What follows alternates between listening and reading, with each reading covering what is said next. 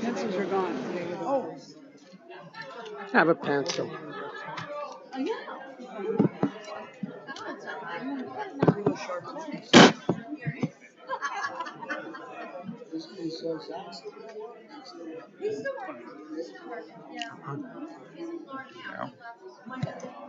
I'm on.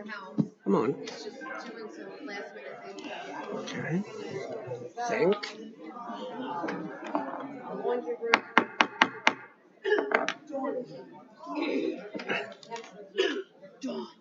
Good afternoon. This is December 3rd, 2025, 2 p.m. Town of Hempstead Board of Appeals hearing. Mr. Chairman, do you have any opening remarks? I do. We only have one case on this afternoon, so I'm not going to go through the motions of the order in which we conduct our hearings. But once we call the case, the following rules will apply.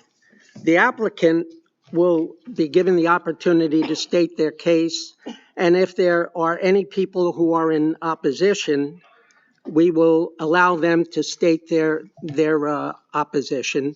And finally, we allow the applicant to sum up. The rules of evidence are not as strict as they would be in a court of law. This is not a court of law, it's an administrative body. We'll accept almost any reasonable evidence, but once we close the case, we will not accept any evidence at all. I see a lot of people, more people than I think I've ever seen in this room before. All right. Forgive me, but it's not a popularity contest. All right. We ask that you act with a lot of respect, no matter whether you agree with the person speaking or disagree. We don't want anyone talking over anyone else. We do have a court reporter. She has to be given attention. She has to give her attention to one person and only one person at a time. It's not a debate, okay? It appears, and my counsel will make an announcement, it appears that some of you, I'm not saying who, may be thinking that the scope of this hearing is going far beyond what it is. We are talking about a variance to maintain the storage of commercial mechanical equipment in a Residence B district and storage of a trailer and a fence. We are not talking about tearing down the building. We're not talking about what may or may not come before us in the future. And if anything else comes before us in the future, you'll have the opportunity to attend once again. Okay? Mr. Chairman, we'll be calling case 51125, Wantagh, Islamic Center of Nassau, Incorporated. Use variance to maintain storage of commercial mechanical equipment in a Residence B district with side and rear yard variances. Use variance to maintain storage of commercial trailer in a Residence B district with side yard variance. Install 6-foot-high fence forward of building lines on Oakfield Avenue, which may obstruct line of sight at neighbor's driveway, also known as 2856 Jerusalem Avenue.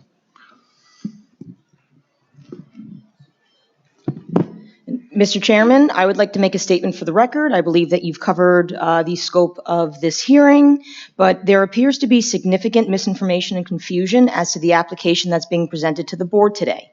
The application, as you stated, with regards to case number 511 of 25, involves a total of 3 items, all of which are already existing on the subject parcel.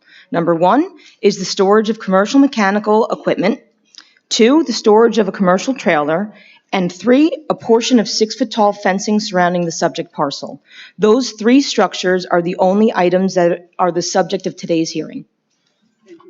Folks, we don't want any of you to be upset, but if you're going to make comments, and we have received more emails with respect to these applications than I've ever seen before. Some of them are on point. A lot of them missed the point of the case. The cases involve, and I'll repeat it once again, storage of mechanical equipment, storage of a commercial trailer, and a fence. And that is it. And any comments that run afoul of those three issues are not going to be accepted. All right? And if, by the way, if your friend gets up and says, well, I say this, this, and this, and you are in agreement with that, you are free to say, I agree with the person who spoke before me.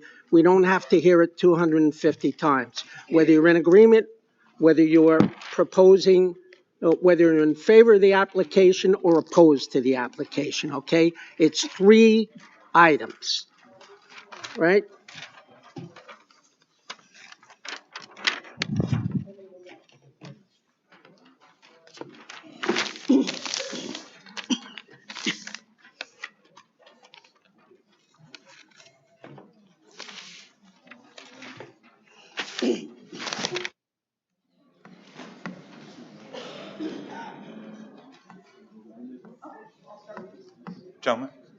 Gentlemen, please raise your right hand. Do you swear or affirm to tell the truth, the whole truth, and nothing but the truth, so help you God? Yes, sir. Please take a seat and state your name and address for the record.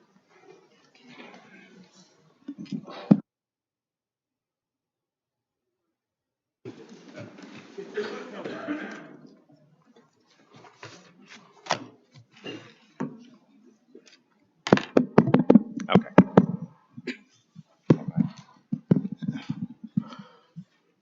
Hello. Muhammad Ali, trustee, Islamic Center of Nassau, 2856 Jerusalem Avenue, Wantagh, New York, 11793. Good afternoon. Afternoon. Todd O'Connell, architect, doing business at 1200 Veterans Highway, Hauppauge, New York, architect for Good afternoon. You're the applicant. Well, go ahead. All right, so I'll be doing the presentation. Go right ahead. All right, thank you very much. We have a whole bunch of documents that we'd like to submit, so I'll start off with a preliminary statement and then go from there. First and foremost, thank you very much for taking the time out of your busy schedules and giving us a whole afternoon and evening to present all of this in front of you. With that being said, Islamic Center of Nassau, we like to refer to as ICON, appears before this board not as a newcomer to this town, as a small... Excuse me. Could you slow down a little bit because the court reporter has to take down what you're saying? Sure, absolutely. Okay, Would you like me to start again? go right ahead. Absolutely. Islamic Center of Nassau appears before this board not as a newcomer to this town, but as a small, peaceful religious congregation that has spent nearly 4 years navigating a process delayed by administrative error, factual misunderstandings, landmark confusion, and an escalating pattern of community hostility that no house of worship in this town should ever be required to endure. ICON seeks only what its neighbors, residential, secular, business, and religious, already enjoy as of right. A standard 6-foot residential fence placed at the property line, and the ability to maintain ordinary accessory equipment, a small enclosed trailer, and 2 ground-mounted HVAC units on its own 1-acre lot, all located behind the fence and screened from public view. These requests are modest, routine, fully consistent with neighborhood character, and essential for ICON's safety, religious privacy, and the continued ability to worship without fear. For nearly 3 years, actually 4, ICON has experienced repeated trespassing, theft, and attempted forced entry, which we will show via different documents that I'm going to present. Multiple security cameras have been stolen off of the building. Graffiti has been placed on the chimney and has been reported to landmarks.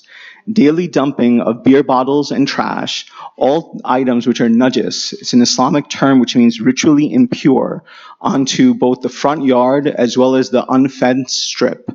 Neighbors photographing women and children during religious events and posting their images online with Islamophobic commentary. Again, items that we will show as proof. Congregants, particularly women in hijab, harassed, heckled, yelled at, and filmed from neighboring yards. Neighbors unleashing large dogs towards women and children, and more than, in the last 3 months alone, more than 750 documented online incidents of bigotry, slurs, and calls to, quote, get rid of the mosque, end quote, as well as other terms which will be presented. These are not speculative fears. They're lived, documented, and ongoing harms. Yet the one agency charged with evaluating fencing, the Landmark Preservation Commission, issued a decision focusing exclusively on exterior aesthetics and roof shingles, without a single reference to any of the documented harassment, threats, or religious privacy requirements of the congregation.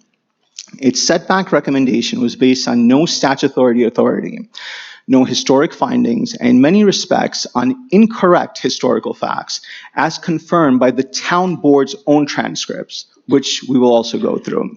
The commission's quote-unquote tree-line rule does not appear in any code, any landmarking statute, any finding, or any adopted designation. The only object ever designated was the structure, specifically the facade, not the land, not the yard, not the fence line. The town board members themselves clarified that the supposedly relevant, quote, historic congregation, end quote, worshipped in a different building on a different site. The LPC misapprehended the history of the property entirely, which you will see in the transcript of the town board meeting. The board, not the Landmark Commission, holds the legal authority to determine fence placement and to evaluate land use impacts under town code and town law, section 267B. And when this board performs that balancing test, the evidence is overwhelming and uncontroverted. A 6-foot fence at the property line is the only measure that eliminates the harassment corridor, protects women and children from voyeuristic photography, prevents daily contamination of sacred land, enhances pedestrian safety, and is fully consistent with surrounding residential fences. The trailer and HVAC units, both fully behind the fence, are accessory to Icon's religious use. Keep that in mind. It's accessory to Icon's religious use. In what way? In terms of the HVAC, that's a donation. So it's part of a future building, and I'll prove in the future document. All that, oh, come on. I said, give the man the opportunity to speak. As you can see about the court reporter has to take everything down, and you're going to prohibit her from doing that if you make spontaneous remarks. Stop, please. Go ahead. Hidden from public view and creates no impact on neighbors. They're essential because the landmark building cannot be altered, expanded, or used for interior storage. Details of these variances would impose, and I say this very clearly, quote, a substantial burden on religious exercise under RLUIPA, which violate equal terms by treating Icon less favorably than secular and religious comparators, including the synagogue with a long-term storage container across the street, and the medical office with outdoor equipment, and raise serious free exercise, equal protection, and due process concerns. The request before the board is not a request for special treatment. It's a request for equal treatment, ordinary fences, ordinary accessory equipment, and basic protection so that a minority religious community may worship in peace. Under both New York variance law and federal constitutional law, the balancing overwhelmingly favors approval. Icon has demonstrated an urgent safety need, a religious privacy need, a protection of sacred land need, and a factual record of ongoing harassment that no other property on this block has experienced. The variances produced no undesirable change, no environmental impact, no traffic or sightline concern, and no negative impact on neighborhood character. Indeed, the conditions on the property improve with approval.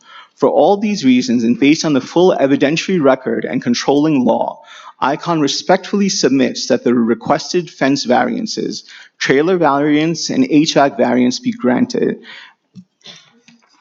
I'll now submit all of these documents, and we'll go through each and every item.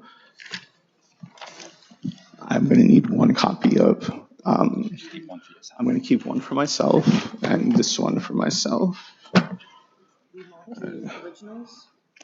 Okay, so you can give one of each of, because I'm keeping one set, right? That's what he's got? Yeah.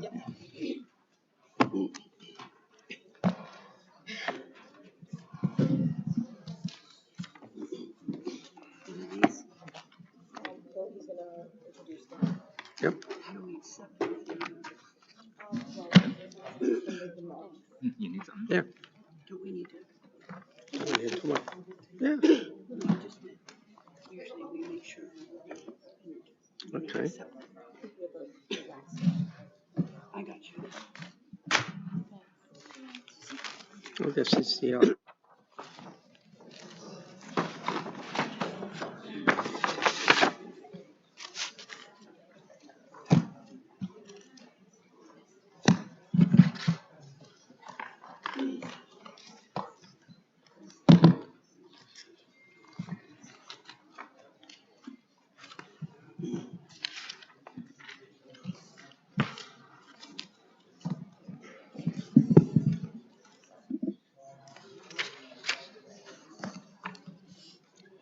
You want to explain to them what you submitted? Yeah. Okay.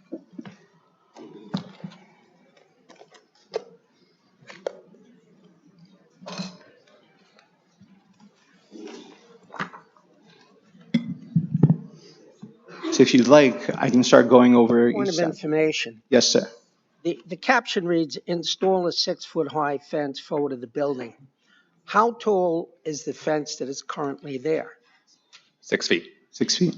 So how does it read install if it's there? If I could, the fence right now is approximately 5 feet back from the property line. They're looking to shift it to the property line at the same height, same fence. Yeah, I've been there, I've seen it, and, all right. The property in front of the fence, which is part of the Islamic Center, is what he describes as where, people are throwing garbage and beer bottles and on. And we'll get to the evidence property, of that. so. We'll have pictures and proof. Go ahead. Okay. So the first thing, I guess what we'll do is, the easiest one is this document right here. What is that document? It shows an email from Detective Fullerton. Oh. It's just so, this one right here, if you guys can see it. See it? So the email says, and this is dated November 30th, 2025, we requested information about how many times Islamic Center of Nassau had to call 911, right? And the response was, these are the case reports that I see that were documented. I do see over 100 calls to 911 where there were no case reports generated. Attached are the different case reports. And if you see them, you'll see that there's unusual incidents, suspicious incidents. There's another one followed by that where our sign was vandalized. Then there's another one which is another unusual suspicious incident, followed by, there's another one for larceny. There's another one for harassment. There's another one, I don't know what this is, but this was another case which occurred on September 21st, 2025. There's another one for larceny, and there's a last one for criminal mischief and and damage of property of excess. And there's one for theft as well. Did any of these lead to charges against anyone? That I do not know. Right now, the most current one is where they are actually had subpoenas placed for the threats which have been made online, and the Nassau County Police Department is investigating that. But aside from the digital world, in terms of these, you don't know if In terms of, again, charged with any of these if things? somebody steals packages or burglar or, does petty larceny, things like that, it's hard to catch them. Yeah. There were 2 individuals who were picked up and were given warnings and things of that nature. I mean, I just see the harassment one, Correct. I could call the police and make a million claims, but if there are so many made, as you say, and I believe you, I would imagine that one or more would lead to something happening if there was substance to it. But So, We're not gonna. Miss Just a minute. D'Amato, All right. All right. Enough of that. Okay. Go ahead. listen, his argument is about It's the fence. it is Stop. it's an opening statement. you are given quite a bit of latitude in opening statements if you've ever been in a court. We assess these things if they're cogent and they are addressing the issues at hand. We'll take that into consideration. Okay. Go on. Okay. Next, we can go on to the detailed case list. This exhibit, which says detailed case list, which refers to all the cases which are relevant to anything in New York State, town of Hempstead, RLUIPA, or federal cases. The most important case is Pecoraro versus ZBA Town of Hempstead, which specifically deals where the court annulled a Town of Hempstead denial where the board reasons were not supported by substantial evidence and where similar conditions existed nearby. I will prove that similar conditions exist nearby, and that's a direct Town of Hempstead precedent if other properties in the town have 6-foot fences at the property line. Our argument, as Todd has stated, was that the landmarks wants us to keep it about 6 feet or 5 feet, behind the property line, which is actually impossible. If you've visited the property, you'll see that there's a tree line there, and to actually run a fence requires you to have it anywhere between 10 to 20 feet, depending on the angle, to make a straight fence. So that's just to show that we want it at the property line. If you continue on with the rest of the cases, and we can go through all of them, but, there's... You can go through all of them if they refer to the issues at hand, and you can tie them into the issues. Yes, I can. Okay. Yeah, we have all day apparently. Well, because we're the only case, right? So, SOA versus Board of Zoning and Appeals supports framing our case. The board must weigh our safety, religious privacy, and desecration concerns against zero detriment caused by a typical 6-foot PVC perimeter fence in a neighborhood full of fences. And again, I will show you pictures of fences on Oakfield Avenue, Jerusalem Avenue, throughout town of Hempstead, Wantagh, East Meadow, Levittown, Belmore, wherever it is. So, all of that will be submitted. Sir, can I just ask Yes. you to mention in your explanation, one of your requests is for that fence to be basically around the perimeter. Part of that request is the issue of not catty-cornering it near the driveway. I want to say it's lot 166, Enrique and Indira Reyes. Correct. So if you could just include in your explanation why catty-cornering that, which is standard when it's by a driveway to help with the visibility, is why you want us to let you not catty-corner it, basically. Sure, I'll get to that. That's somewhere much further along. I'd be happy to answer that once I get there, if you give me that opportunity, if that's okay. Because I do have a way that I'm presenting this, if that's okay with you.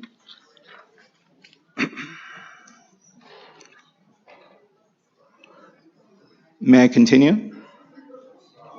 Okay. Shabbat Lubavitch of Litchfield County versus Borough of Litchfield. Landmark historic regulations that interfered with Shabbat's building and security needs violated RLUIPA. Aesthetic historic concerns were not enough to justify burdening religious use.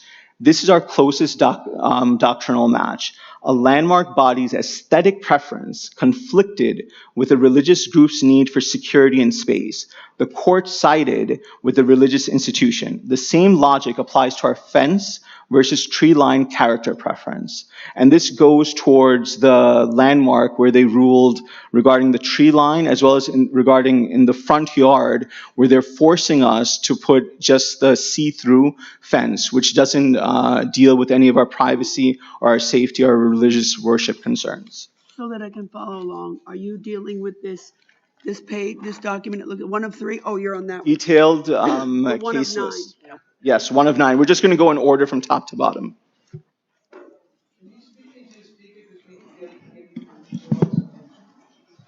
Asked if you could speak into the speaker so they could hear. Well, I will. I ask people that constantly and then I fail to do it, so I apologize. The next case is Islamic Society of Basking Ridge versus Bernards Township. This is a direct mosque precedent, shows that when a Muslim congregation faces Islamophobic opposition and is held to standards more strict than churches and synagogues, courts find RLUIPA violations.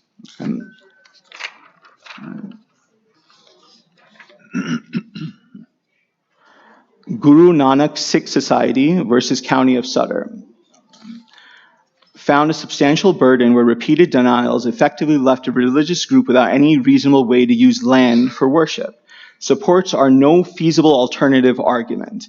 Forcing ICON to keep the fence 10 to 15 feet inside leaves us exposed to trespass, harassment, najis contamination, and unsafe conditions, making outdoor worship and safe use unrealistic. And again, I have pictures and documentation showing all of these things.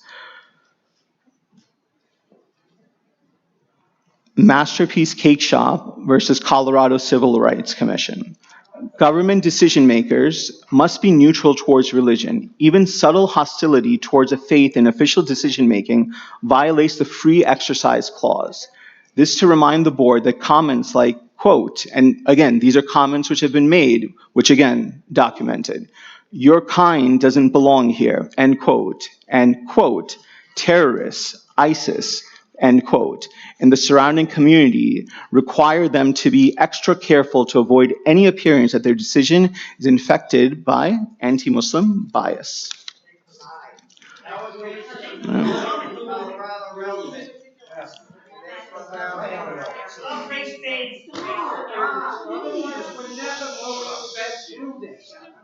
Right? We have a right to be heard the way you have a right to be heard. The value that we assign to every comment is up to us. Right? And we okay. And Thank you. we understand what hearsay is, and we will give it the weight. He claims to have documentation. Just let the process happen, please. Thank you.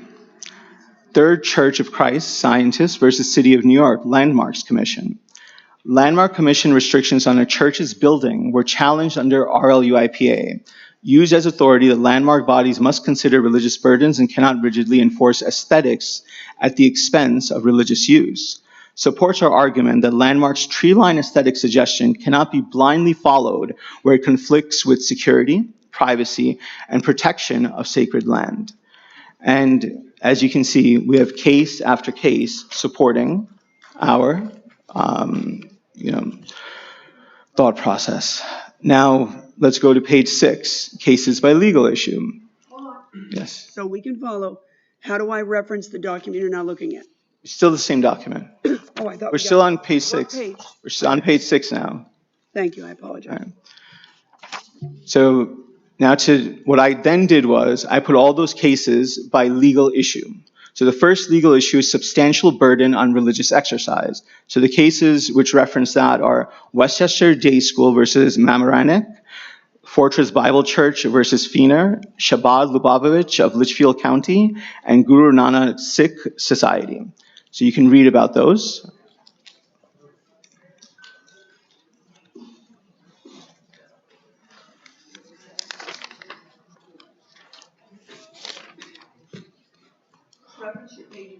Page 7, Centro Familiar Cristiano versus Yuma, Islamic Society of Basking Ridge, and River of Life Kingdom Ministries versus Hazel.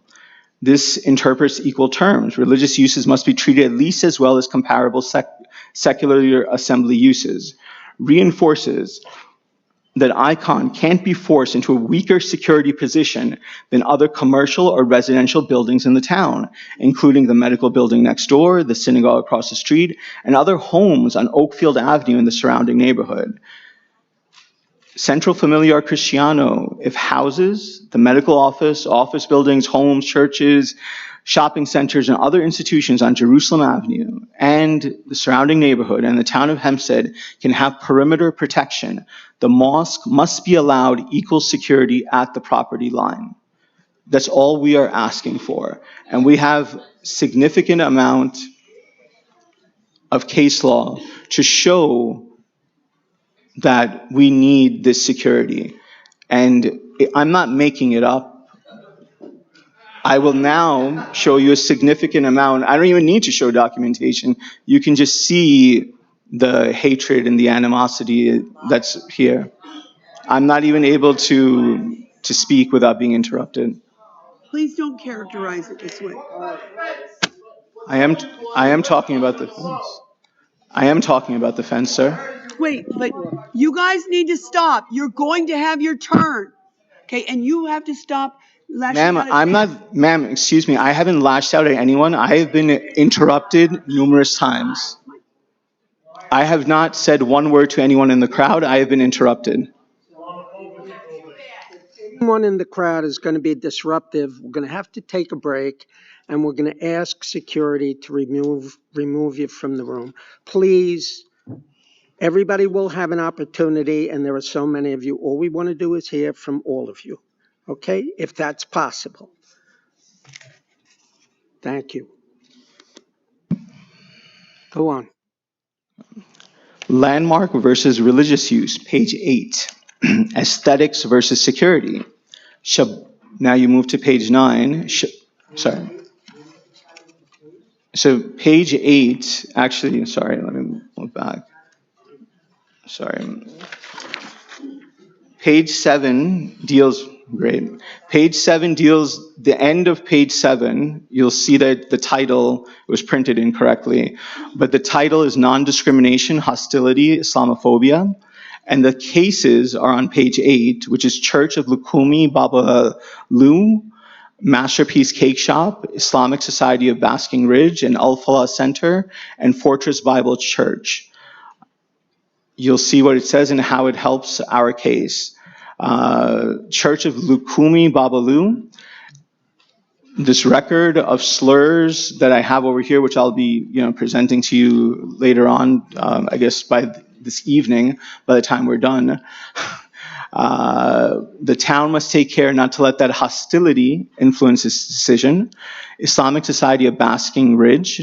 Mosque faced biased opposition, denial found to be discriminatory under RLUIPA and Constitution, which sets a strong warning precedent, shows exactly how courts analyze hostile opposition to mosques. Fortress Bible Church, it applies even beyond mosques. It helps show courts don't tolerate bias-driven land use. If you go on to the next page, which is about landmark versus religious use and aesthetics versus security, Shabbat Lubavitch of Litchfield County.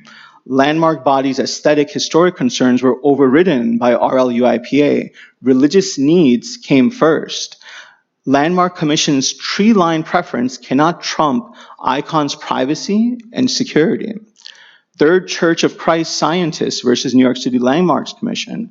Landmark restrictions on religious property must consider burden on religious use.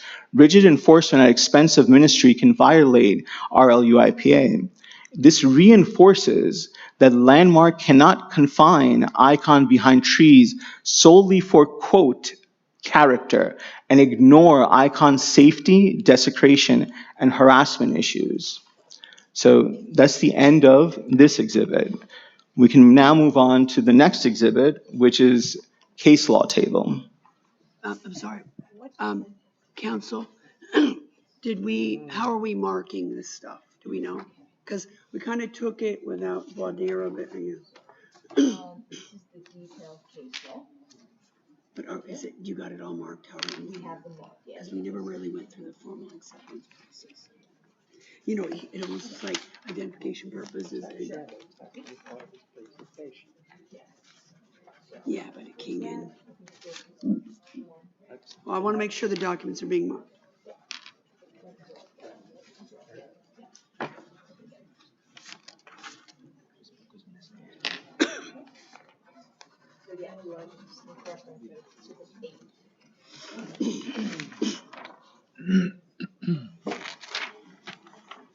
So all of those are eight.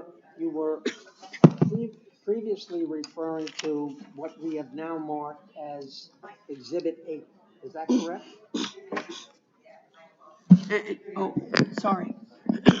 And you're now going on to the case law table, which consists of 3 pages.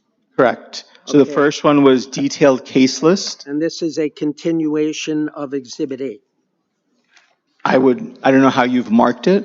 He just told you. He just said we marked it. Okay. Continuation of, All right. So detailed case law. yep. Um, we'll just quickly go through it. Pecoraro versus ZBA of Town of Hempstead. It's the application to the fence variance. Direct Town of Hempstead precedent. Neighbors have 6-foot fences at property lines. Denial would be arbitrary. So we don't want to do anything that's arbitrary and capricious. It comes back, and it's never good. IFRA versus Utschig.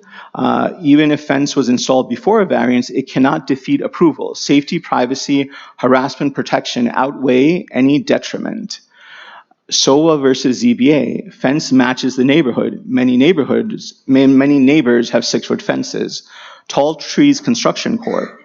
Icons benefit. Safety, privacy, harassment prevention is overwhelming compared to zero detriment. Elk Street Association. Landmark Commission's character of site aesthetic concern is insufficient under New York law. St. Thomas Episcopal Church versus Town of Oyster Bay.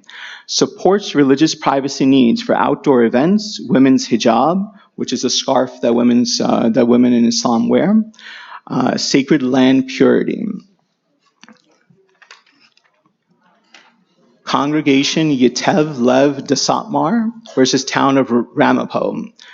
The key holding, and these are quotes, board may not impose conditions uniquely burdensome to a religious institution. Why is it that only the mosque is subject to landmark setback? That's a unique burden. Westchester Day School versus Mamaroneck. Municipality may not second guess a religious institution's assessment of its own needs. Icon, not landmarks, decides what safety and privacy the mosque needs. That's very important. There's case law right here which sets precedent for that. Fortress Bible Church versus Feener. Government may not use land use review to discriminate. Hostility from community is not a valid basis. Again, these are all quotes, exact quotes from these cases which set precedent. There's documented harassment, slurs, trespass, 750 plus online attacks. These things cannot influence the BZA. And all of these are present right here, which will be submitted to you. And we'll go through each one of them since we have apparently all evening. Shabbat Lubavitch of Litchfield. Landmark aesthetic burdens cannot substantially burden religious exercise. Landmark Commission's tree line recommendation must yield to religious needs. Murphy versus New Milford. Town may not rely on neighbor complaints rooted in hostility. Privacy and safety for religious gatherings is a protected interest. Neighbors have photographed women, yelled slurs, thrown beer bottles, trespassed, and harassed congregants. Islamic Society of Basking Ridge. Mosque held to stricter standards than churches turned into an RLUIPA violation. Synagogue across the street is not restricted. Medical building, unrestricted. Neighbors, unrestricted. They have fences which are 6 feet. Look throughout Belmore, Wantagh, East Meadow, Levittown. I would like to request the board, as you had said, that you would remove whoever speaks out of turn. I would please ask that you do what you had stated.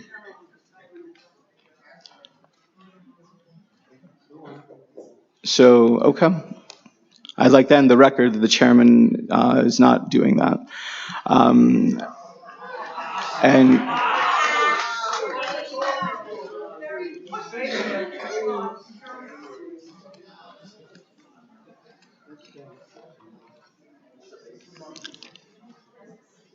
can I continue?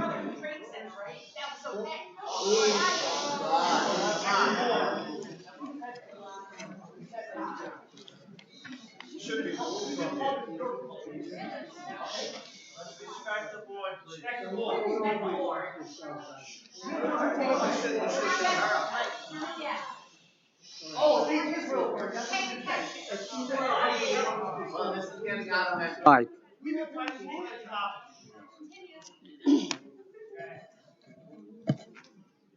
Go ahead. Please act like grown-ups.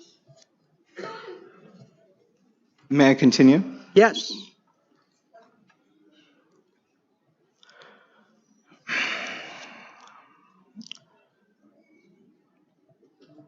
Guru Nanak Sikh Society, repeated zoning obstacles on a minority religion equals substantial burden. The mosque has faced landmark delays, hostility, harassment, and attempted break-in.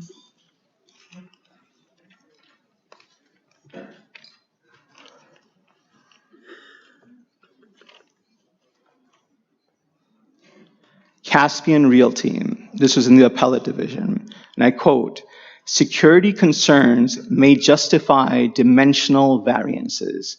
These are exactly ICON's facts.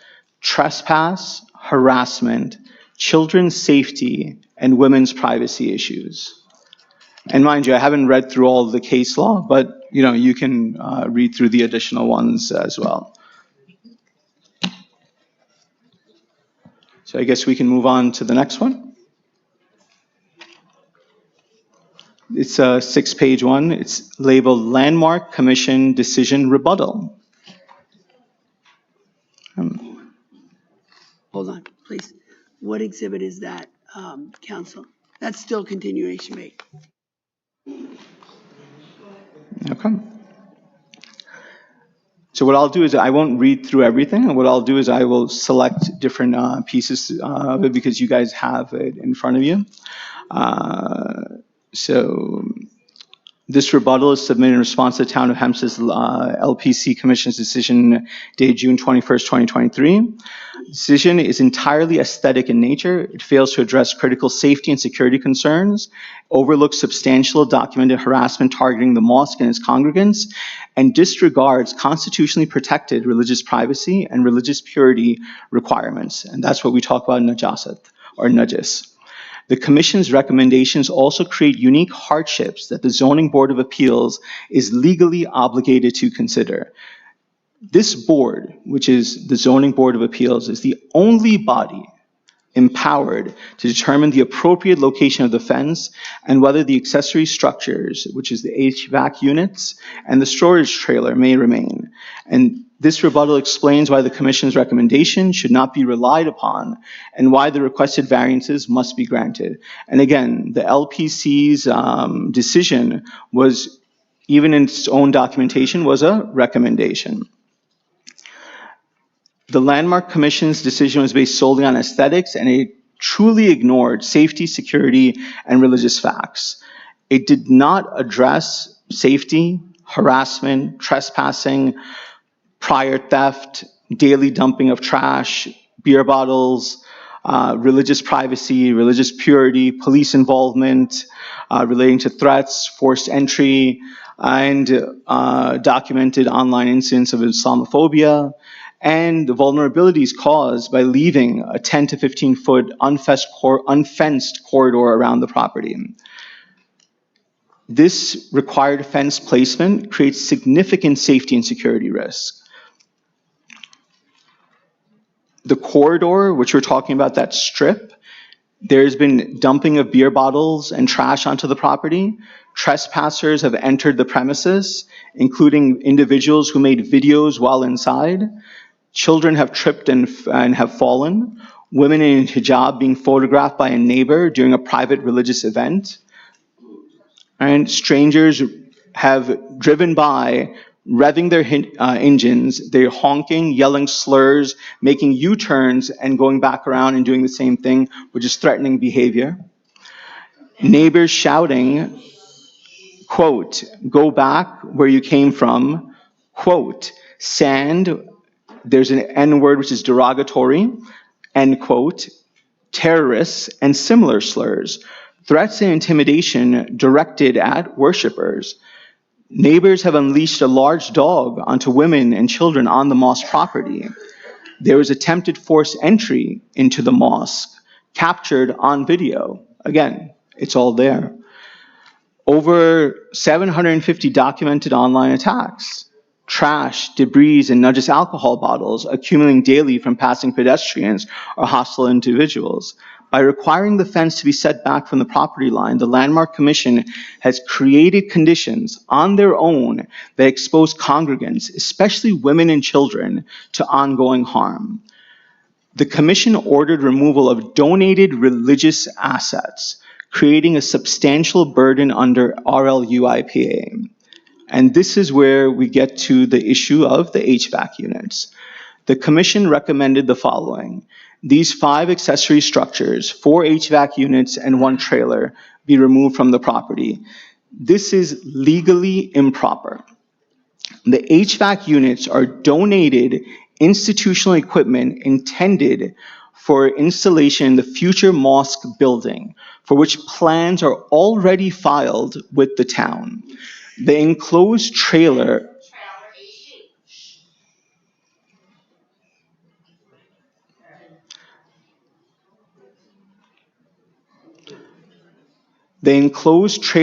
is used exclusively for religious institutional purposes, including storage of Ramadan tents, Eid equipment, Muharram supplies, children's Islamic educational materials, overflow chairs and tables, women's program materials, and safety equipment.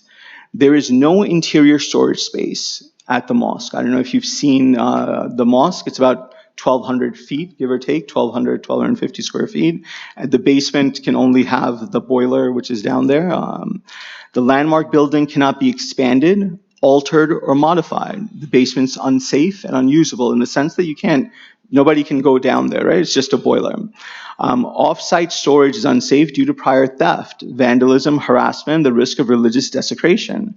The removal order constitutes a substantial burden under RLUIPA, which prohibits government action that imposes, and again, I keep on repeating this because this is in RLUIPA, substantial burden on religious exercise without a compelling governmental interest pursued through the least restrictive means. Federal cases directly prohibit this type of removal order, including Fortress Bible, Westchester Day School, Shabbat of Litchfield, and Al-Falah Mosque. The Landmark Commission failed to address the documented hostility and discrimination against the mosque. The surrounding community has engaged in significant discriminatory behavior, including filing frivolous complaints about the mosque, coordinate efforts to prevent the mosque from obtaining permits, photographing women and children during religious events and posting them online, harassing worshipers verbally and in writing, expressing ethnic and religious animus, attempting to intimidate women and children, parking vehicles on mosque property before the fence existed. Again, we have proof of that, pictures, which is on Google Maps, by the way. Using dogs in an intimidating manner, calling the town with baseless or exaggerated complaints, a consistent pattern of anti-Muslim sentiment. The Landmark Commission's decision does not acknowledge the discriminatory environment in which its recommendations were made. Governmental decisions that fail to address or that rely upon discriminatory public pressure violate RLUIPA non-discrimination clauses, the Free Exercise Clause, the Equal Protection Clause, and the holdings in Lukumi, Masterpiece Cake Shop, Finer, and Basking Ridge. Landmark Commission acknowledged that its decision is not final and is subject to your board. The decision repeatedly states, and I quote, "This recommendation is subject to the Town of Hempstead Board of Appeals granting relief after the Board of Appeals request for variance is heard and if approved." Quote, "If the proposed fence requires the Board of Appeals to grant relief, this confirms that the Landmark Commission, number 1, has no final authority, number 2, does not control fence placement, number 3, cannot mandate removal of religious support structures, 4, cannot impose aesthetic requirements that burden safety, religious privacy, or security, and it truly defers to the Zoning Board of Appeals. The ZBA must make its determination under New York law, the U.S. Constitution, federal law, and RLUIPA. The landmark restrictions create a unique hardship justifying variance approval. The landmark designation prevents expansion of the building, addition of storage structures, modification of the exterior facade, and use of the basement for storage, security and privacy modifications, proper fence placement, proper protection of donated institutional equipment, safe operation of outdoor religious programs. This hardship is unique and was created by the town's own landmark designation, not by the applicant.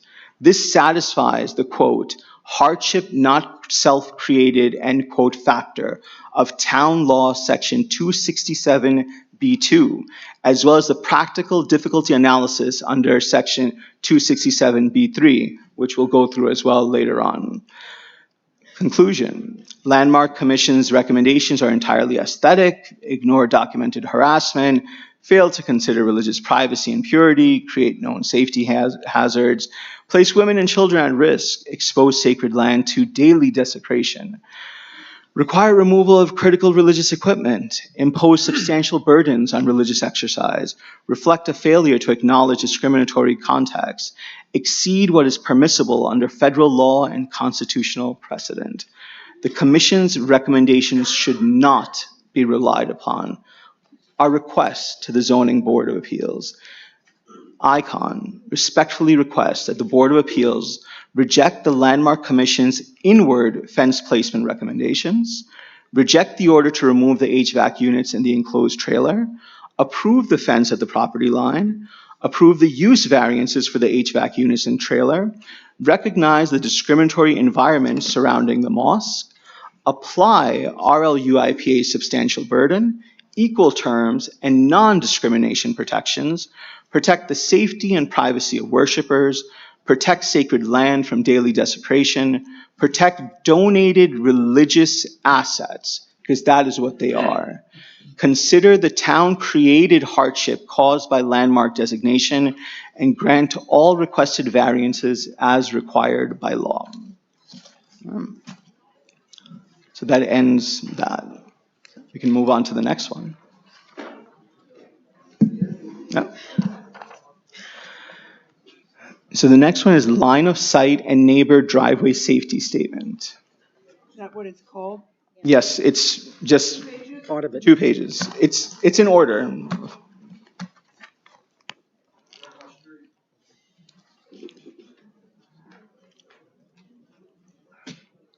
We respectfully submit that the existing 6-foot PVC fence and gates along Oakfield Avenue do not create any hazardous condition or obstruct line of sight at the neighboring driveway. And this is the driveway which is on Oakfield Avenue.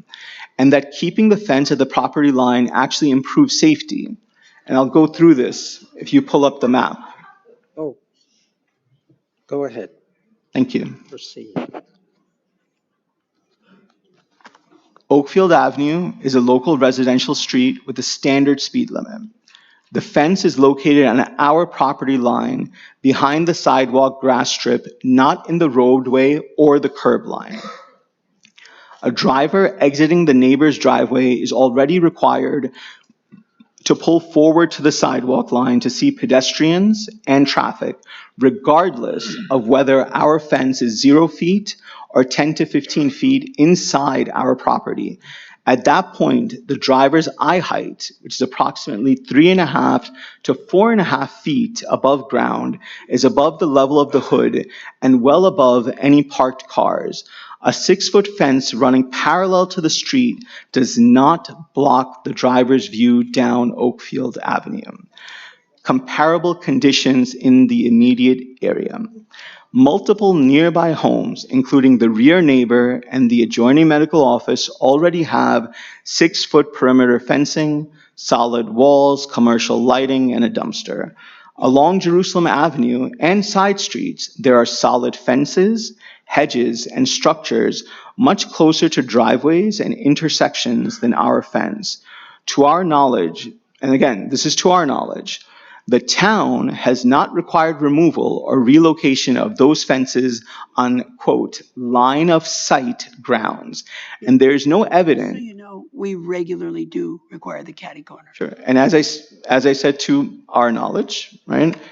Thank you for clarifying that. There is no evidence that a standard 6-foot fence in a residential front or side yard has created a traffic hazard in this neighborhood. Actual safety experience. The fence has been in place for a significant period. During this time, there have been no reported accidents or police reports alleging that the fence blocked visibility for the neighbor's driveway. Vehicles exiting the neighbor's driveway must stop at the sidewalk, look left and right, and then proceed slowly, exactly the same driving behavior required whether the fence is at the property line or 10 to 15 feet inside. What has occurred repeatedly, however, is trespassing, harassment, dumping of bottles and trash, and intimidation in the I'm going to stop you there. I would think that you should, I mean, we understand you've made your point on more than one occasion today about the alleged trespassing, harassment, et cetera, et cetera. The issue, just a minute. The issue is whether or not it presents a traffic hazard. And- If you could confine your remarks to that issue, I'd appreciate it. And So by I the would way, appreciate- I've been there. I would appreciate- I've been there. And, I would appreciate and being all able the to- board members and quite confident, and maybe you've not been here before, but the board members, in many instances, we go out and we take a look for ourselves, and we make a determination as to whether or not the statements made are accurate. The statements I'm referring to are whether or not it presents a traffic hazard. Right? So just to clarify, I'm not referring to a traffic issue. I'm referring to the fence. The fence has multiple factors. We need the fence due to religious reasons, due to safety concerns. But you went over why you need it. He's talking about And so I'm continuing. we're addressing in safety when we're considering your request.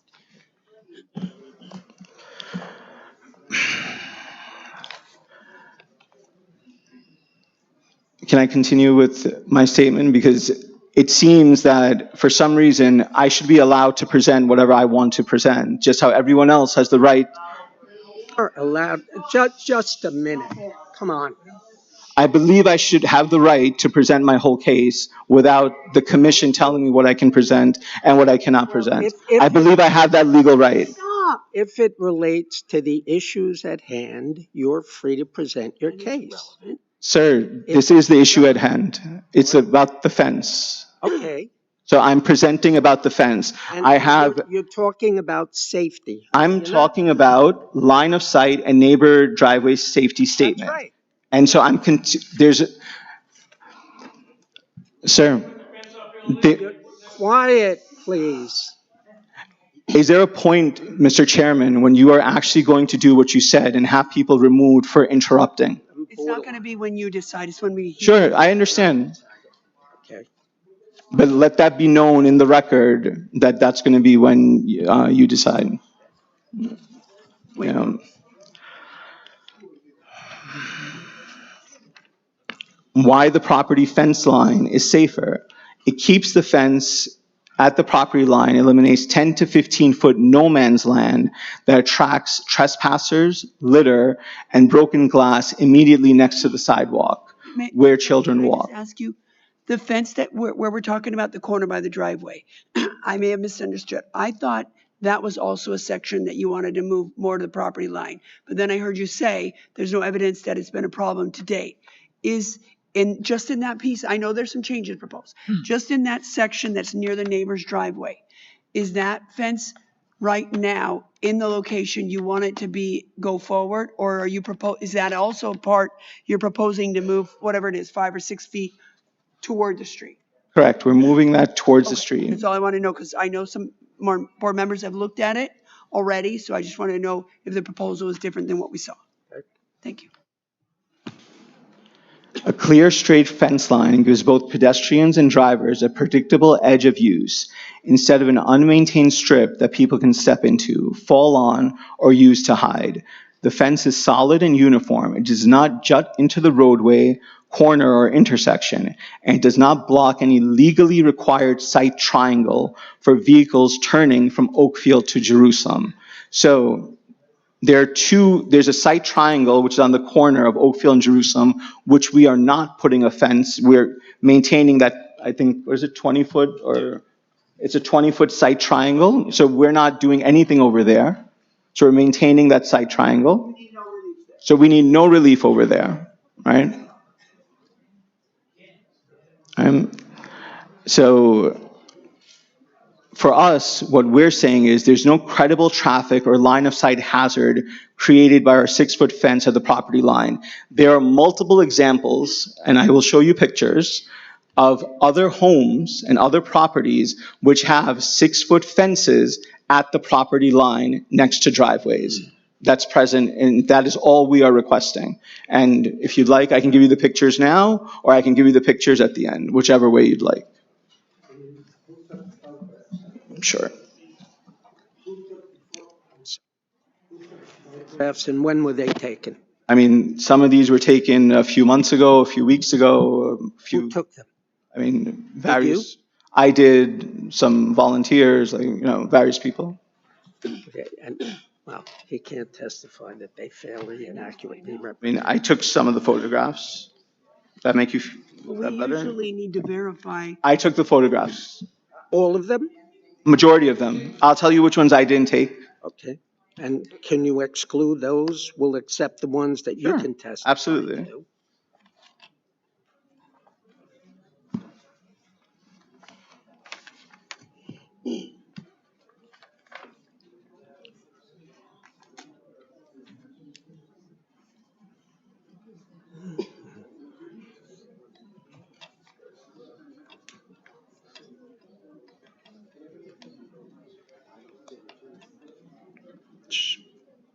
So these are pictures, screenshots, directly from Google Maps showing our neighbor parking on our property.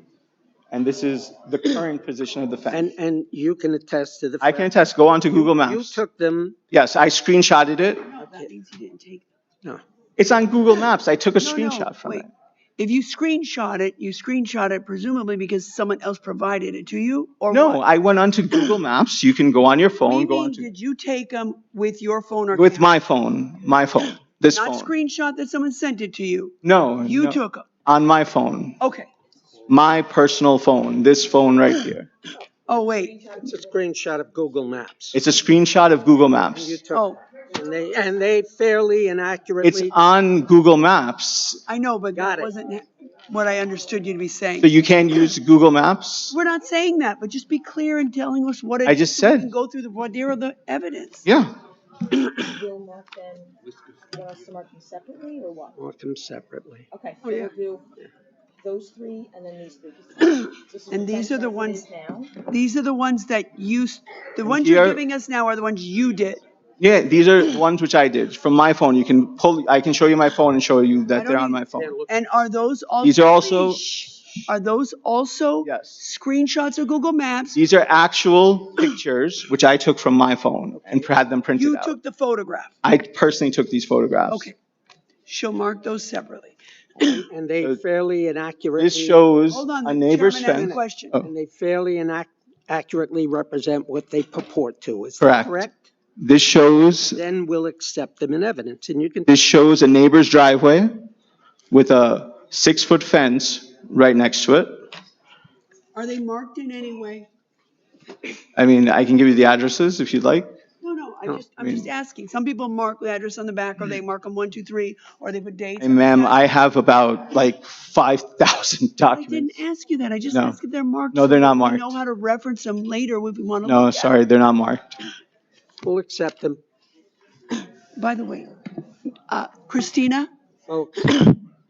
okay, did we clarify if the other folks here, if anyone here is represented by counsel?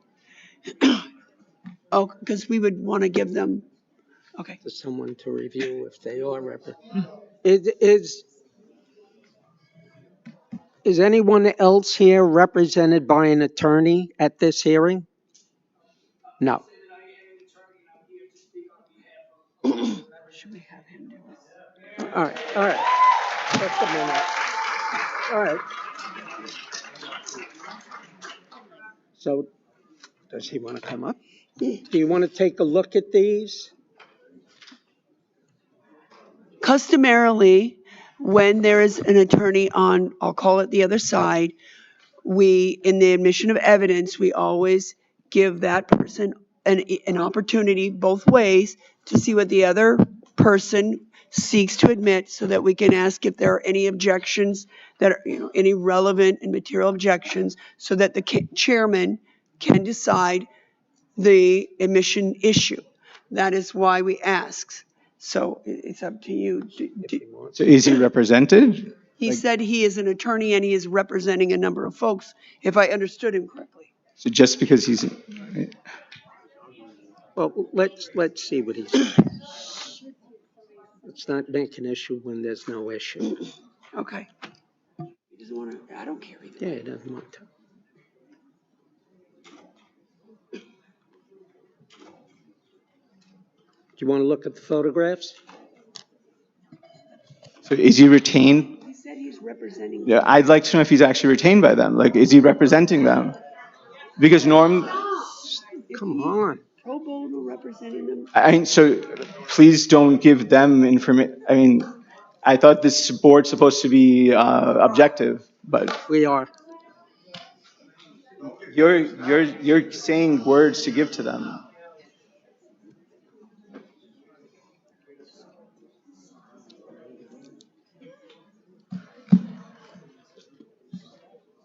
Let's not cut down this. We're going to Just accept continue, them. I'm yeah. going to accept them. I'm going to accept them in evidence. All right.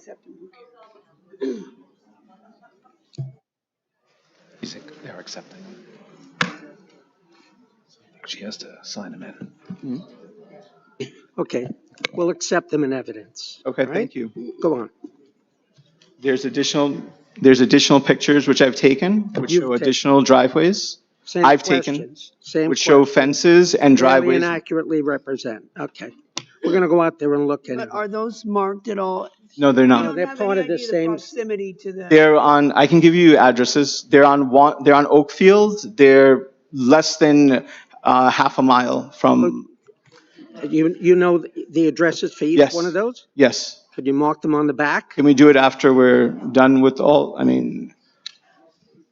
don't know, like, I'd have to look them up and everything. Like, All right. you So mean to tell me the town hasn't given Goes to the 6-foot fences on?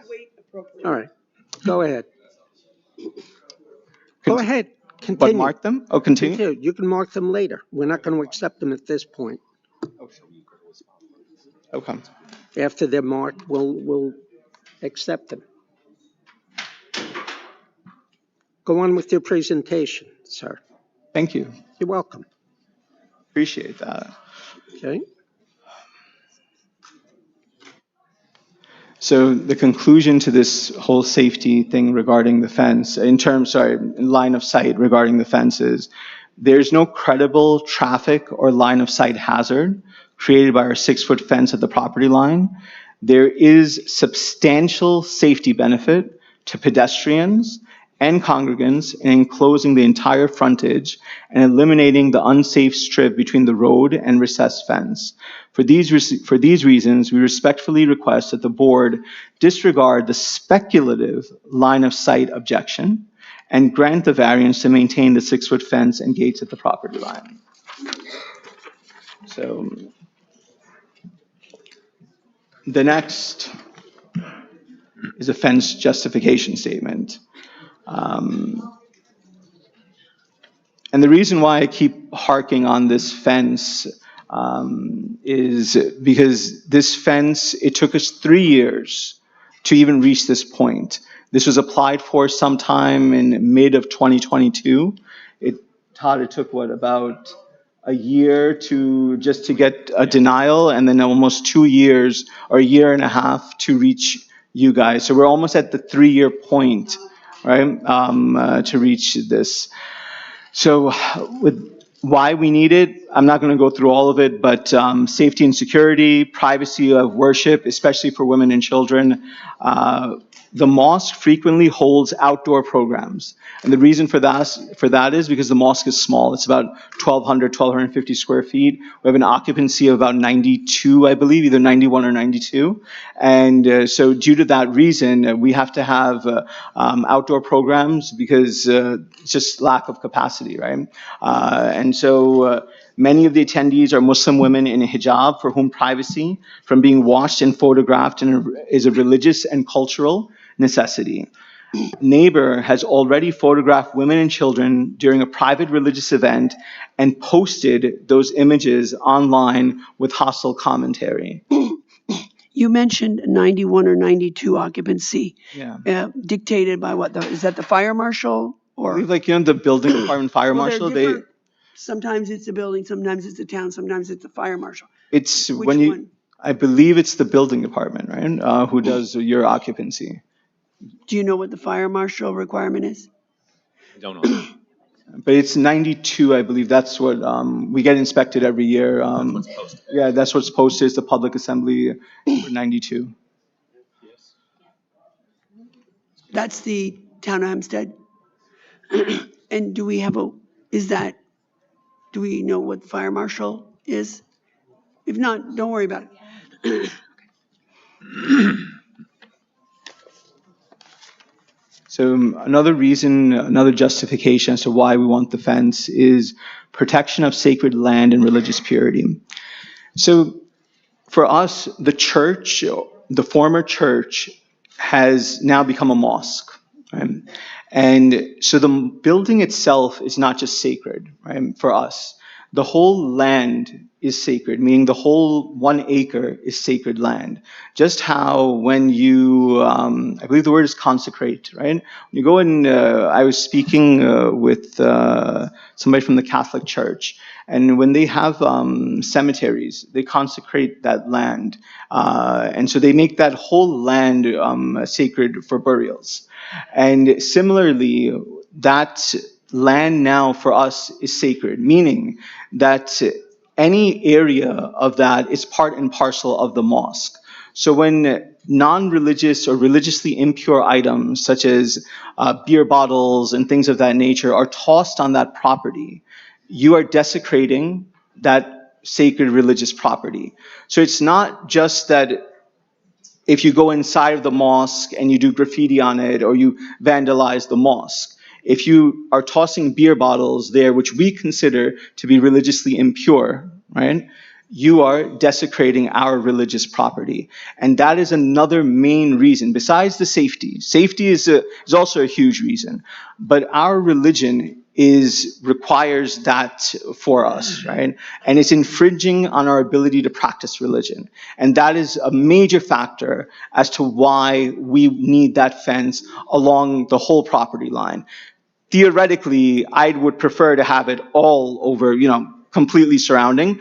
But at this point, that 20-foot, that corridor, at this point, we're not, arguing about that. We'll leave that line of sight corridor. But ideally, it would be great because for all we know, people will toss stuff on that 20-foot sight corridor. But nonetheless, that is a major reason. Neighborhood character and consistency. 6-foot residential fences at property lines are common throughout the surrounding neighborhood and town of Hempstead. There's no adverse impacts, only benefits. The fence does not generate traffic, noise, or odors, does not block air, light, or critical views, does not create drainage or environmental issues.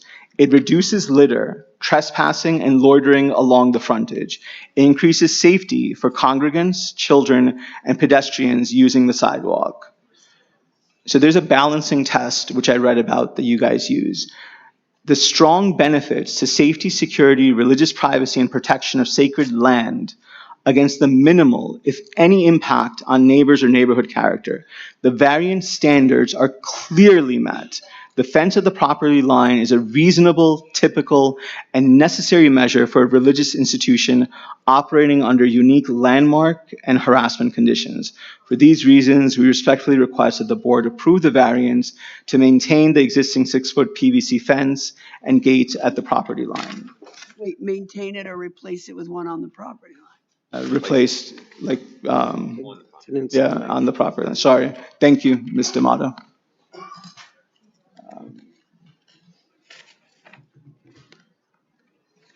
So there's two one-page sheets which are after that. I request you to leave these to the very end.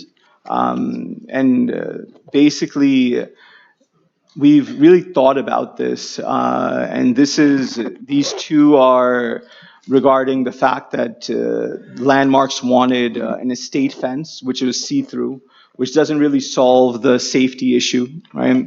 And it really puts an undue burden on us in terms of cost, which again is another issue. If you look at what they want versus what's required, but we'll talk about this at the very end. If you can skip those two singular pages and we go to the page titled Economic Burden Analysis, which is 1 to 6.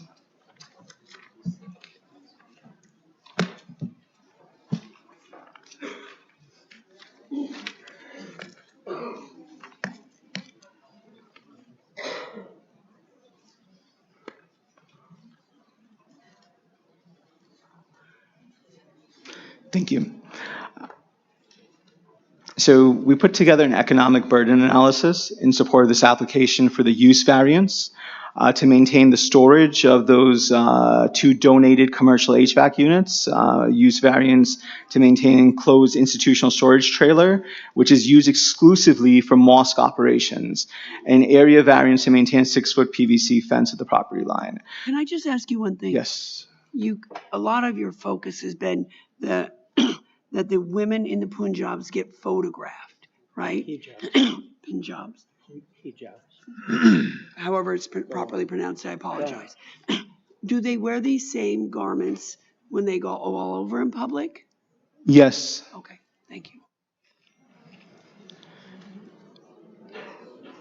So in addition to significant safety, privacy, and religious exercise burdens, the conditions suggested by the Landmark Commission enforced through the zoning process impose a substantial financial burden on this small nonprofit religious institution.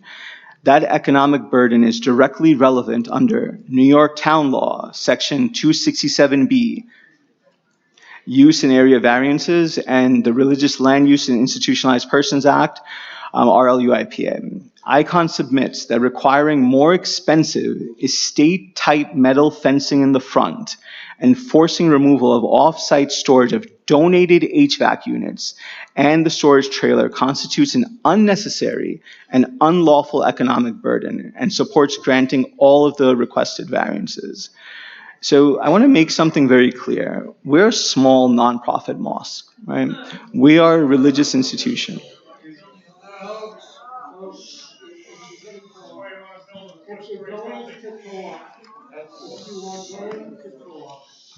Then she can't take down any testimony.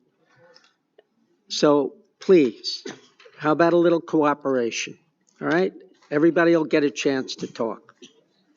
Go on. So as I said, we're a small nonprofit. We live off of donations.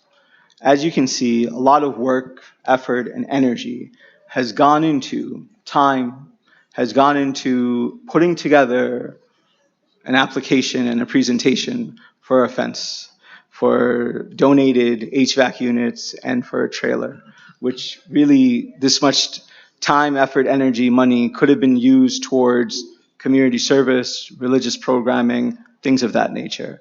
And we don't necessarily have the resources for that. And so our funds are basically used for religious programming during Ramadan, Muharram, Eid, weekly programs. If you come to our mosque on a Thursday, there'll be about 10 people there. You come to our mosque for Friday prayers, Jummah prayers as it's known, 50, 60 people maximum. Juma happens sometimes between 12 and 1, and other times between 1:30 and 2:30. Or sorry, between 1 and 2, ends by 2:30. And so you'll find 50 to 60, 65 people present there. We're a small community, right? Just how in other religious institutions, people show up during high holidays. Similarly with us, they also show up during high holidays. That's about it. Our funds are used for these types of programs, but a good chunk of our funds are actually used for hiring off-duty police officers for security in response to harassment and threats. We actually use a company called Defilade Security, which is based out of Wantagh, right? It's owned by a police officer named Kyle, and we have spent a significant amount of money every year on Defilade Security for women's programs. And we have between 2 and 3 off-duty police officers who are assisting people crossing the road, directing traffic, and things of that nature. The building is exterior landmark. This prevents expansion. It prevents construction of typical accessory storage and leaves the basement unusable for storage. I thought you have an application pending, which is not before us now. Correct. But I'm just not sure, I'm not understanding the landmark issue. It can't be modified, but I understood you say you're planning to modify. Correct. The building itself, meaning the current mosque, cannot be modified. That's all I want. The exterior of it cannot be touched. The basement is unusable for storage, and it forces Icon to rely on outdoor storage solutions. Icon received, when we purchased the former church, we received 2 commercial HVAC units as a donation, valued the hundreds of thousands of dollars, intended for a future planned building on the property. The units are stored at the rear corner of the 1-acre property. It's behind the current 6-foot fence, right? It's non-operational, it's not connected, and unless you peek over the fence, you can't really see it. Icon also received a fully enclosed storage trailer, which is used exclusively for mosque operations. Again, it was a donation. It stores tents, tables, chairs, program materials, and supplies for Ramadan, Muharram, Eid, and other events. It's placed at the rear of the property behind the fence, is stationary, and it's created no safety or nuisance condition. Estate-type metal fencing is significantly more expensive than PVC fencing. It provides less privacy, provides no additional safety, and serves only an aesthetic preference related to, quote, site character. Requiring estate fencing and removal of the HVAC units and trailer would increase Icon's construction and compliance costs, force Icon either to lose or relocate valuable donated equipment. It would require Icon to pay for off-site storage and divert the limited funds that we have, which really should be used for our limited programming, away from security and community services. The legal framework behind this, which I want to cite, is New York variance law. Number 1, economic hardship. Under town law, section 267B, both use and area variances require the board to consider hardship and the balancing of benefit to the applicant against any detriment to the neighborhood. Economic hardship and unnecessary costs are recognized factors when the burden is created by regulation, which I'm specifically referencing the landmark restrictions, and the required alternative offers no meaningful public benefit. Here, the landmark-driven demand for more expensive fencing and the removal of on-site storage creates precisely such hardship. The second thing which I would like to reference is RLUIPA, financial pressure as a substantial burden. RLUIPA prohibits land use regulations that, quote, impose a substantial burden on the religious exercise of a religious institution unless the municipality proves, 1, furthering of a compelling governmental interest, and 2, use of the least restrictive means. Courts, including the Second Circuit, treat financial pressure and increased costs as part of the substantial burden analysis when those costs are imposed as a condition of land use approval, lack a compelling justification, and interfere with the institution's ability to carry out its religious mission, forcing a small mosque such as ours to incur significantly higher fencing costs, which is the estate fence which Landmarks wants us to have in the front yard, to lose or relocate expensive donated HVAC units, and to substitute off-site paid storage for a donated on-site trailer squarely fits within this category, especially when other institutions, especially one right across the street, literally has a storage unit in their lot. I did an analysis of specific economic burdens. Cost of a state-type metal fence versus PVC. State metal fence is a premium cost product. PVC is substantially less common. And guess what? It's common in the neighborhood. As you can see with the pictures that I gave you, almost everyone has a PVC fence. It's fully consistent with the local character, and it's more effective at providing privacy. The estate fence is see-through, while the PVC is not see-through. Requiring Icon to install estate fencing in the front to satisfy purely aesthetic consideration forces Icon to spend thousands of unnecessary dollars, diverts funds from our religious programming and from our security, and confers no additional safety or public benefit over PVC.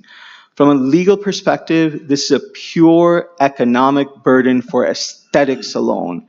And this is precisely the type of condition New York courts and federal RLUIPA jurisprudence disfavor. Let's go to the HVAC units.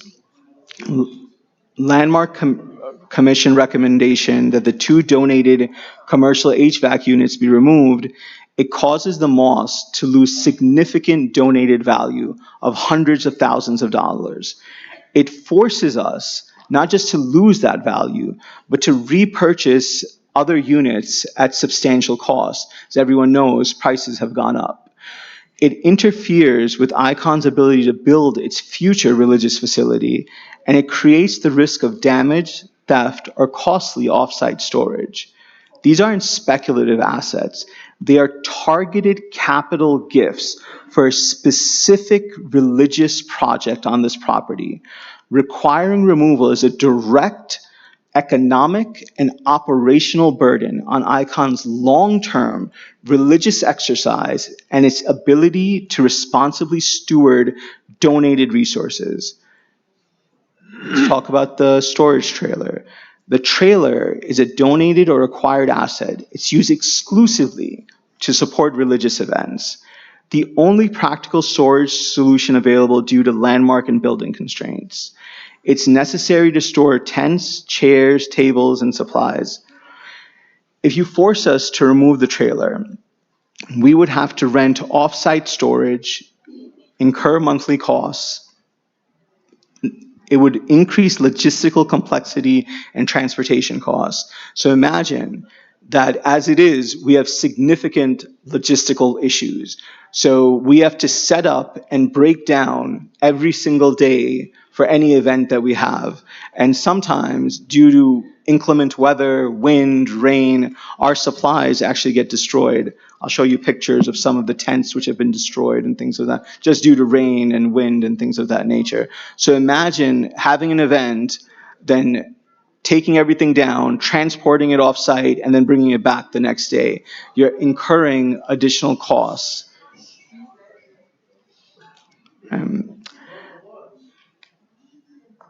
Sir, Am I allowed? may I ask you a question? Yes, ma'am. I have a site plan. Okay, I have a site plan in front of me. It is dated 8/23 of 24. Mhm. Is that the site plan I should be looking at? I'd have to ask Todd to answer that. Can I approach? Sure.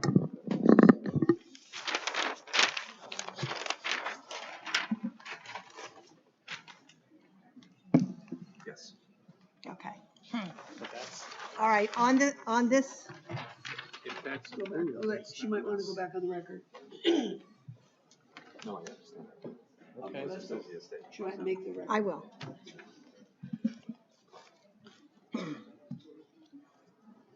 Okay, sir, Yes, ma'am. he told me that this is the correct site plan. Okay. Okay, on that site plan, we have a 6-foot fence in the back of the property. Correct. Is that something that's there or going to be put there? Right now, the only fence that we have on the property is a fence which is on Oakfield up to like the middle portion or where the entrance is. And there's a small portion which goes on the back of the property about maybe a third of the way in, but that's the only, But I'm asking, what do you want there? You want the back property enclosed with a 6-foot PVC? we would, yes.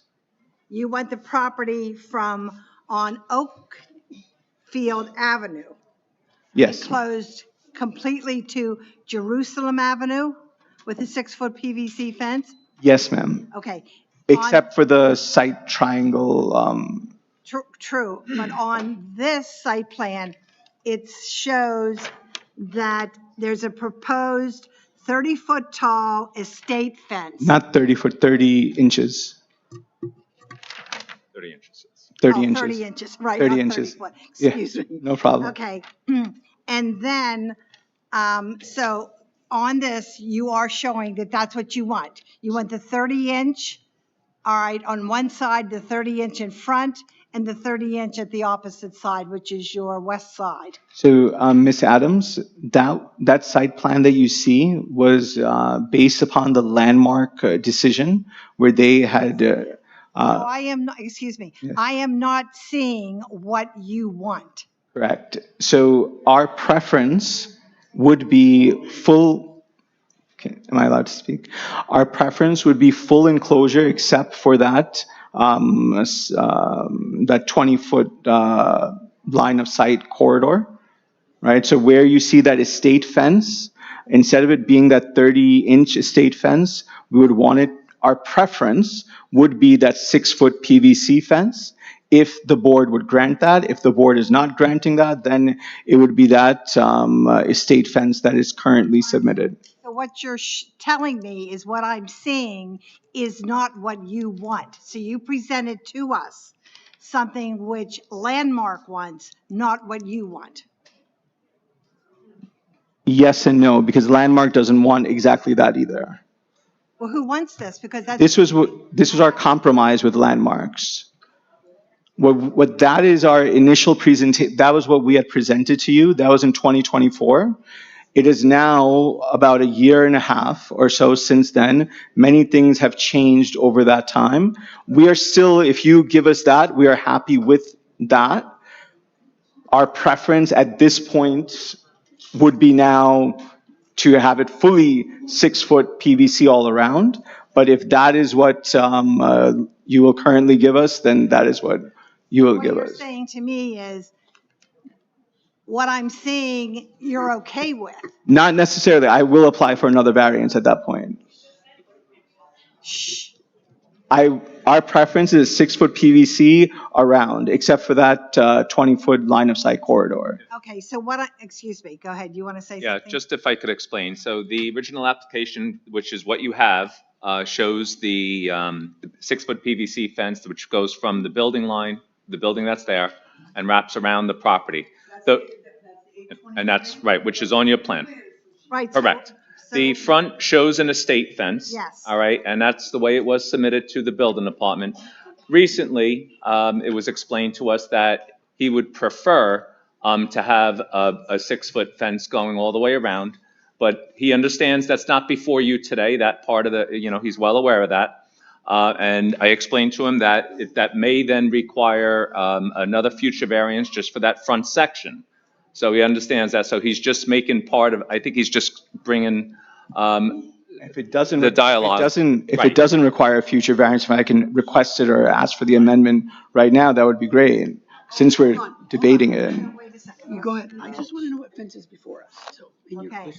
So this is what is before us. Correct. Okay, Yes. with that 6-foot fence going down, the line which goes exactly in front of the one-store frame church. You want that to be 6 feet, that fence. I From- agree. I don't know what fence is before us. What portion? From east, in front of the church, from east to west, going no further than the church, you want that to be a 6-foot PVC fence. Yes.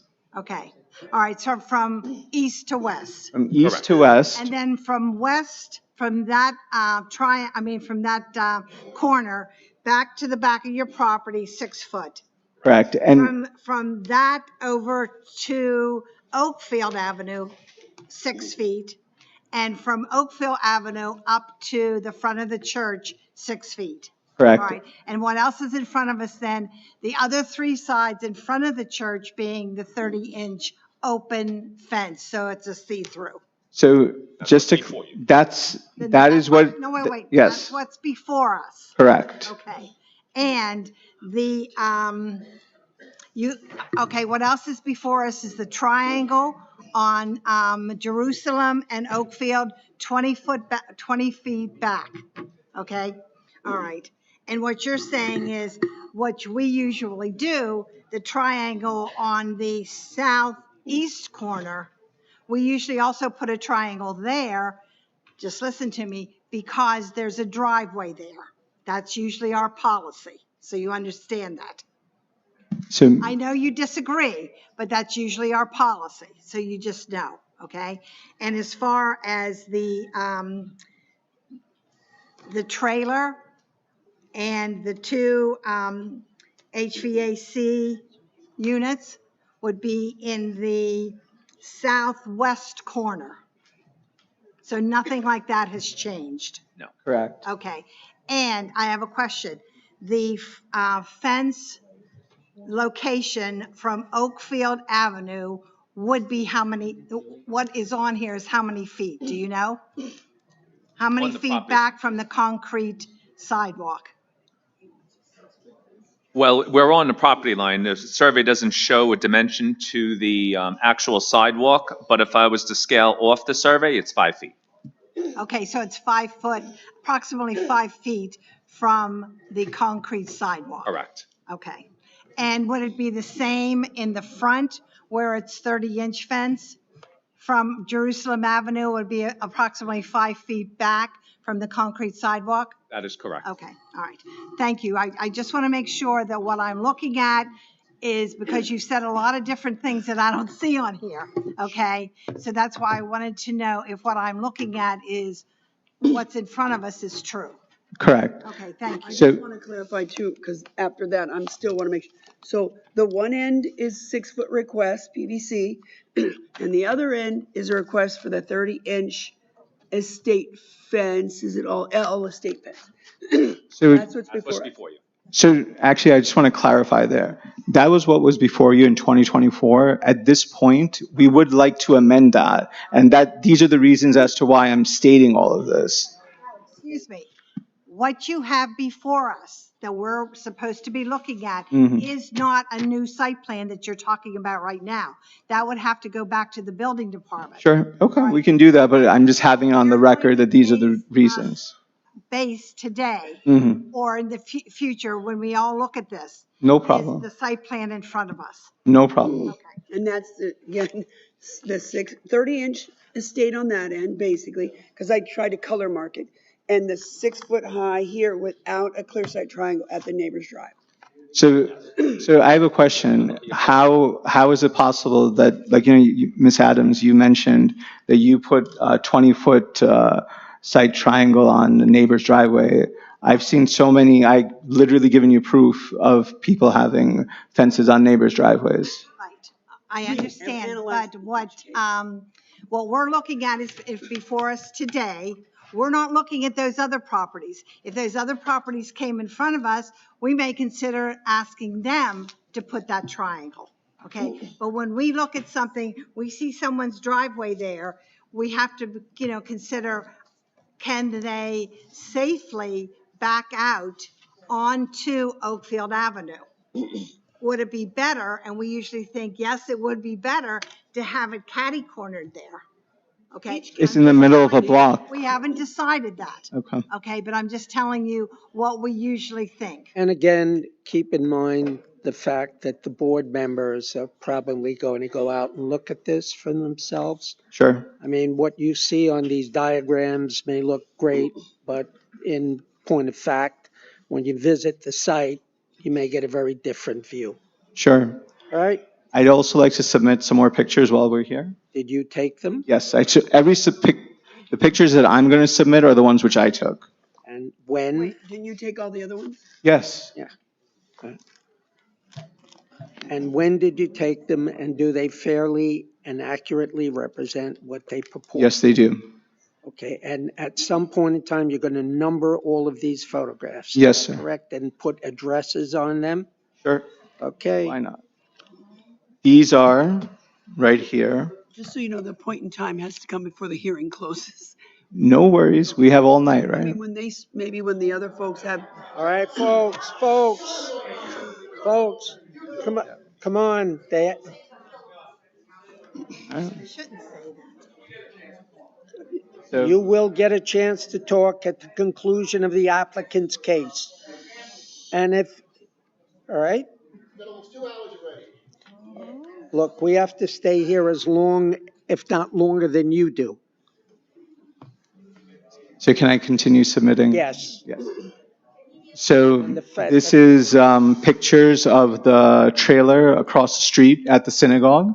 It's taken as a screenshot from Google Maps showing from 2012 as well as from 2025 that there is a trailer over there, literally across the street from the synagogue.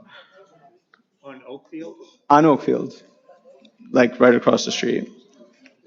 Keep going. These are pictures from Google Maps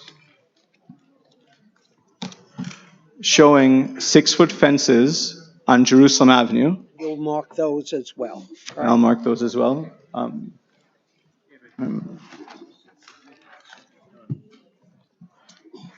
I had referenced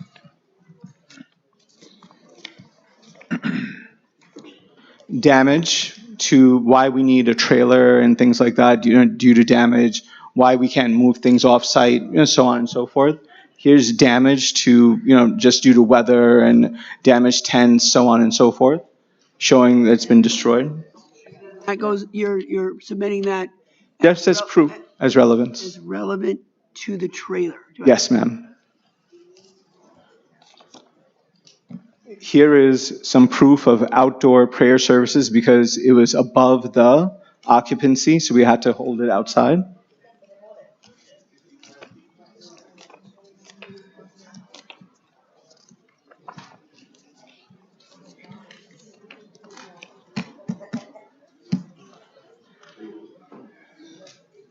Here's more damage and things that we store inside of our trailer. These are more pictures of those things.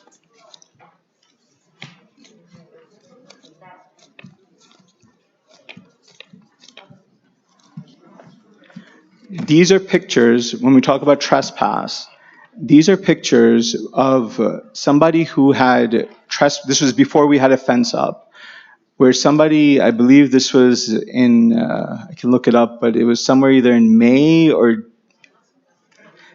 March of 2023, where somebody had come onto the property and was quote unquote digging for items. This is the picture of the holes that they made, and we also called the police. The police have made a police report, and which is part of the submission that we had earlier. The person doing it? I can provide you screenshots of that from our security camera. Okay. So this is damage. Right. Showing I'm that. asking you didn't give us a picture of the person doing it?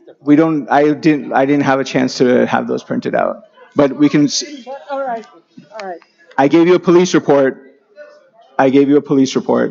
Right. So you can Someone called and claimed that, and that's pictures of holes, but okay, we'll take it and give it. I mean, I've given you a police report.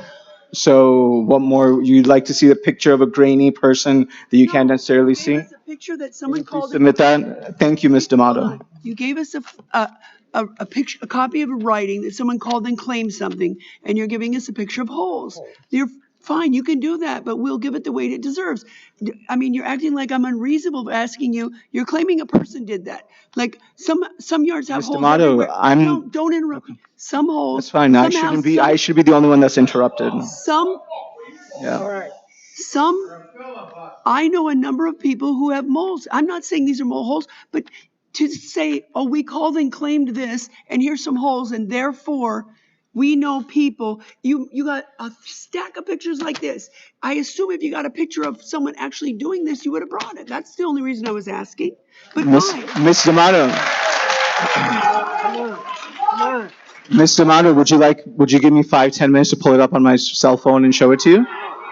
Would that make you feel better, Miss D'Amato? All right, we're going to start removing people. If you don't quiet down, we're going to call security and start removing people.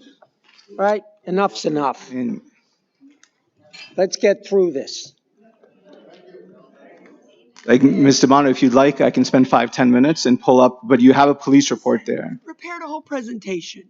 Just give it, but don't act like I'm unreasonable for asking for something, like it's such a strange thing. You're very prepared. So we'll give your evidence the weight we deem appropriate. That's how evidence works. Sure, In- no problem. In everywhere, okay? So would that police report, does that have any weight to it? We'll give it the way that we deem appropriate. Sure. All right?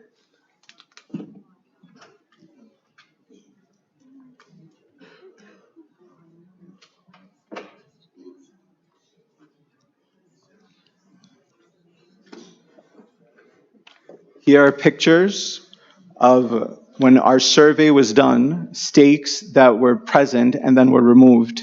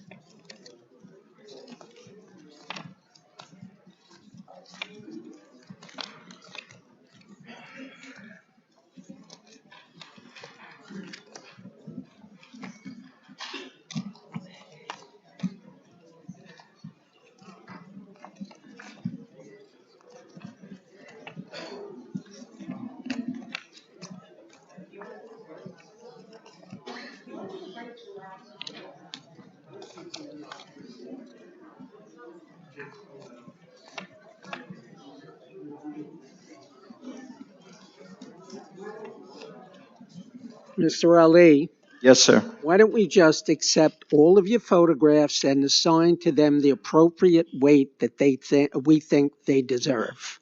Is that okay? Sure. Rather than having you go through each and every one. It's just taking too much time. Well, I mean, how would you know which photograph is what? Well, you can mark them later. These are pictures of what's inside of the trailer. Oh, okay. Right? So, I mean, there's different photographs for various things, right? Stop.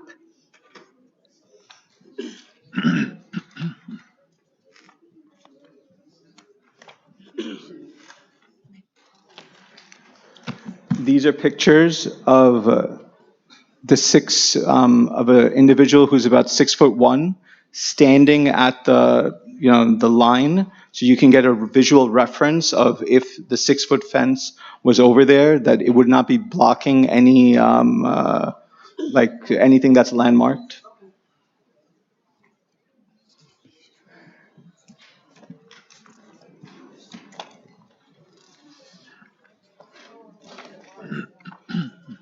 This shows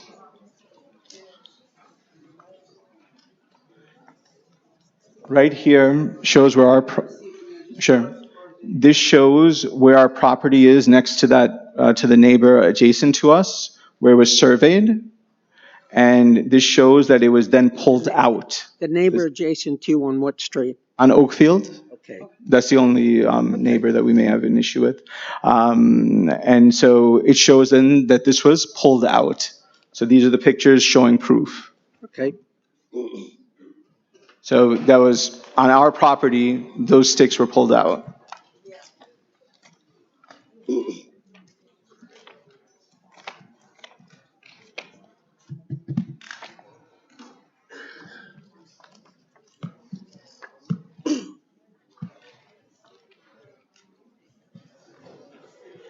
Here are pictures of people taking pictures of women and children over our fence. Sure. Right?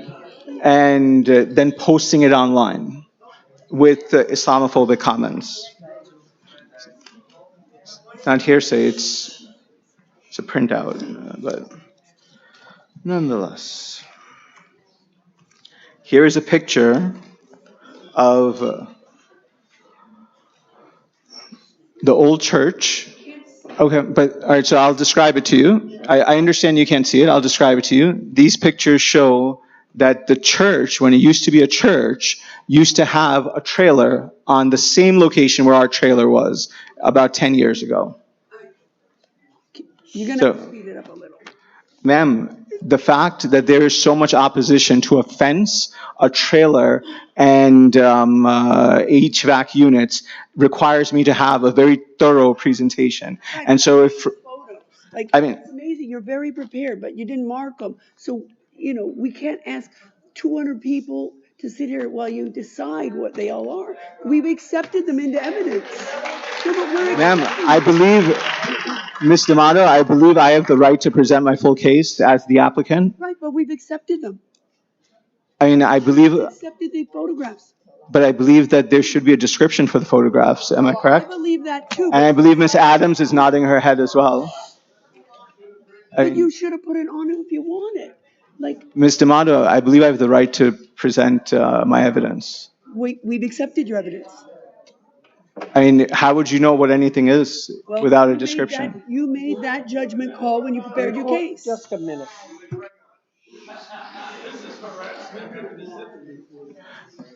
Sir, I don't think it says anywhere that I have to mark anything.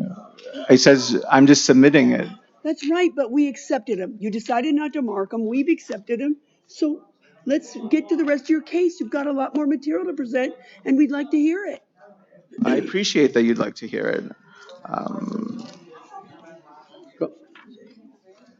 This is an individual. I took this picture personally, sitting on our property, trespass.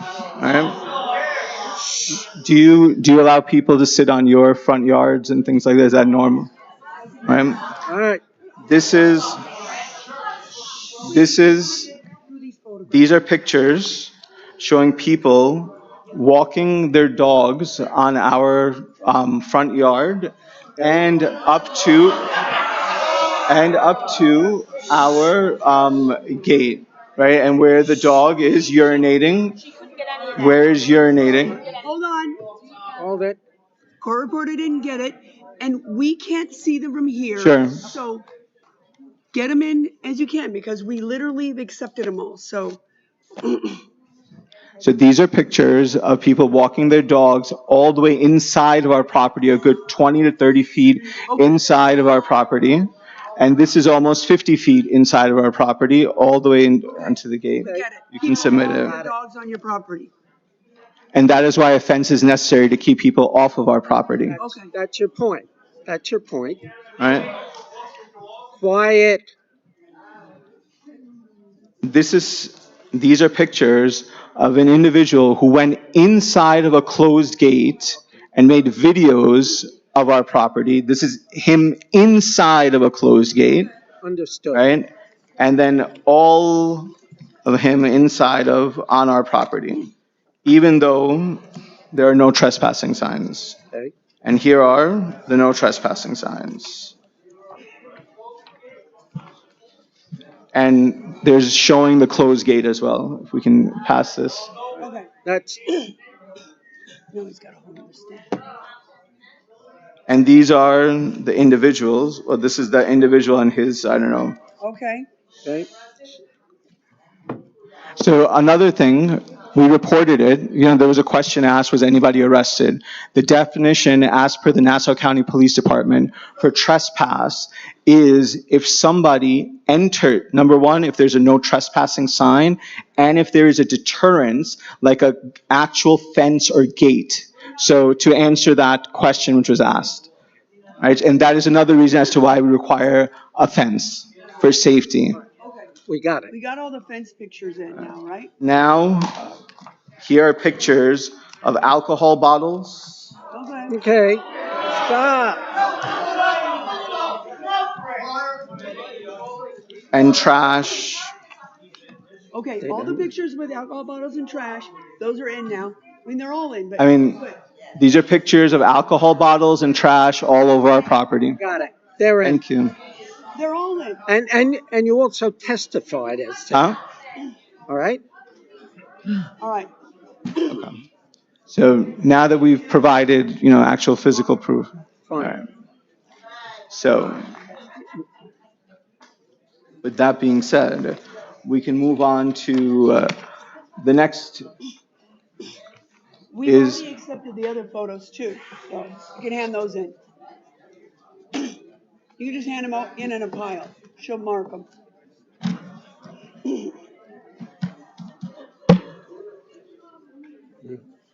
Those are also accepted, Christina. Yep. Okay, go ahead. Go ahead, move on. All right. So, Folks, can you please quiet? We'd like to get through this.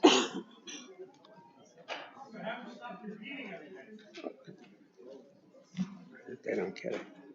so the next things is a 6-page document, which we'll call the RLUIPA Equal Terms Memorandum. Right. What's it called on our copy? I think it's just the next one on your. Here. Well, mine had some upside down, some Sure. upside up, so I fixed them and I might not have it. Here. 6 Islamic pages. Center of Nassau, is that the top line? Yep. Yes, RLUIPA Equal Terms Memorandum. But the first line is not, Islamic. Islamic Center of Nassau, correct. So this really addresses the equal terms provision of RLUIPA. Right. And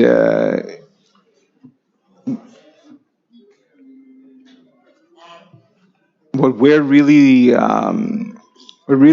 basically saying is that Icon is a Muslim house of worship located on a 1-acre parcel in a Residence B district. Property is also subject to exterior landmark designation. It was the property was landmarked, meaning the building itself was landmarked via the exterior, and it's been and that was applied through the Town of Hempstead Landmarks Preservation Commission. Fencing is required or favored in connection with the Icon's current application. The town has wants fencing required or favored 30-inch estate-type metal fencing at the front instead of the standard 6-foot PVC privacy fencing, despite the prevalence of PVC fencing in the area. There's a storage trailer. We want Icon's enclosed storage trailer used exclusively for mosque operations, as requiring a use variance, and has issued violations with the Landmark Commission recommending that it be removed from the property. HVAC units. It treated Icon's 2 donated non-operational HVAC units as commercial mechanical equipment, requiring a use variance. They're not commercial mechanical equipment. They're donated religious items. Wait, please, Stop. but the way that you receive them doesn't determine the characterization of them. According to RLUIPA, it does. They're hundreds of, What they're worth hundreds of what thousands of section- dollars. What section of RLUIPA are you referring to in that regard? So what I'm referring to in that regard is right here. As to the Equal terms. Characterization of the donations. Yeah, because it's not What section of RLUIPA are you referring to? Section 2000 CCB1 And that says to establish an that, this is a question. Are you telling us that they're not commercial because they were donated, and section 2000 CCB1 says that? Yes, and Okay. I'm saying that it says that to establish an equal terms violation, religious institution must show that it's a religious assembly or institution. No, that wasn't the question. You said that they're not commercial They're not- wait, because they were donated. I don't even remotely get that connection. So then the chairman asked you, because it sounded like you were claiming that some portion of our LUPA supports the concept that because they were donated, they're not commercial HVAC units. And you said that did, and then went on to say something completely different. So all I said to start with was, given I don't think it's a valid argument to say they're not commercial HVAC units, despite their giant and hundreds of thousands of dollars. And they may not be commercial. That's how they've been characterized so far. We'll look into it further. Sure. But that's why I wanted to know what you had to say about it. Sure. But the fact that they were donated, I'm pretty confident is not relevant to the characterization of whether they're commercial or not. That's all I'm saying. Okay. All right, enough. Come on. But we do have to quit repeating so much. Yeah. Like, we get you, we get most of your arguments so far. So just to clarify, right, underneath RLUIPA, anything that's related to religious use, right? So for example, anything that's donated towards any religious item, let it be for future construction, let it be whatever it is, falls under religious use. So that item is for religious use. If it's part of the religious use, this is part of a religious, it's specifically for a specific religious use. You have the right to believe that, but according to RLUIPA, it is. We'll figure it out. We'll figure it out. Break. Yeah. Tell the people it's a short. So we're going to take a short break, 10 minutes to allow the court reporter to exercise her hands. She can't get through this unless she takes some breaks, okay? We'll be back in 10 minutes. Thank you. Oh. By the way, if any of you leave the building, you will have to go through the metal detector again before you're readmitted.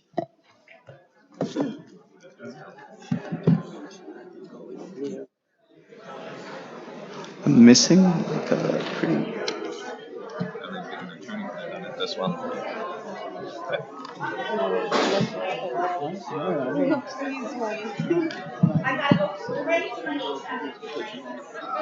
Why don't you just say that we'll relocate the units?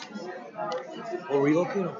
उनके साथ हाँ मैं मैं कुछ नहीं करूँगा ये तो मैं इनको छोड़ूंगा मैंने 3 घंटे तक इसको खींचना but still like नहीं इसको छोड़ दो तुमने वो दिए थे ये उसी बिल्डिंग में जाएंगे वो नियत ये भाई ने दिया था It's because you gave it. Really? Yeah, man, come on.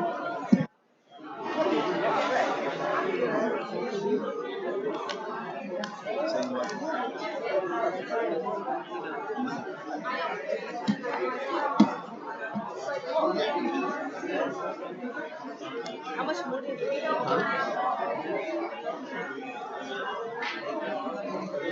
Do you have like closing statement? I had like a closing statement. I can't hear you.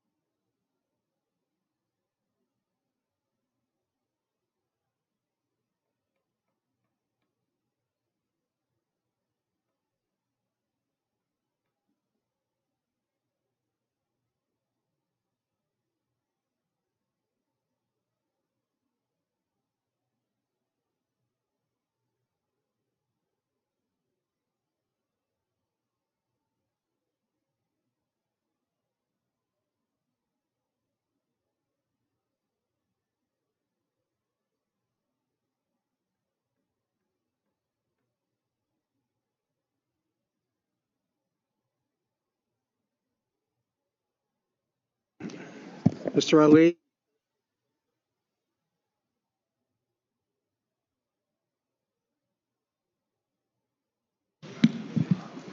Yes, sir. Thank you, sir.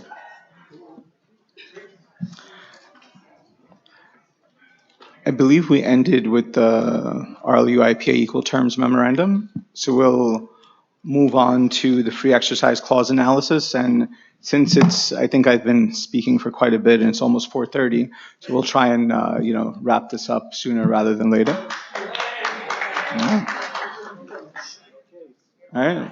But nonetheless, so we still have a lot of documents to go, but try and make this, now that I have some water, I think can speak a little bit faster. Okay. So free exercise clause analysis, this is the 7-page document that's in front of you. I'm just going to jump to the legal framework, which is section 2. The free exercise clause protects religious institutions from government actions that burden religious exercise in a manner that is not neutral and generally applicable. So key principles from the Supreme Court and Second Circuit precedent include neutrality and general applicability. A law or regulation that is not neutral or is not generally applicable or is selectively enforced must satisfy strict scrutiny. It must further a compelling governmental interest and be narrowly tailored using the least restrictive means. And this was used in Church of the Lukumi Babalu I versus City of Hayale. It was that case. The other one is protection of religious use of property. Government interference with the use of property for religious purposes, including zoning and landmark decisions, can violate the free exercise clause when it substantially interferes with religious practice, especially if motivated or shaped by hostility or applied inconsistency. So you can look at cases such as Westchester Day School or Fortress Bible Church versus City of Yonkers. Consideration of hostility and discriminatory effect. Government cannot adopt or implement land use decisions that are influenced by community hostility towards a religious group, even if facially neutral. You can look at Leukemia, Fortress Bible, DOJ, Moss cases such as Basking Ridge and Murfreesboro. Those applied these principles. Aesthetic and historic preferences are not compelling interests. Historic or aesthetic preference cannot justify significant burdens on religious exercise where safety and religious needs are at stake.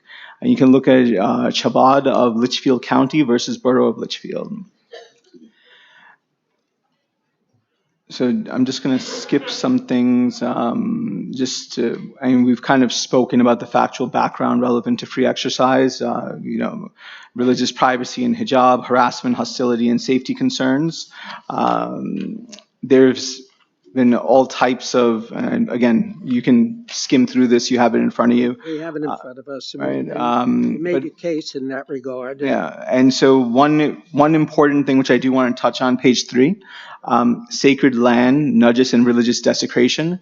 For us, besides security, this is the most important thing, that the whole land itself is sacred. Right, you emphasized. And so I just want that to be clear. Shh, not you. Go ahead. There was, number 6 is also very important, delay and ongoing burden. It took nearly 1 year for the Landmark Commission to issue its decision. It then took almost 2 years for ICON's case to be scheduled for a BZA hearing. During this time, ICON has had to operate under unsafe, hostile, and insecure conditions and has had to hire off-duty police officers at cost for women's programs. And so the application of free exercise principles to these facts. The town's actions are not neutral or generally applicable. Neutral, generally applicable enforcement would treat ICON similar to secular properties, recognize safety and security concerns, not impose special aesthetic conditions only on the mosque, not demand removal of institutional equipment uniquely from a religious site, and not respond disproportionately to hostile neighbor complaints. Instead, Only Icon is required to use a state metal fencing at the front, while nearby residential and commercial properties use 6-foot PVC fencing and other conventional materials. In some of the pictures that I submitted, you'll see that in the front yard, they have 6-foot PVC fencing. We have those, and you submitted them, and we marked them in evidence. Only Icon is ordered to move its fence forward 6 to 15 feet, creating an exposed corridor along its sacred frontage. Only Icon is ordered to remove donated HVAC units and its only storage trailer, while secular properties freely keep outdoor mechanical equipment, dumpsters, shed, and storage structures. And again, we submitted an example that the synagogue across the street also has that. Enforcement and review have been triggered and sustained largely by neighbor complaints explicitly targeting the mosque's religious use, attendance, and existence in the neighborhood. These facts show enforcement that is neither neutral nor generally applicable as required by Lukumi. The burdens on religious exercise are substantial. The town's position, as expressed through the landmark decision and the current variance posture, substantially burdens Icon's religious exercise by, number one, and this is very important, compromising hijab and religious privacy. Forcing the fence inward or using see-through estate metal fencing exposes women in hijab and children to observation, photography, and harassment during outdoor religious activities. This directly conflicts with Islamic requirements for modesty and gendered privacy, and discourages full participation by women and families in religious events, undermining safety and security during worship.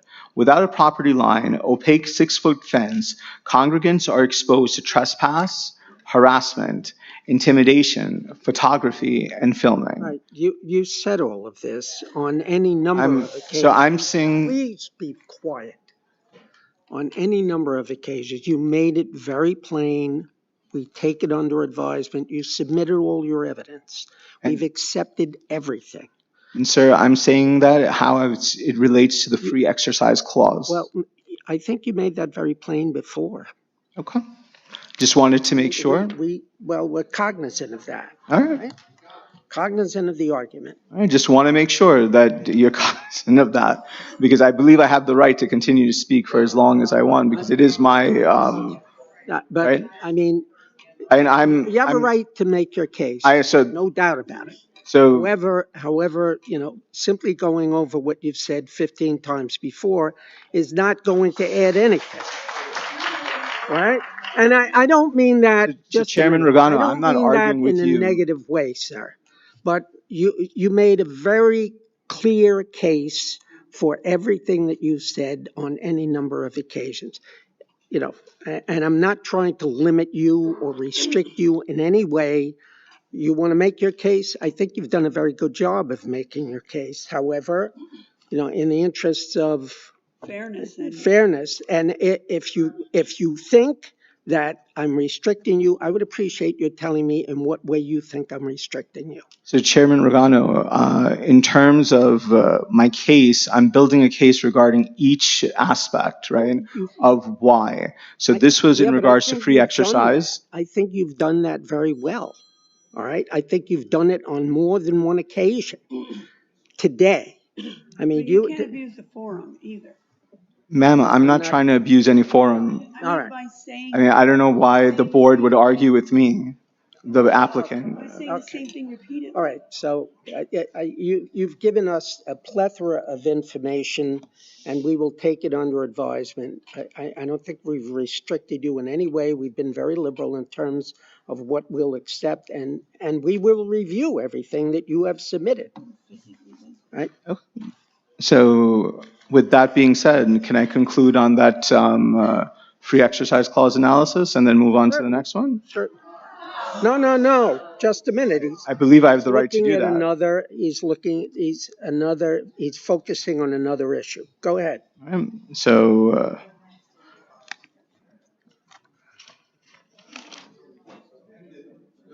just a minute. So I believe I have the right to speak without being interrupted. Is that correct? All right, go on.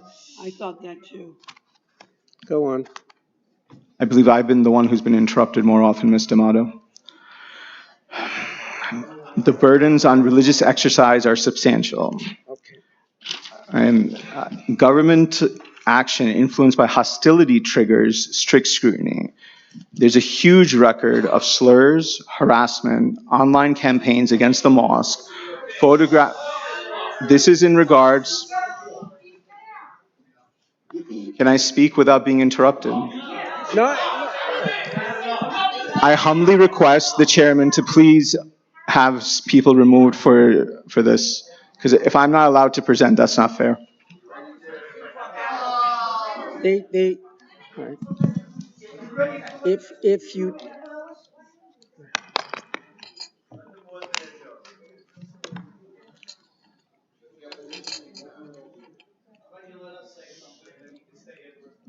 well,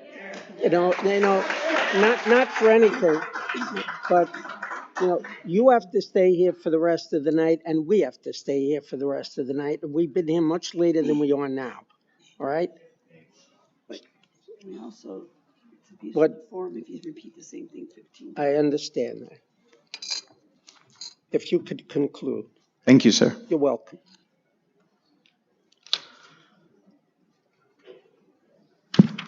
So, complaints primarily about religious presence and worship shows that ICON's religious practice has been met with community hostility.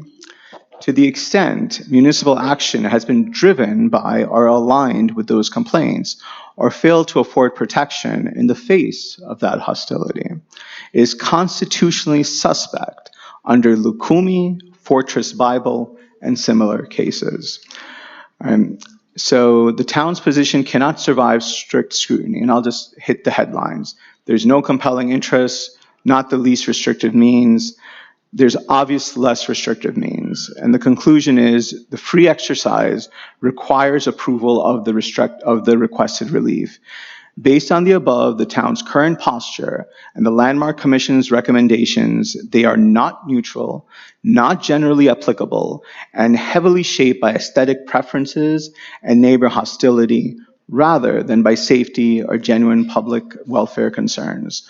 The burdens imposed on ICON's religious exercise are substantial and ongoing. The forced use of state metal fencing are not supported by compelling interests and not the least restrictive means.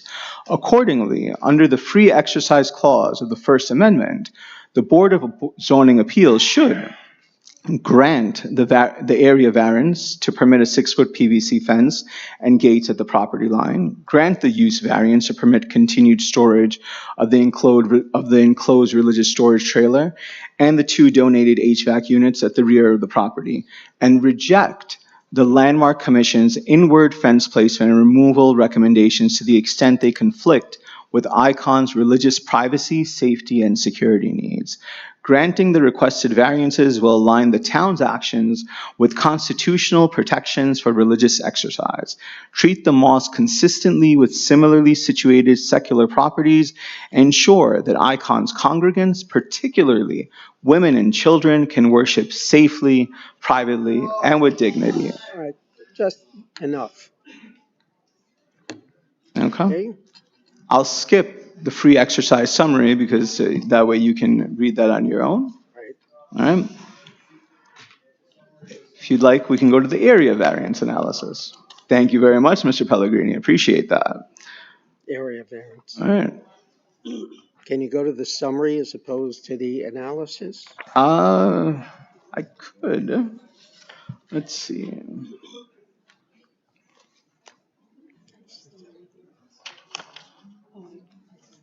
How about this side?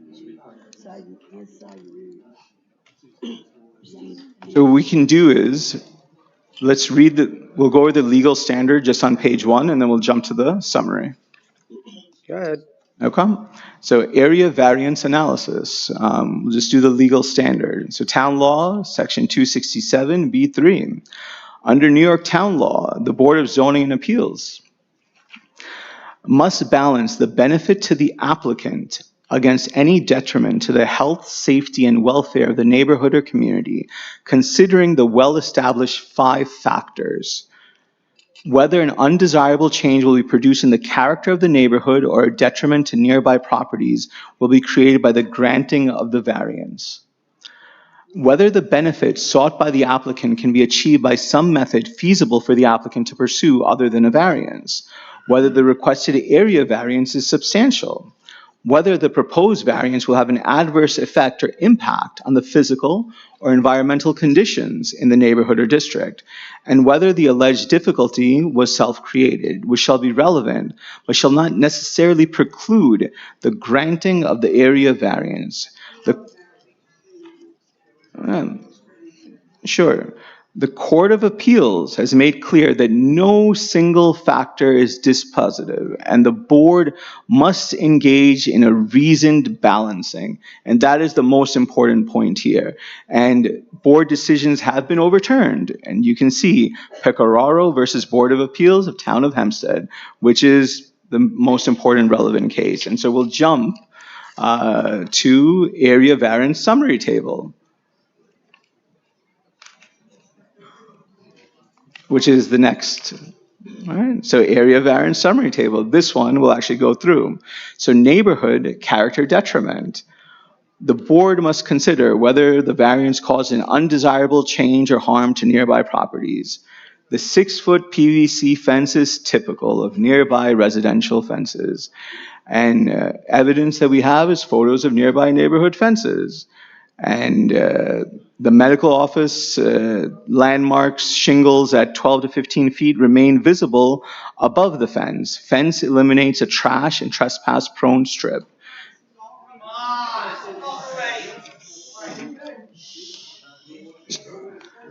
So again, this is in regards to an area variance, right? So before it was about free exercise clause, and there's various different analyses that we've done. Policy went over that. We'll repeat it. So this is, if you see, it's labeled area variance. Before that was free exercise. So there's It's Because you duplicative. changed the headings, you're still saying the same thing over. but because they're all related to different things, right? But just we're using different items to prove things, right? So I have to prove my case. That's why I'm seated over here. If it was so simple to, Stop. if it was so simple for me to prove it, I could have just came here and asked, can I have a fence? And you say, yes, you can have a fence. That'd be the end of the story. But that's why I have to sit here and spend hundreds of man hours putting all this together. No, and So if you'll indulge me to allow me to present my case, because I know that you're busy as well, as am I. Same thing 10, 15 times. That's when it becomes unfair to everyone involved. Actually, Ms. D'Amato, I have the right to present my case. There are boundaries. And everyone is going to have the right to speak as well. they will. Maybe we should have some speak in between. No. All right, look, folks, if you're going to continue the chatter, you're going to prolong the proceedings. Let's try to cut to the quick. I understand that the statements have been made before. He's using them in a different type of argument. And it's repetitious. It's repetitious for us as well as it is for you, but he's trying to bring up the fact, he's trying to relate this to an area variance request. And the longer or the more that you make comments, the longer this is going to take. I hate to say it, but we'd like to give him a chance and give all of you a chance to But when you started out this and you were going on and on and on about the fence and the this and that, wasn't that, and you stated the standards applicable, wasn't that about area variances? Ma'am, When you there argued have about been why you need multiple that different fence, arguments that I've used. Pardon me? It's up to you to decide and go over all the materials that I've presented, if it makes sense or not. and we will do that. First section We was will all do that. I about mean, the area variance. You've presented all of this in written form, and you've presented all of this in written form, and we will take it all under consideration before rendering a decision. I mean, if it's just, there are a lot of people here. I don't want to restrict you in terms Thank you. of presenting your case, but, you've made your points. You've made them over and over again. So I've made my point using various different legal aspects, Please. and I've been interrupted numerous times. You've been what? I've been interrupted numerous times as well. Okay, but you've, That's on the record as well. it is. Okay. All right. Well, he's using them in a different, Correct. for different, to bring, Correct, Mr. Chairman. yeah. Okay. Well, we're not, I think we're not planning on doing that either, okay? We want to give everybody the right to vet whatever they want to say. Got it. All right. All right.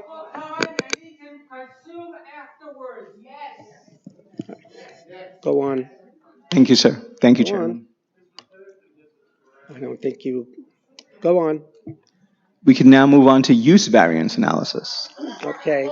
This is very close to the end, is This it is- not? This is very close to the end. This is very close to the end. We are actually So quite close to the let's not do anything that would prejudice any of you. Go on. But Use please don't read variance. us the statutes. Use- We know them. Right. I'm actually quite happy that you know them. Yeah. No, I'm very glad. Very familiar with the statutes. Okay, go on. Use variance analysis. Mhm.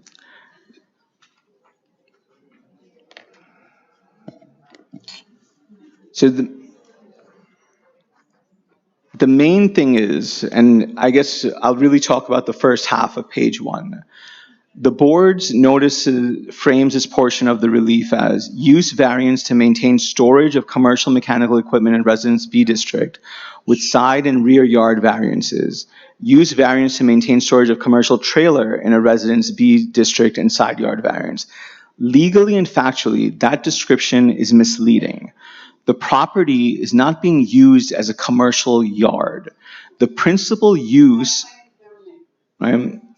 That's on the notice. The commercial relates to the two items. The items. Not to the use of the yard.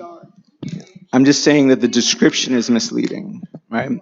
The property is not being used as a commercial yard. The principal use is a mosque, house of worship. And by the way, I'm quoting what's on the notice.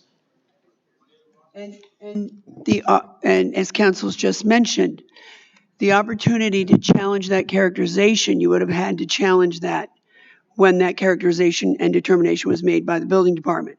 And you've not done so. We're not going to sit here and argue over the fact that it's being characterized as a commercial item. There's no claim anywhere that this is a commercial yard that I've seen. So the characterization is what it is. So just tell us why. No problem, but just to answer, you had asked about that religious aspect. The trailer and HVAC units are accessory to religious use. I just want to make that clear. You made that clear. And so we can skip this and go to the summary sheet, right, for the use variance. So ICON respectfully requests use variance to maintain enclosed storage trailer and 2 ground HVAC units, associate side and rear yard variances to permit the current rear yard location behind the fence. ICON operates, as we know, a small mosque. Existing building is exterior landmarked. Basement is not usable. The HVAC units, we've gone over this, they're donated, they're not connected, they're behind a 6-foot fence. Stop. Go ahead. The enclosed trailer stores ICON's religious and event equipment. And again, it's all types of equipment. Right. Why can't you put a shed instead of a commercial trailer in there? That is, like everyone else has. number one, there's an additional cost to that. Number two, this was a donated equipment, which was given to us. It looks rather dilapidated too. So, Ms. D'Amato, if you would like to donate for that shed, I'd be happy to take that. I mean, I don't know where I would get the funds for that. I mean, I'm just, my response is that I would love to have a shed. Several $100,000 ACs. I don't know. It's not for me to. But Ms. D'Amato, it's Evidentiary question. You have a right to answer whatever you want. Why can't you put a shed there? It costs money. Instead of that trailer. Hey, that's your answer. Fine. I mean, All right. That's your answer. Fine. Move on. That's the answer. Okay. I mean, Fine. You answered it. Okay, Like, hey, can you let the man finish, please? like, so the trailer is stationary, it's in the rear yard, and it's behind the fence. It's necessary because no other on-site storage is physically possible due to landmark and building constraints, like meaning we can't extend the current building, right? We can't touch the current building. And so that's why we're using it.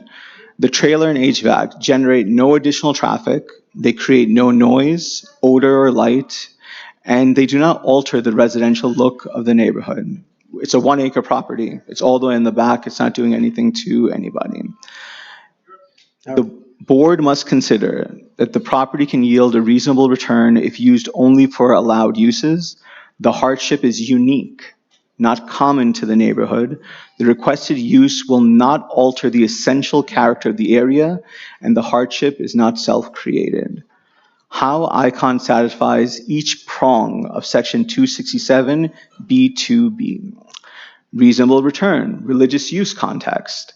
For a religious institution, reasonable return, and I quote, reasonable return, means the ability to carry out the religious mission, not financial profit. As I said, we run on donations.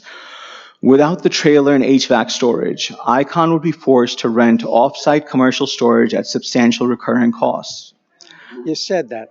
Again, I'm right now showing how ICON satisfies each prong of the four parts of the New York use variance standard. So I'm proving my point right now using those four prongs, just to make sure that it's in the record. So can I continue? Thank you. Go ahead. Move on. I am. Without the trailer, we would likely lose the donated HVAC units and need to repurchase them later, which is an additional financial burden. It's actually without the trailer and HVAC storage. I'm sorry, I've been interrupted so many times over the course of the last 3 hours. Come on, folks. You're defeating. As you can see, it's all in the record, right? Yeah. Just a minute. Go ahead. Finish. The property cannot reasonably function as a mosque without these accessory storage elements. The no reasonable return prong is satisfied due to that. Unique hardship. The hardship is unique because the building is exterior landmarked, making normal interior additions or accessory sheds impractical or prohibited. ICON faces documented harassment and safety issues, requiring secure, enclosed storage rather than loose outdoor storage. HVAC units are specialized, donated institutional equipment for future religious expansion, a situation not shared by typical residences.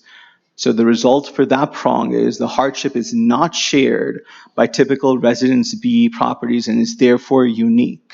I imagine it's probably shared by the Jewish temple across the street in these days, but anyway.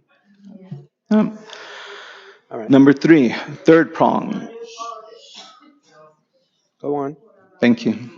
The alteration of neighborhood character.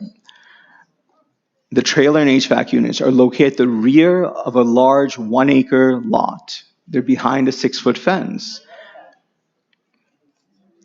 Is it okay if I can speak without being interrupted? Well, I guess they don't get it. Go on. So I'll start again. The trailer and HVAC units are located at the rear of a large 1 acre lot, are behind a 6-foot fence, can be further screened with landscaping as a condition of approval, generate no traffic, noise, odor, or hazardous condition. Nearby secular properties have an active medical office with a parking lot, lighting, dumpster, and outdoor mechanicals. Residential properties with 6-foot fences, outdoor equipment, and bright lighting. Compared to those uses, 1 enclosed trailer and 2 rear HVAC units, they're mild and compatible. The result for prong 3 is the use will not alter the essential residential character of the area. Right next to us, there's a medical office building. Across the street from us, there is a strip mall of retail. And across from us, on the other side of Oakfield, is a Temple B'nai Torah. And on the other side, you have North Shore Farms, Dunkin' Donuts. Number 4, prong 4, hardship not self-created. Icon did not create the age, placement, or design of the building. We didn't create the landmark designation, the structural constraints that prevent interior storage. Safety and storage needs arise from the nature of religious programming and external harassment, which is trespass, theft, vandalism, beer bottles on the property. These are not voluntary choices.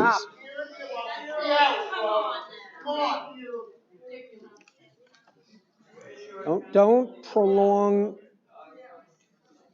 do not prolong the proceedings. I understand, look, and so have I, and so has the board, all right? Let's try to wrap it up as quickly as we possibly can. All right? Go, can you allow the man to proceed and finish up? Go on. Thank you, sir. The HVAC units were good faith donations for a future religious building with town awareness of that plan. The hardship is primarily caused by landmark and site constraints and external conditions, not self-created in any meaningful legal sense. RLUIPA and constitutional overlay. This is the most important part. The trailer and HVAC units are integral to religious exercise. They are needed to store religious program materials and preserve donated infrastructure for the future mosque. Removing them would substantially burden religious exercise, impose significant financial loss on a small religious nonprofit, and undermine the ability to hold major religious events safely and effectively. There is no compelling governmental interest in forcing removal of a screened rear yard trailer and equipment that create no hazard and are purely accessory to a house of worship. Under RLUIPA, the Free Exercise Clause, and equal protection, denial of these variances would be unlawful. For all of the above reasons, ICON respectfully requests that the board grant the use variances to maintain the existing enclosed storage trailer, the existing HVAC units as accessory to the mosque use, grant the associated rear yard variances to permit the existing rear yard location behind the fence, subject to any reasonable screening or landscaping conditions the board may impose. And that's it for use variance. Wait.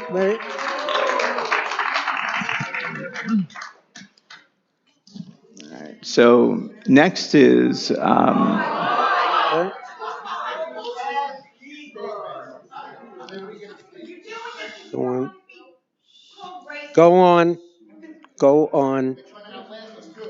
on.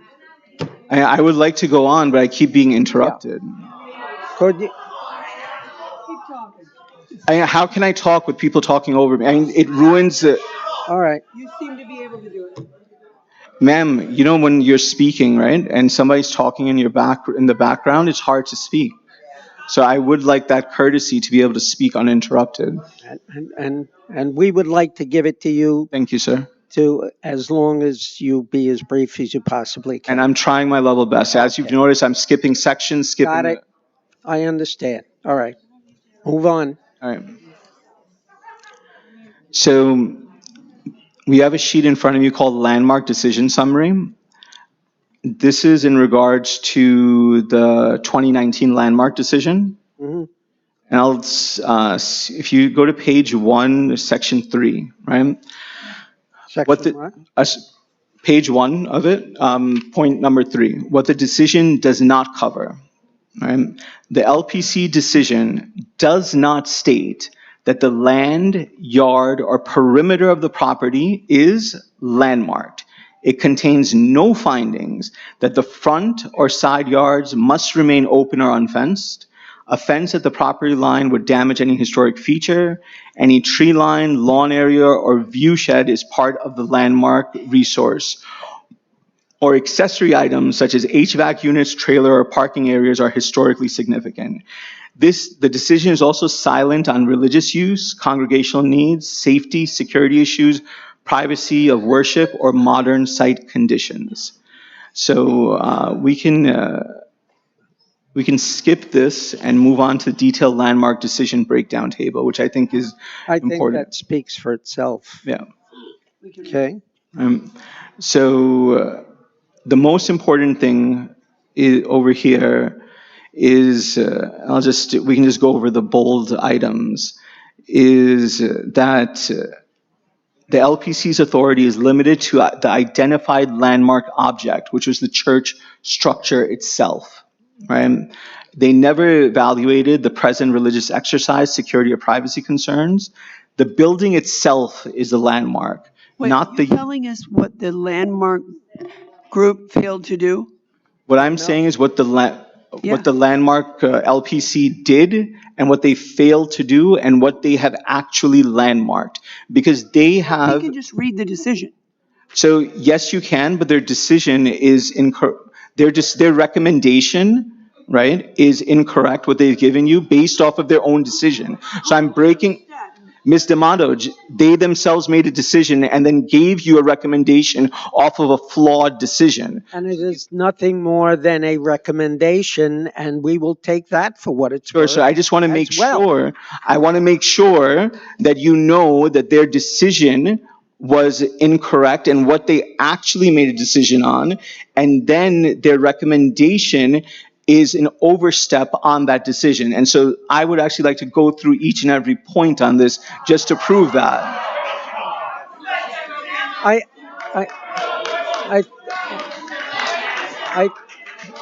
want to.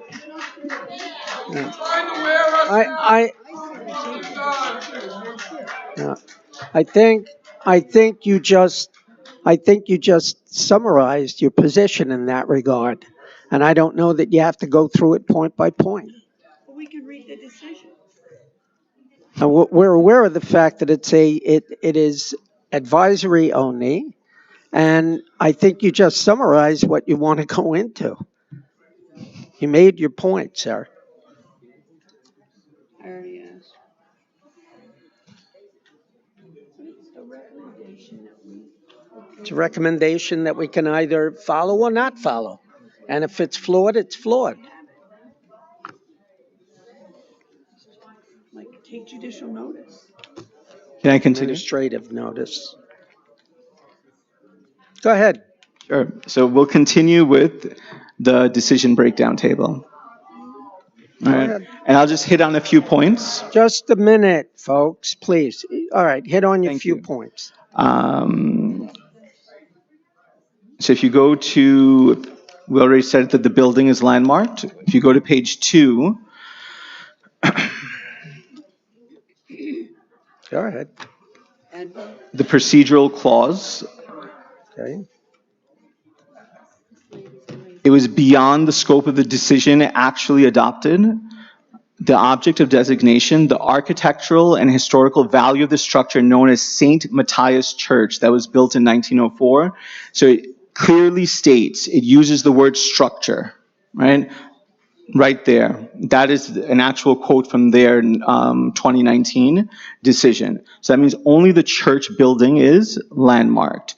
If you go on to point 7, I'm. Three things only.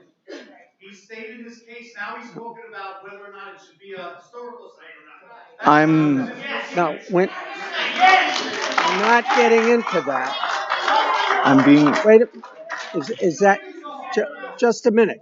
Is that your point? That's not my the point. point. That's not my point. Okay, I'm not making that point. just a minute. That's not this place. What is your point? Just a minute. What is your point? Chairman Regano,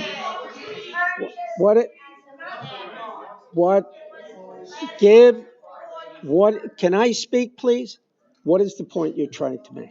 the point that I'm trying to make is that based off of the 2019 decision made by Landmarks, and then by the 2023 decision that Landmarks made as to where the fence should be placed and the style of the fence, that 2023 decision, or recommendation rather, should not be followed because based on their own 2019 decision, they have no basis on saying where the fence should be placed, or if an HVAC unit can be stored, or if the trailer can be used. You as the BZA have the right to do that. And so I'm using this to prove that. If people would let me finish and say and go through this. And I would appreciate if people would stop interrupting me, because this unfortunately is not the way business is conducted. Since you're on the landmark issue, can I just ask you, when you bought the property, was it already landmarked? I mean, I'm just asking because of the self-created hardship issue, but it was already landmarked when you bought it? No, I'm asking him for an answer. We're asking. Where Was it?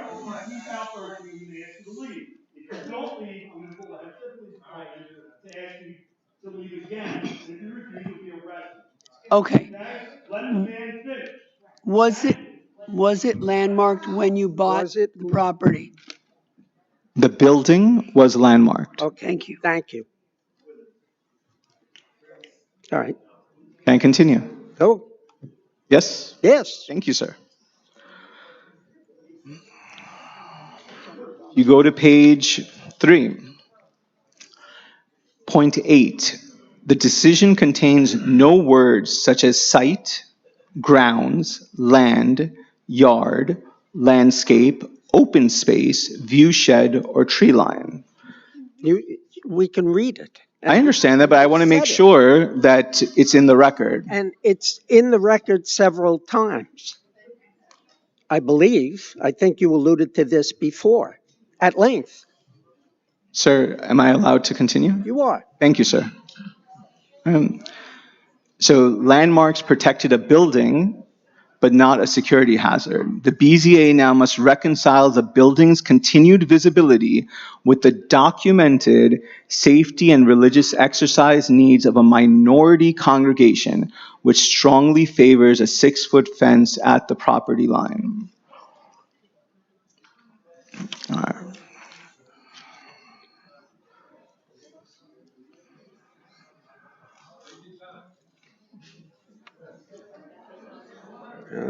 People. Okay. The rest you can read. Thank you. You're welcome, sir. Okay. So we can skip. There's 2 pages labeled evidence and exhibits master inventory and affidavit index master table. We can skip those. We have them. Right. Landmark transcript findings table and landmark decision defects table and landmark authority table. We have those. Right. If you just jump to page 3 on that. As per Town Code, Section 76, LPC can regulate exterior architectural features. The fence is not part of that structure. Visible facade details, LPC cannot regulate land. Land is not landmarked, even as per the decision that they gave in 2019. Historic materials, tree lines. Tree lines is something that was invented by LPC. Preservation of facade, setbacks, those are regulated by zoning, which is obviously you guys. You made that point. And alterations to building, they can obviously regulate that, which we're not doing anything to the building. Correct. Right? And so sight lines, there's no sight line rules in landmarks, right? So we can move on to the next one.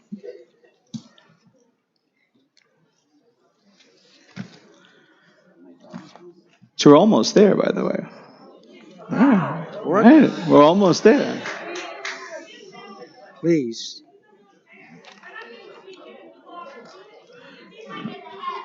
We will, madam, please. We'll stay here as long as we have to stay here. The alternative is we can conclude the hearings and then schedule another day. But I think, just a minute, but I think that no one here would want to do that. Okay? So please don't force me to do it. All right? It's not a vote.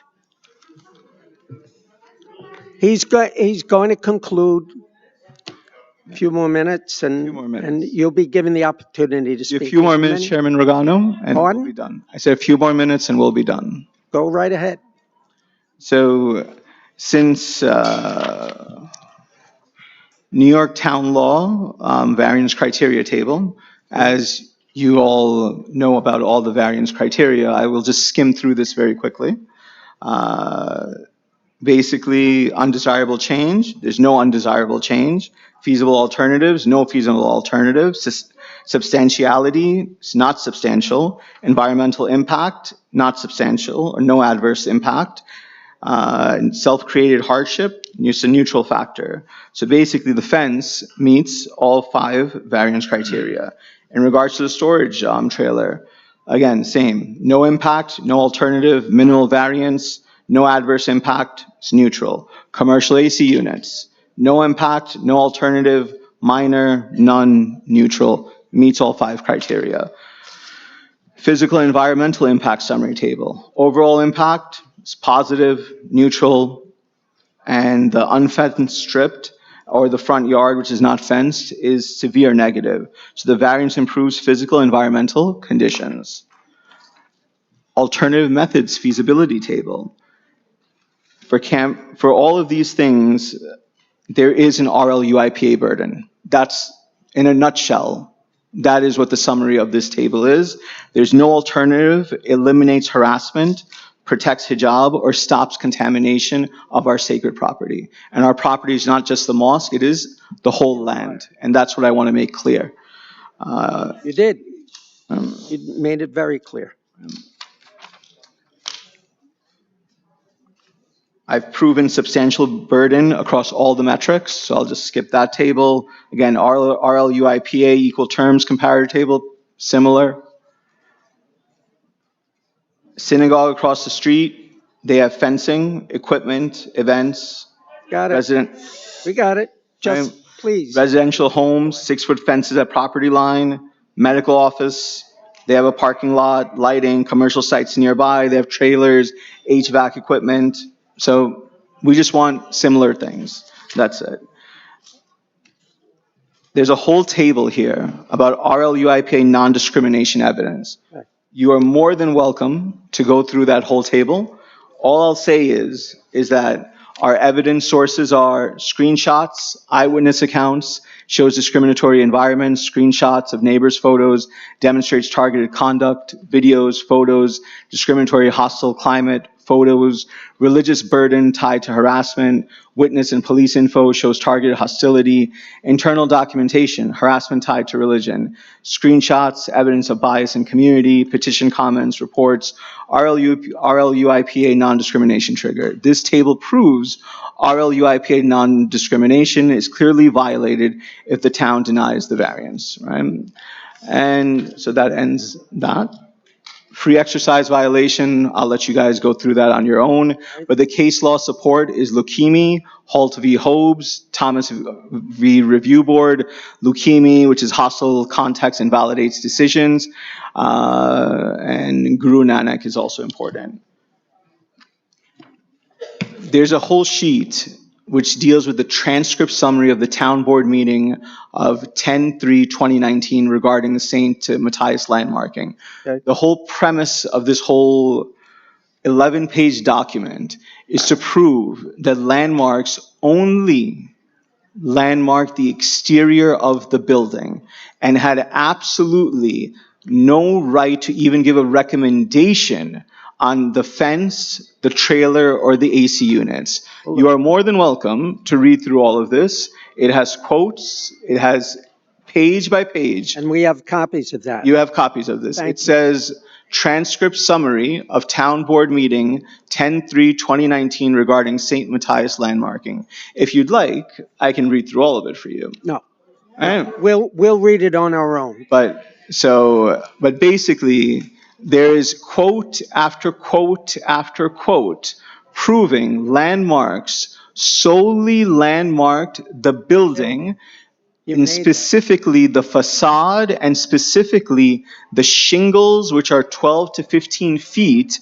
above the sight line. Additionally, it never said anything about that it needs to be visible. Let's also make that clear.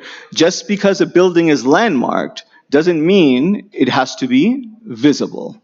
Okay. Let's also clarify that. So you can have an item that is landmarked. That doesn't mean that it must be visible. If it has to be visible, landmarks has to say that in its decision. And you can see it over here. It's proven by case law. It's in this document. Next, we have a harassment and threat log table, a trespass and property damage table, and this women's privacy and hijab violation table.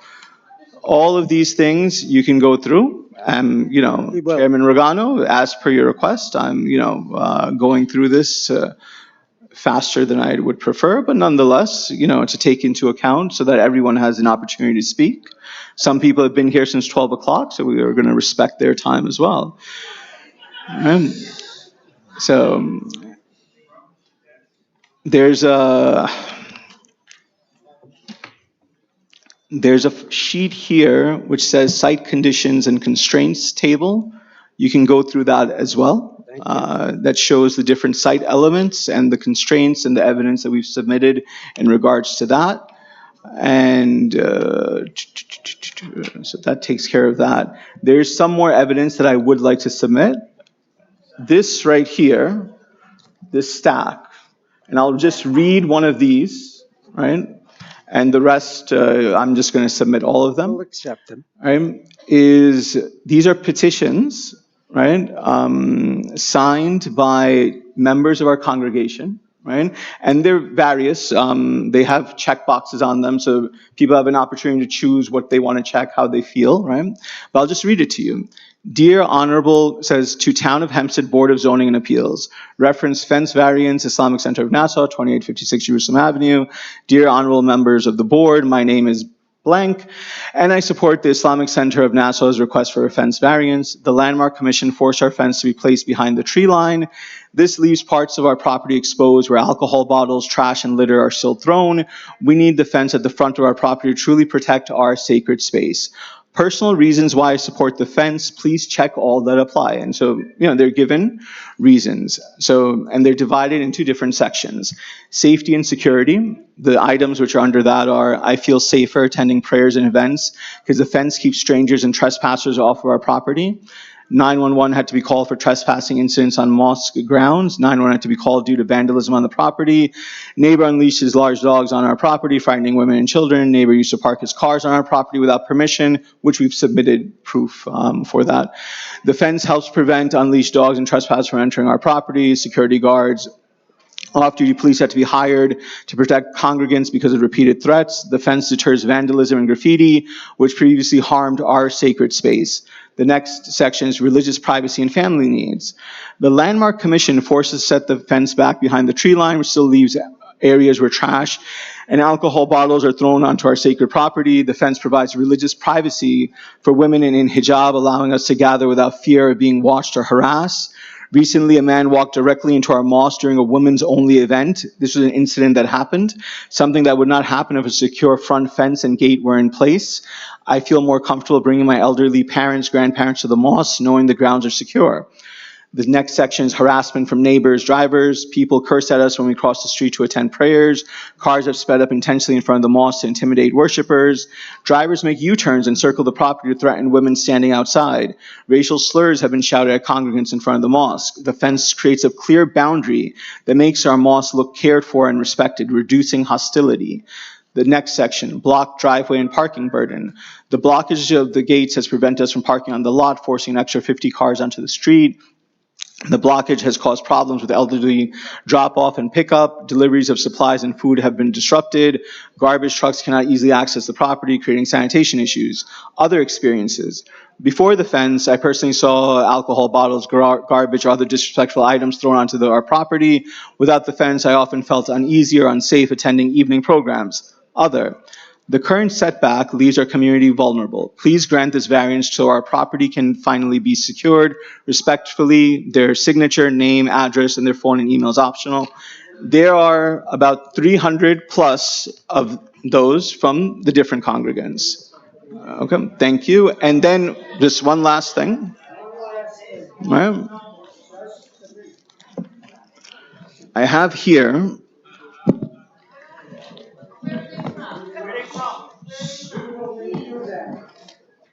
We will review them and see where they're from and who submitted them, And give them the. and give them the appropriate weight.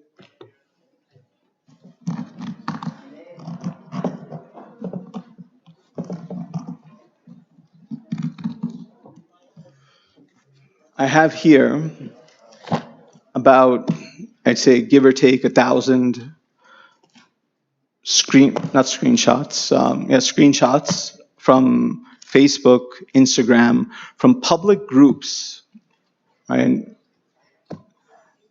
In the last 2 to 3 months, right, which have all types of hate speech, derogatory comments, vitriol, bigotry, all types of things, right? Islamophobia, you name it. And it's really sad to see all of this, right? It's happening worldwide and it's sad. Ma'am, am I allowed to finish so I can submit this for the record? Can you allow the man to finish? Otherwise, we'll be here until midnight. Oh, okay. Because I can also read all of this if No, you'd like. I mean, no, I could read each No, comment. we will review them. Thank you, give Chairman them Regano. the appropriate weight to which we feel they So- deserve. All right? Just 1 second. So all of these comments, right, show and go towards our argument about safety and security, right? I've actually pulled some comments here where people have talked about Second Amendment rights. People have talked about how much ammo you have, how many toys you have, and have shown pictures of weapons. So, and which we forwarded to the police department, where the police department is actually actively investigating.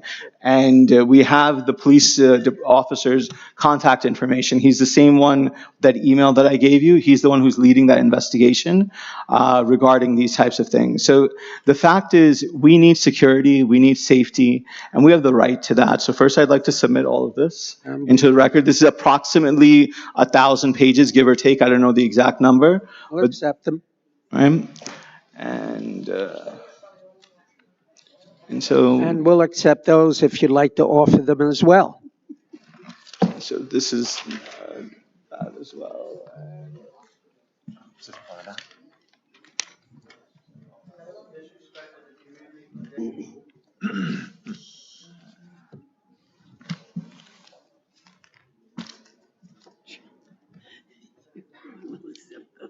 And I believe there's some more stuff, but I think that's enough for today. Okay.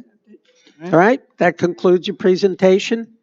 Actually, there's one more thing. All right. Stop. There's also, which you have with you, complete legal memorandum of law, which you can review. It's about an 83-page document. I don't think I need to go through it all. I don't think you do either. And so you're more than welcome to review it at your leisure. All right. Okay. Thank you very much for your time. I really appreciate it. I look forward to giving a closing statement. Okay. Go ahead now. Now we're going to call people. All right. I get it. We have some people who are here in opposition. And the first person we're going to call is the attorney, Robert Seaman. All right.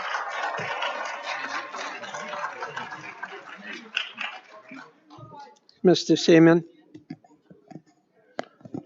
pretty soon no one will be able to see me if you give me many more documents.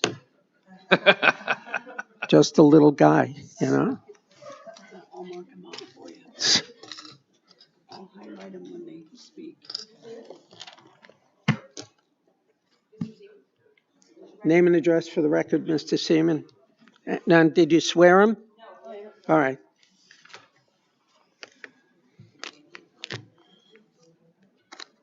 There we go. Robert Seaman.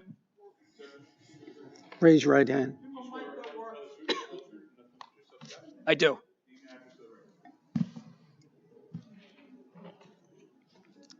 Good evening, members of the board. Your name and address for the record, sir.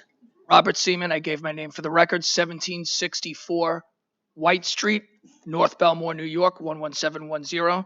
Are you signed in also, sir? I am. Okay. Good evening, members of the board. I respect your time. I respect everyone's time here. I only ask you for 5 minutes. I think that's all that I need to get my points across. I'm a citizen of North Belmore for the past 16 years. I have 4 children here, all in the school district. 2 of them in Sawmill School, which is literally a block or 2 away from the subject site that we're discussing here today. I'm active in the community. I've been coaching in the community for 10 years, and over the course of those 10 years, I've had the opportunity to meet a lot of good people and a lot of good families. Families who all have the best interests of our community at heart. I live about 8 blocks away from the property myself. I drive by it on a daily basis. I even run by it on a regular basis. I truly love the community and the area.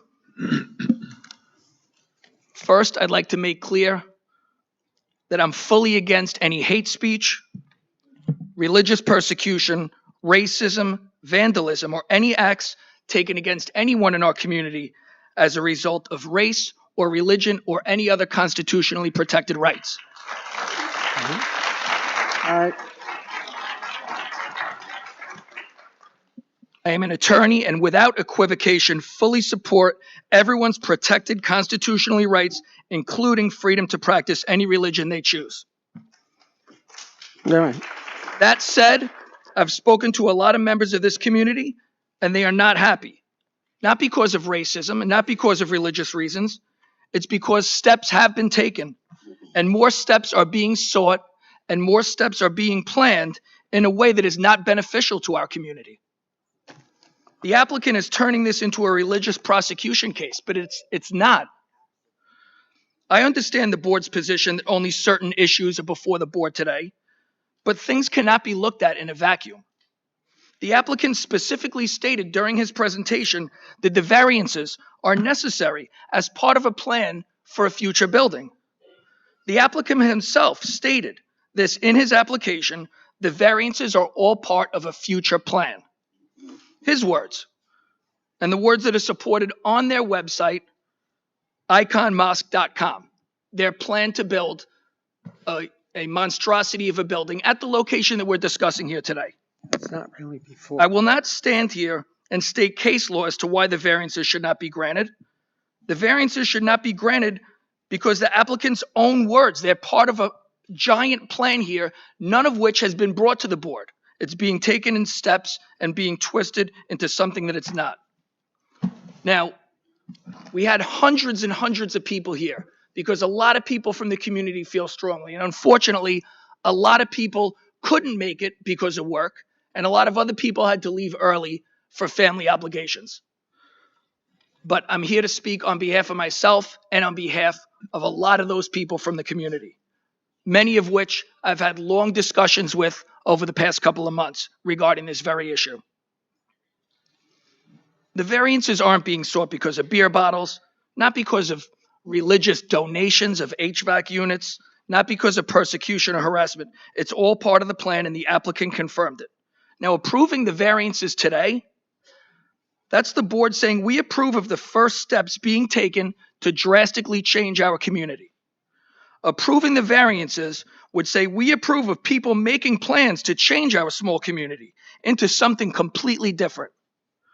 These variances are the first step to plan a multiple-story building that our infrastructure is just not capable of supporting. The issue of the building is not before the board. I do understand that.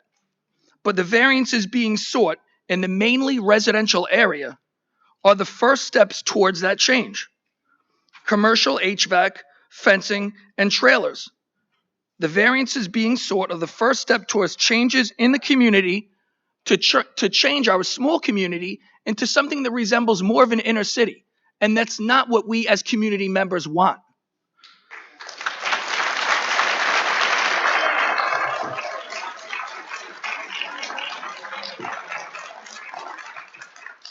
The variances that are being sought are first steps towards a drastic change in our small community. A change more drastic than most people can even foresee or imagine. Changes that will impact our ability to travel in and out of our own town. Not because of religion or race, but because of what our small town looks like. And we don't want those changes. The variances are the first step towards changes that means more congestion, more traffic, impacts our ability to simply drive through our own town. Now I'm going to sum up, and this is an actual sum up. As I stated before, these applications cannot be viewed in a vacuum. The applicant himself specifically stated that these variances are part of a plan for a building. Clearly, based upon the applicant's own words, their own website, all the variances are part of this plan. And that plan is something that the community of Belmore and Wantagh will not accept.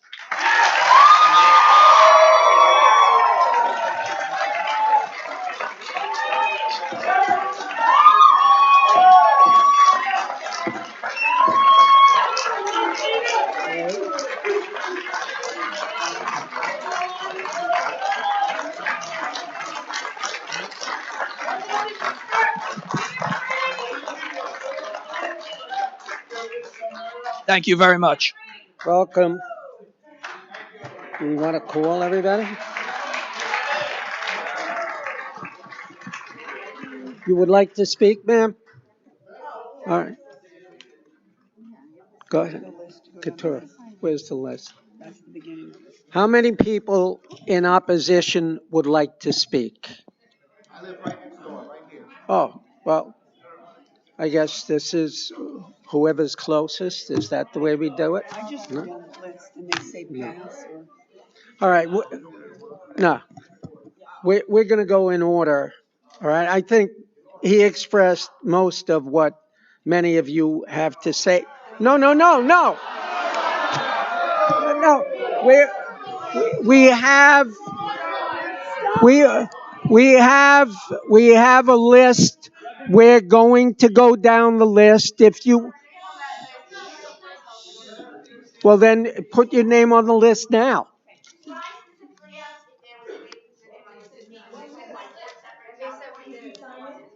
I have no idea what they're saying. Here's the last page right now with space if they want to get on it.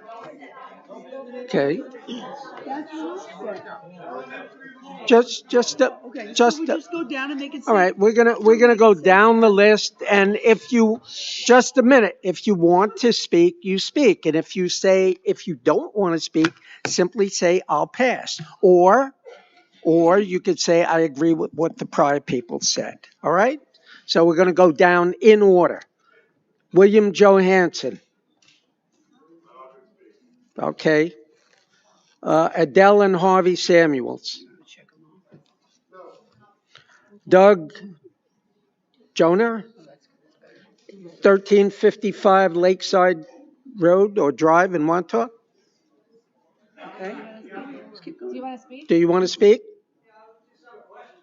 Would you like to speak? So come up. Which one is he? This guy. This guy. And then you can just check off those with red. You're going in order, everybody, correct? Yeah, we're going in order. Why don't you swear all those who want to speak in? No? All right, okay. Doug Fondon, 1355 Lakeside Drive in Wantagh, New York, 11793. I just have a question. Do we have a permit for the fence now?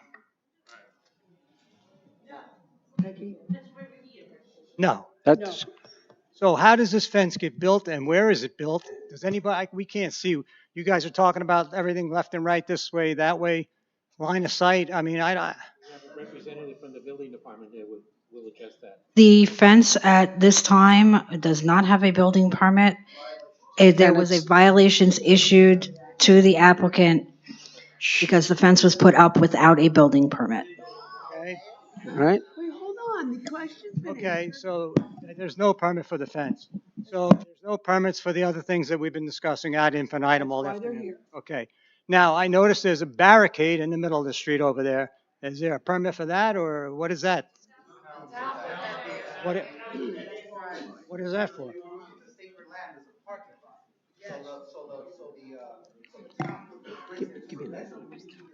Okay, it doesn't look like it's a All safe right. idea though, but, okay, that's my question. Okay, thank you. Anne Marie P. In the first 15 people, there was 4 separate sign-up sheets, so I don't know which sign-up sheets you We've want. got We're on 27 page 1 of 27. Well, that's what I'm saying, I was in the first 15 people. Okay. Well, just- we haven't gotten that far. We haven't gotten that far yet. We're only on number 8. I don't know which sheets you're on, there were 4 separate sign-up sheets. Well, There are 27 sign-in sheets. Okay, all right. Anne Marie Pioli? We, Anne Marie Pioli. Okay, okay. Oops. All right. Gabrielle Eskin? No. There.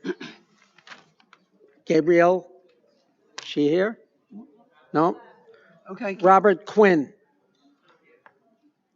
Would you like to speak, sir? All right.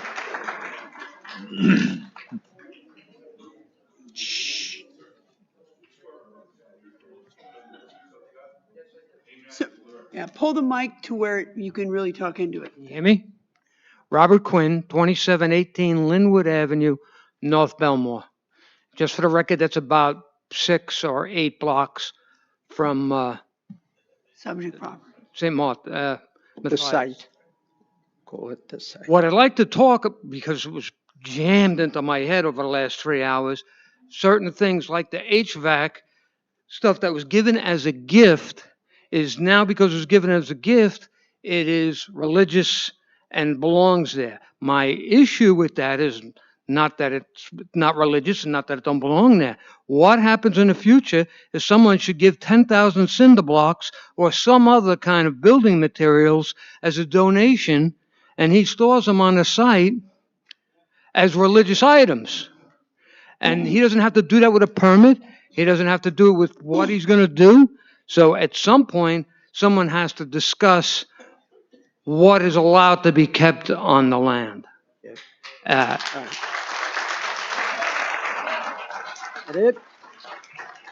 As far as the fence goes, yes, there's 5 feet, but also was drummed into my head while I was sitting here is the building is the only thing that's down as, what would we call it? A Landmark. landmark. So if that's a landmark and only the building, that makes the land, I guess it would be, if they were to put houses there, they would be like the other houses on a block, and they would be turned the other way, which couldn't put a fence over across your driveway. That fence would have to be set back. So if he's going to divide it as regular real estate, that's another issue. And I would like to say, I don't know his name, I'll just call him. Sir, what's your name, sir? My name is Mohammed. Mohammed. I would just like to say to you, sir, I'm offended because I live in the neighborhood that you try to tell everyone that the people in the neighborhood don't like Muslims and don't want them there to worship. I live, like I told you, let me finish, please. How are we gonna get out of this? Because I live in the area, I get to see a lot of the people that go to the schoolyard. Their kids go to the school, so they go to the schoolyard. Nobody bothers them. The kids play cricket in the schoolyard. Nobody gives them a hard time. Everybody leaves them alone. People also here, and there are probably a few people here that worship in houses. In my neighborhood, on Sawmill Road, is a house that has people, you put a tent outside on their side yard, and I don't know whether women go there or men go there, but some go in the house and the others go in the tent. No one has given them a hard time. They've been doing it for 2 years. Nobody getting it. So I don't understand where you want to come with there's a religious problem. There is also 2 other mosques in the area. One been there for 25 years in North Belmore on Newbridge Road, and another one in East Meadow that has built itself as 2 stories, been there a long time. You talk about security, all two other places, both of them hire security to help with the traffic. And it's not to think that someone's going to do something to the people that go to church, no, or the mosque. It's there to help the neighborhood. It's got nothing to do with security, and I'm offended that you say that about the people who live in the area. We welcome everybody. Thank you for your time. Next up, Gary Sidudi. Hello. Is there Gary? Do you want to speak? Okay. Chris Stone. Is he here? Peter Imbriano. Okay. Robert Coyle. Here? No? Okay. Kathleen Lyons. She here?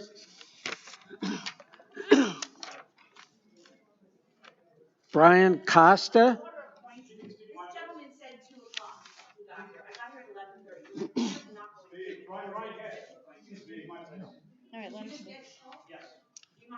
Oh, your name was called? All right, he yields to you. Go right ahead. Yes, and then he's going to want to talk later.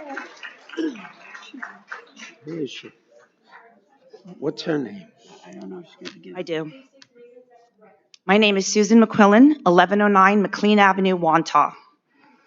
Want me to find it? Yeah. I've got a few things to say, and I am going to speak to what was spoken to today, not the future plans, although I completely agree with the lawyer in terms of everything that he said. Mr. Ali did a very valiant effort at making an argument, by a preponderance of evidence, I might say, that he believes is in the best interest of his congregation, and I admire him for that. However, I'm going to speak in what's the best interest of my community, where I have lived for 39 years. So I'm sorry. He says he's not exactly a newcomer. In my world, yeah, I've been there for 39 years. I've raised 4 children there. I am now raising grandchildren there. So I have a very vested interest in this. I have walked that block for 39 years, ever since I got here. I'm a runner. I used to run it. Now I walk it. He spoke of many different things, and I'm not as familiar with the laws as him, but he talked about an impact and that there will not be a safety impact. I can assure you there is already a safety impact. So this is my statement. I have been almost hit 3 times during their services because they come over, they park on the corner of Oakfield and Jerusalem, and the cars that are not expecting a car to be there will kind of swerve around them. And if you're crossing the street to get to where I need to get home, the cars don't see us. And in the dark, that's a very dangerous situation. So I have personally been impacted. So the safety of the children and the poor people that live next door to it, do not say that that fence being pulled out even further is not going to make it. I'm already nervous for them. I walk that way and I just have to kind of poke it. I would hate to live in an environment that I'm terrified that I'm going to hit a child. I'm an adult who have been walking that neighborhood for, like I said, 4 decades. I don't want one of my grandchildren to be hit by one of these poor people because they didn't know better, my own grandchild. So yeah, I've got a problem. And his idea that it's going to get safer is ludicrous at best. Ludicrous at best. I'm sorry? Your last name Meyerback? No, not Meyerback. I know her too. McQuillan. I'm on the first page. I was the 15th or 16th person here. I think the people here know that. Keep going. Okay. So he spoke about the impact. He spoke about the environmental. There's no impact to the environmental. I strongly disagree. That property was beautiful, and I am a conservationist. I bring my canvas bags every place I go, no matter how small it is. There has been a tremendous environmental impact. Any loss of a tree is an environmental impact. It's foolish to say not so. Hundreds, I'm sorry, I don't count very well. So anyway, he made several false statements. Several. Hold on. I was part of the movement to landmark that facility. I was very proud of that. It was built in 1904 for our African American community, and we were all proud to be part of the community that had such a beautiful church in our environment, and we wanted to make sure that that beautiful church stayed around. So do not tell me that we didn't have the right thoughts and that it wasn't there. Now, he talks about self-imposed. Again, I don't know these 5 things that he kept referring to. I tried to jot them down. Self-imposed, he knew, or they knew, the mosque knew when they bought it in 2021, that it had already been a landmarked facility. So this is just, his argument is spurious and specious at best, because he knows damn well there is definitely a self-imposed, because it was a landmark when he purchased it. So nobody tell me that it was not a self-imposed thing that he's going through. No impact to the sightline I've already spoken to. Moving the fence I have already spoken to. And I also take tremendous offense. I work in a not-for-profit working with disadvantaged communities, and I spend my life fighting racism. I am by far not a racist. I hope in those 750 pages he sees just how often my name is in there, begging members of the community to not focus on the wrong issue, to focus on safety, parking, all of the things that are the important issues here. I am not a racist, and I regret that. So I hope you included those comments in your 750 pages. Supposed to take this down.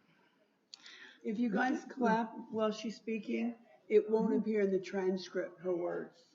But sorry, I didn't mean to do that.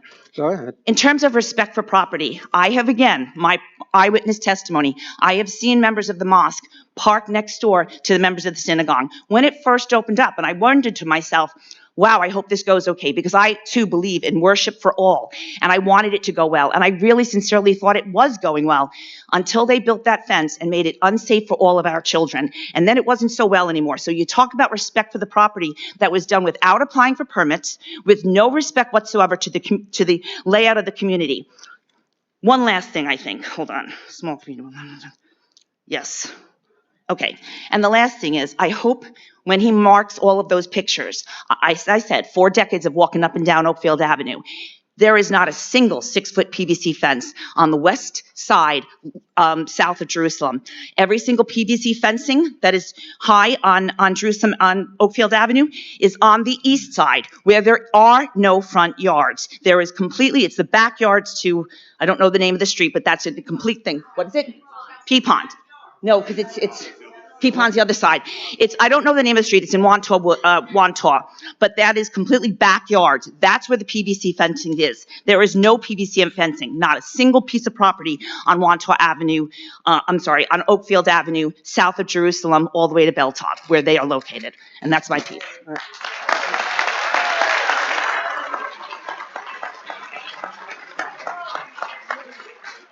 Robert Weintraub, are you here? Okay, thank you. Joseph Sherov. Barbara, no, we're going in order. Just we can go faster. Barbara Kevinin, gone. Everybody's got a... Yeah, go ahead. Gus Halusitz. Okay, thank you. Elizabeth Grasso. Elizabeth Grasso? Here? No? Karen Bender. Gone. Okay. Mike Poliza. Okay.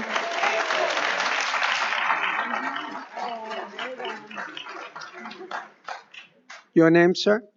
Enrique Reyes, 1246 Oakfield Avenue, Wantaw, New York.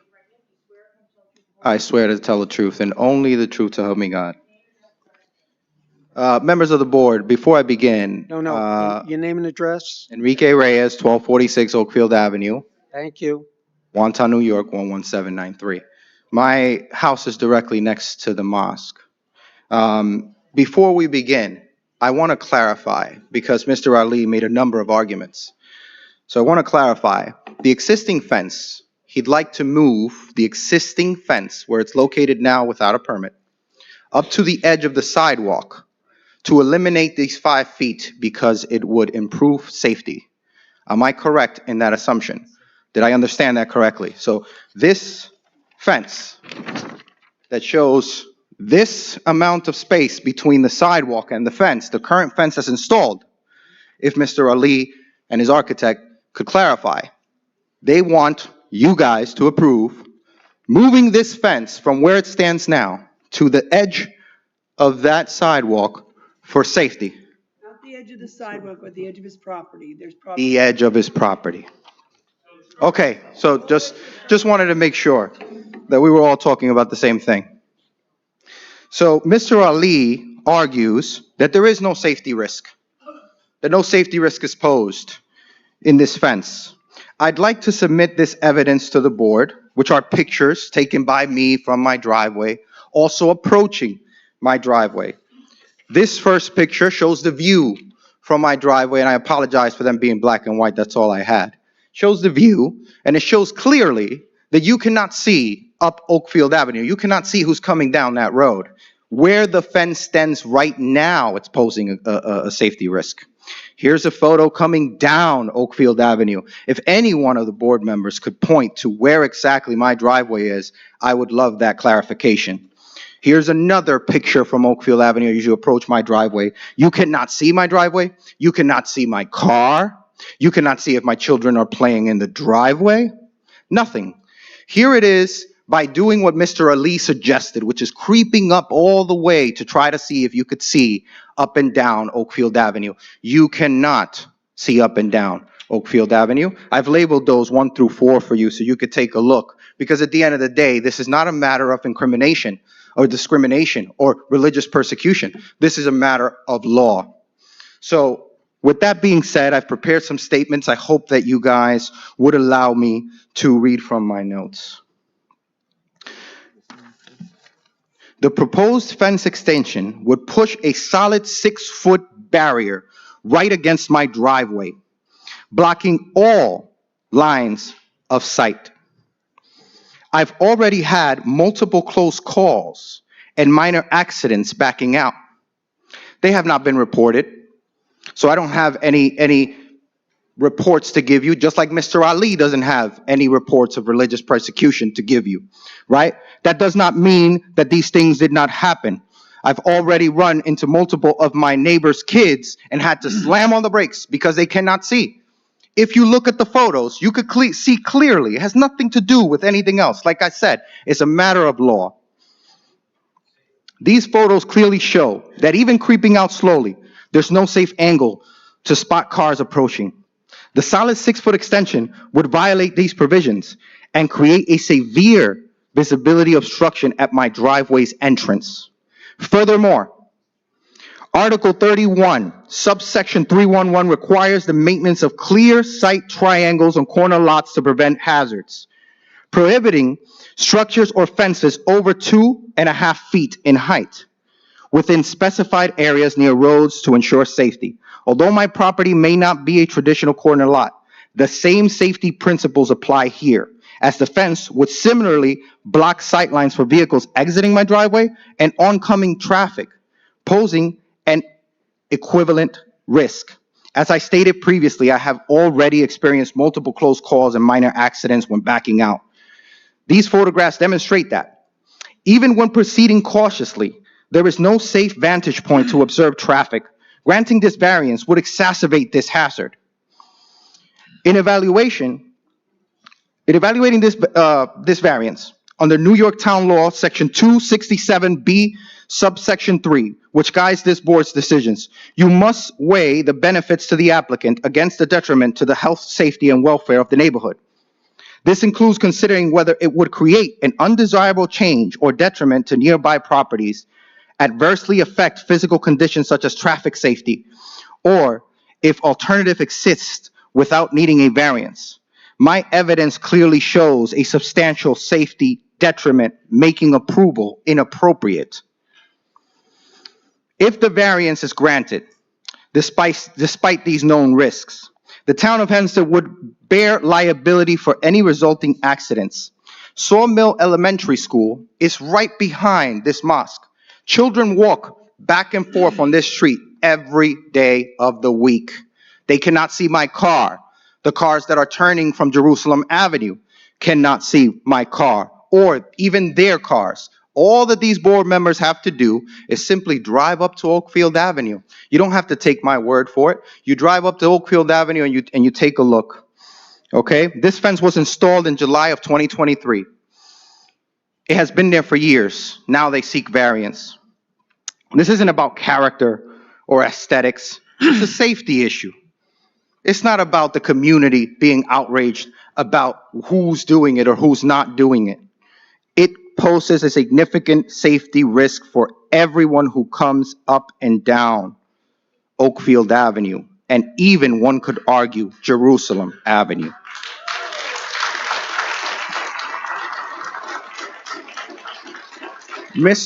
Mr. Ali had argued that installing the fence and allowing them this variance to install the fence closer to the edge of the property would enhance their safety.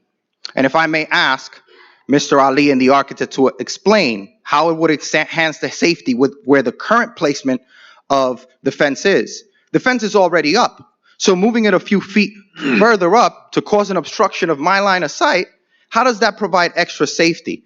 Instead, it makes it closer to the sidewalk, and someone could throw a bottle over it even easier. So how does that argument even make any sense? The hardship that Mr. Ali mentioned, he admitted on the record, he knew it was a landmark. He knew that he could not store commercial equipment on that lot, but he accepted it anyway, and he threw it back there. Here in New York, at least the way that I like to understand it, we don't reward people for breaking the law. We don't reward people.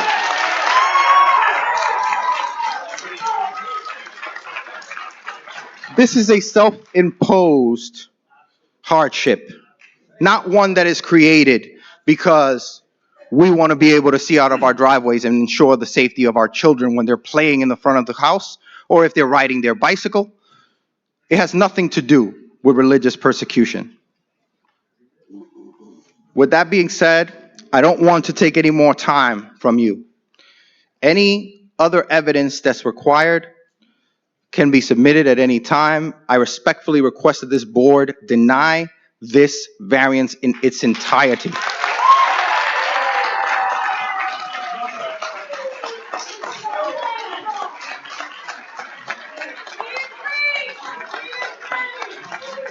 Obviously. All right. Charlene Spinelli, she here?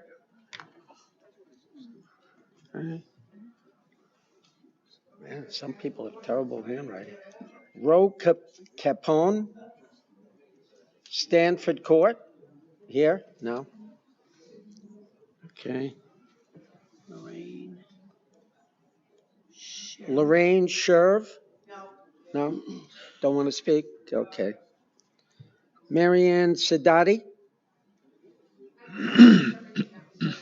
Thank you. Michael Rye? Here? Mr. O'Connell, I guess you're... Jennifer Felsberg?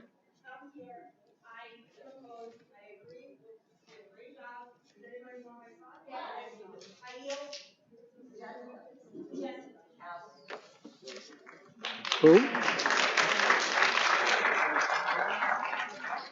Not easy to keep track. Do I need to like swear in or anything, or we? Yes. I know it's been a long day, sorry. Hold the mic a little close because you're going. Yeah, yeah. If someone Yeah. gives If they yield.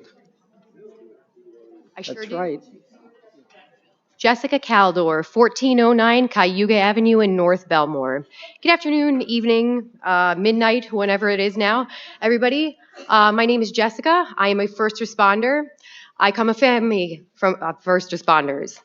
That being said, like Mr. Ali, he was extremely concerned about safety today. So excited about that. I too am serious about safety. So let's talk about that.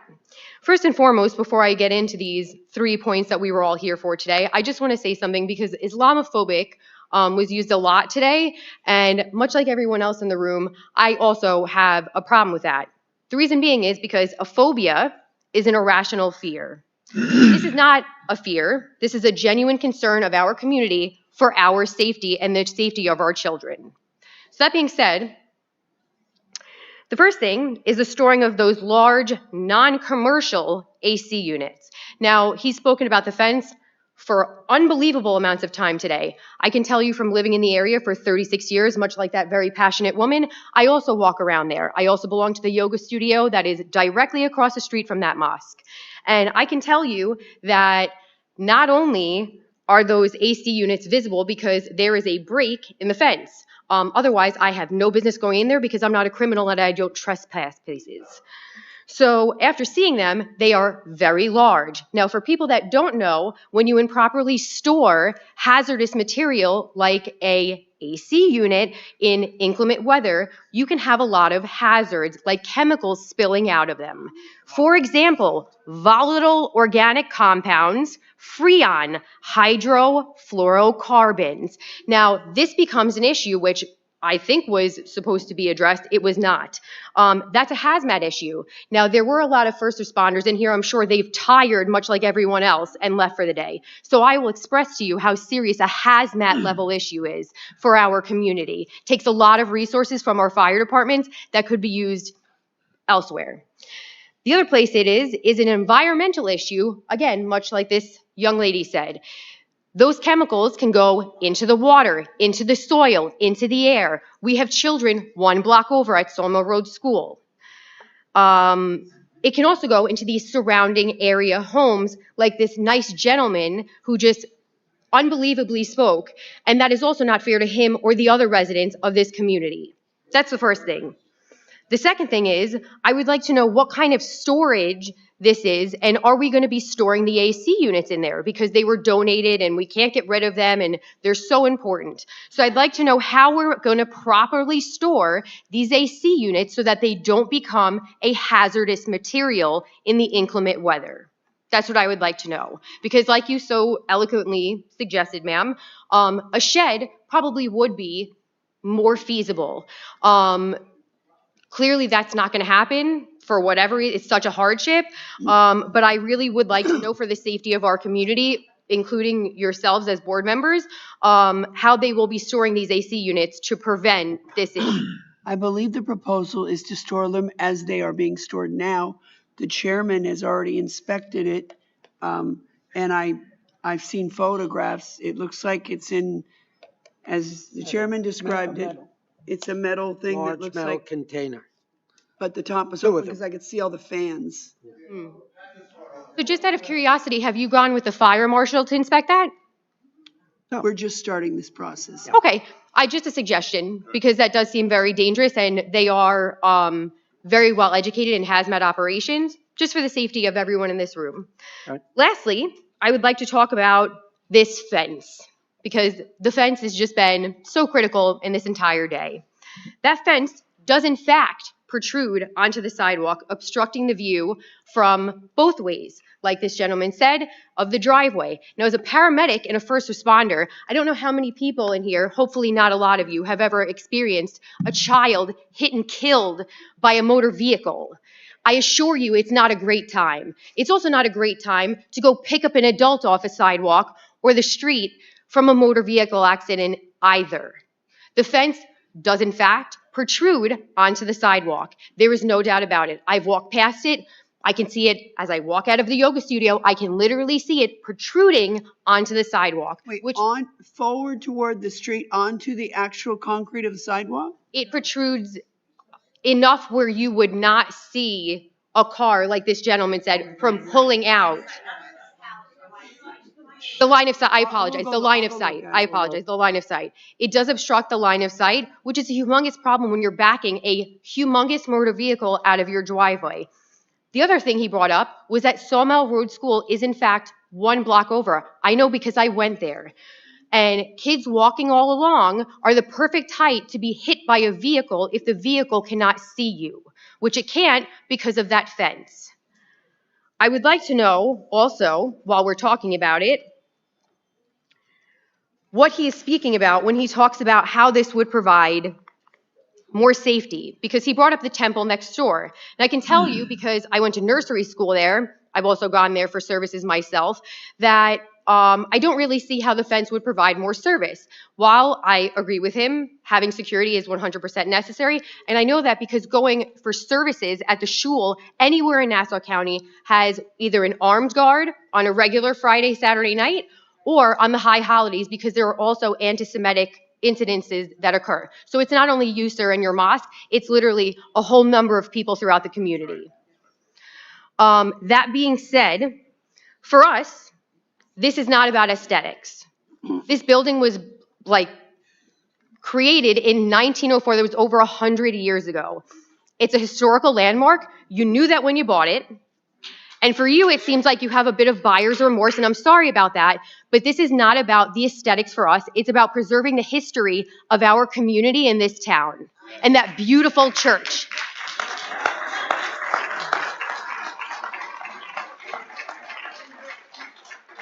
Lastly, apparently it was brought to my attention today, walking in, that neighbors who are here and are in attendance and will be speaking themselves have been threatened by members of this mosque. Something along the lines of, should there be any pushback from their neighbors, something bad or unideal will happen to them. I will let those neighbors come up here. Let them testify to that. Yeah, absolutely. Thank you all for hearing me out. Please be safe out there and have a great night.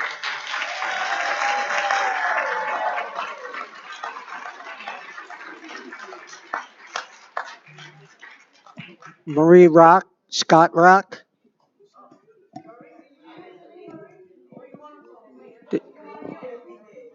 What did she say? Here or not?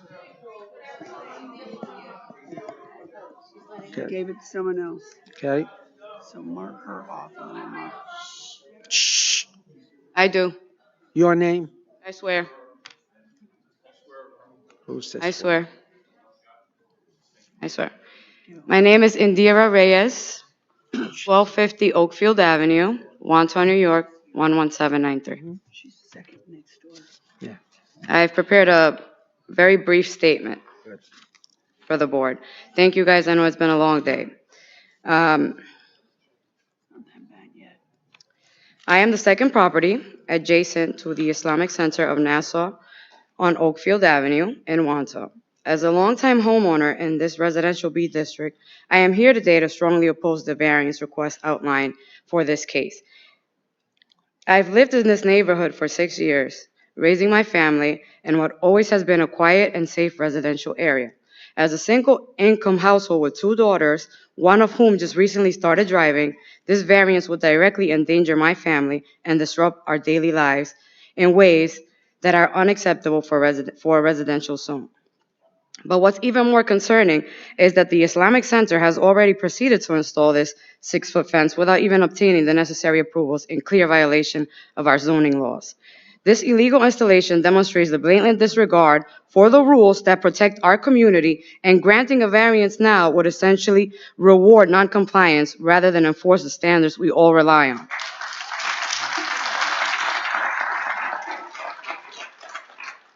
This unlawfully installed fence has already severely obstructed the line of sight from my driveway, creating a dangerous blind spot when exiting onto Oakfield Avenue. My property is positioned as such that clear visibility is essential for safe maneuvering, especially during peak times. With the fence in place, my daughter, who is a new driver, has her view completely blocked, increasing the risk for collisions with oncoming traffic and pedestrians. We've already experienced multiple near accidents due to the heavy traffic generated by the center's activities. Vehicles speeding by or making sudden stops and making U-turns in front of my home. Safety should be paramount in any residential decision, and retroactively approving this would put my family and potentially others in our neighborhood at an ongoing unnecessary risk. Beyond the fence, the congregation's activities have already created a persistent issue that violates the spirit of our residential zoning. My driveway is frequently blocked by parked vehicles during services or events, forcing me to wait or have to confront drivers just to access my own home. These problems aren't isolated incidents. They happen regularly, and they have only worsened over time, contributing to congestion that makes simple tasks and leaving for work and to take my kids to school a precarious task. I urge the board to deny this variance request in full and to take appropriate enforcement actions regarding this illegal fence, including its prompt removal.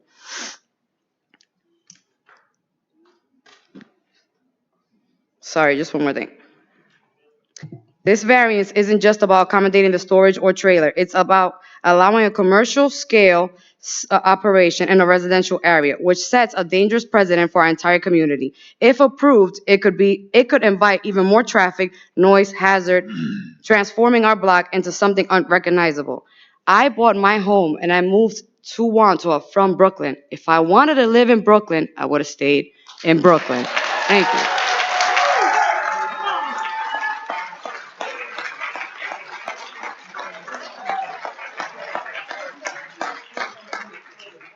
Joseph Castro, not here. All right, Maria and Gary Stryker, are they here? Nope.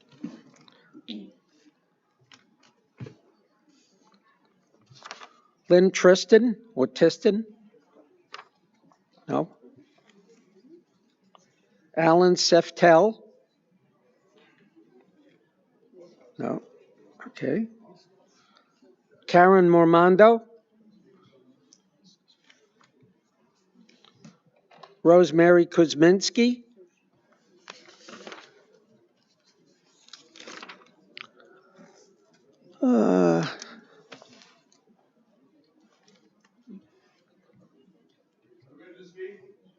No, wait a minute. Zaranda, 1242 Oakfield Avenue in Wantagh? Zaranda, yeah, that you? I thought she passed her Come time on, off. someone just get up to the podium.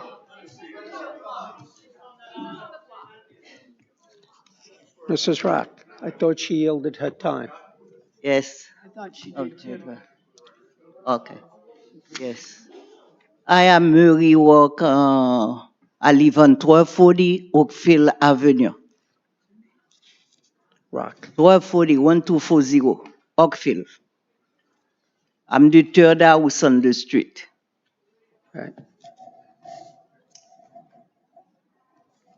Yeah, she did. She yielded her time. Okay. Yes. When I come on Oakfield 40-something years ago, I built this house in 1984.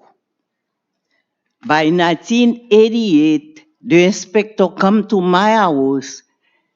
He told me, you got tenant. I say, yes, because I built the house to get tenant. And he said, no, the area is a residential area, you can get tenant. I said, really? He I paid to make a kitchen, this, that. He said, you have to move the kitchen. I said, okay. Finally, he told me I could go to the court with the town. The inspector told me that. And now I have to completely have to make new architecture things to put the second kitchen. Since that, I paid tax so high, I was on Brooklyn. I leave Brooklyn because for parking, for everything. But I come here now, I see same thing. I just go to Walgreens, take my medicine. When I coming back, I don't got space to park my car. Just 5 minutes. I don't have problem with that because it's a street parking. What my problem is, when somebody come in, We don't talk about the religion. We don't talk about color. I'm black. When I come in the area, it was only me black. And I was welcome. People come and visit me, everything. The town send me a book, everything. I know this area, we got security. I was there. I'm working on Brooklyn, 28 years. I'm working on the school bus. When I come in, I do another job with the doctor. I come in 12 o'clock in the morning on the street, easy. I take a train, come home. I never have a problem. I know the area is secure. When my tax is high, like I'm senior, my tax is very high. I don't have no problem with that because I see the difference on Brooklyn and Long Island. Now no more a difference because people put, before you got different kind of fence. Now the white one come in, everybody white. And now the way the fence is just put on the corner, it closed the street, that's true. When you coming down, last night, I go out to look at the sign, if it is exactly today the apartment. You gotta see it's very dark because the fence, light from Jerusalem don't affect anymore on my street. The street is very dark. It's not the people, the tenant, the neighbor concern for security. Security is everybody. You, me, all the people. But don't forget, Mr. Mohammed don't live on my street. I am the one live there. I'm the one have a complaint. He don't got no complaint. He do his job. I understand. But if you am complaint for something, believe I have the problem. Okay? I don't got good English. I don't talk too much.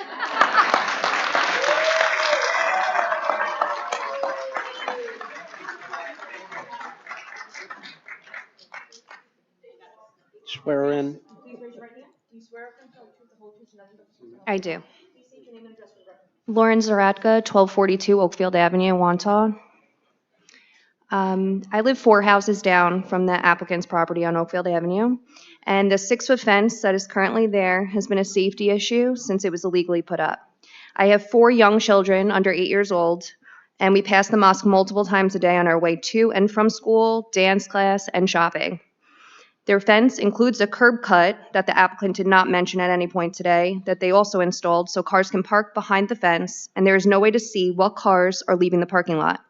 My children and my stroller have been very close to being hit, even with their security at the gate that was described by the applicant. Their security does not direct traffic or facilitate safe sidewalk crossing in front of the parking lot exit, contrary to what he said. Thankfully, the town put concrete blocks there more recently to stop the cars from pulling into their makeshift parking lot. And a big question remains as to when and if that curb will be restored so that the big concrete blocks in the middle of the street can finally be removed. The makeshift parking lot was also created by decimating the landscape and removing all of the beautiful mature trees that were on the property. The removal of those trees resulted in the displacement of wildlife and created a rodent problem for surrounding neighbors. The fence in question completely obstructs my neighbor's driveway, and it's impossible for me to tell if a car will be pulling out of their driveway when walking southbound on Oakfield Avenue. I can't let my children bike that way anymore because it's too dangerous, and I'm scared they'll get hit by a car. I know the applicant thinks that fence that was put up illegally does not pose a danger to the community and should be able to stay or move even closer to Oakfield Avenue because he says so, but it is dangerous and a safety concern to neighbors, including myself, and most importantly, my children. My number one priority is the safety of my children, and I hope the town refuses to make exceptions to its own codes in order to keep its youngest, most vulnerable residents, its children, safe. This is not about tree line aesthetic, as the applicant has stated many times, but this is about my children and everyone else's children who walk or bike past this property. Is a religious group's right to privacy more important than my child's safety? And I continue to question, does the RLU IPA law hold more importance on practicing religion over residents' children's lives? The applicant seems to think that because no one has been killed yet in an accident, that the fence is fine. My kids are very well-behaved children, but children at that.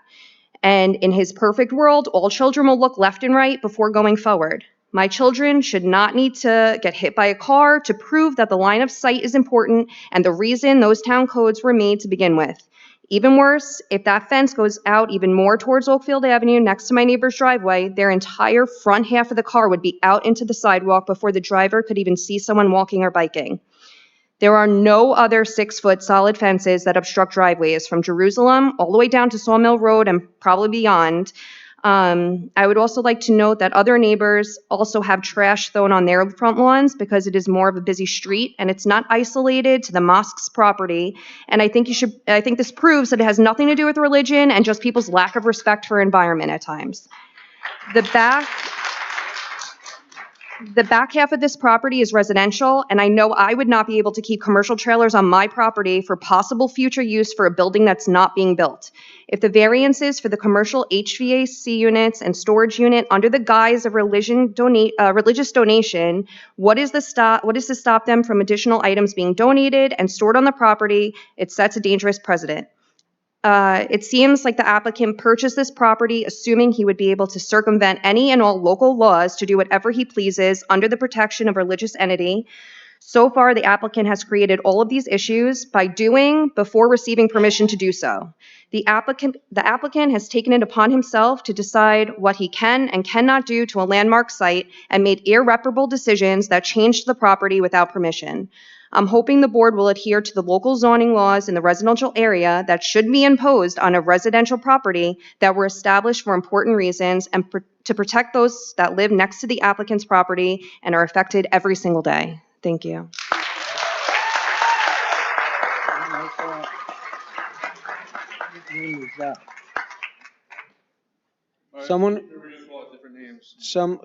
Just a minute, sir.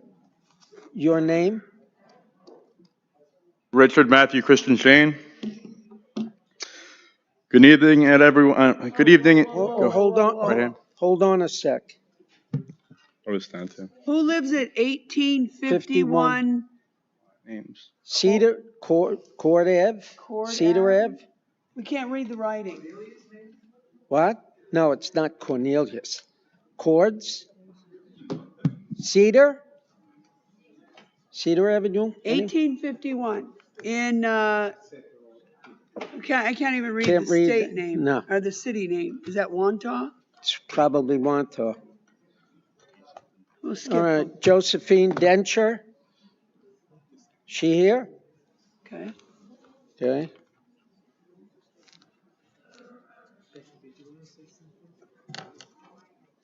Who's that bottom one?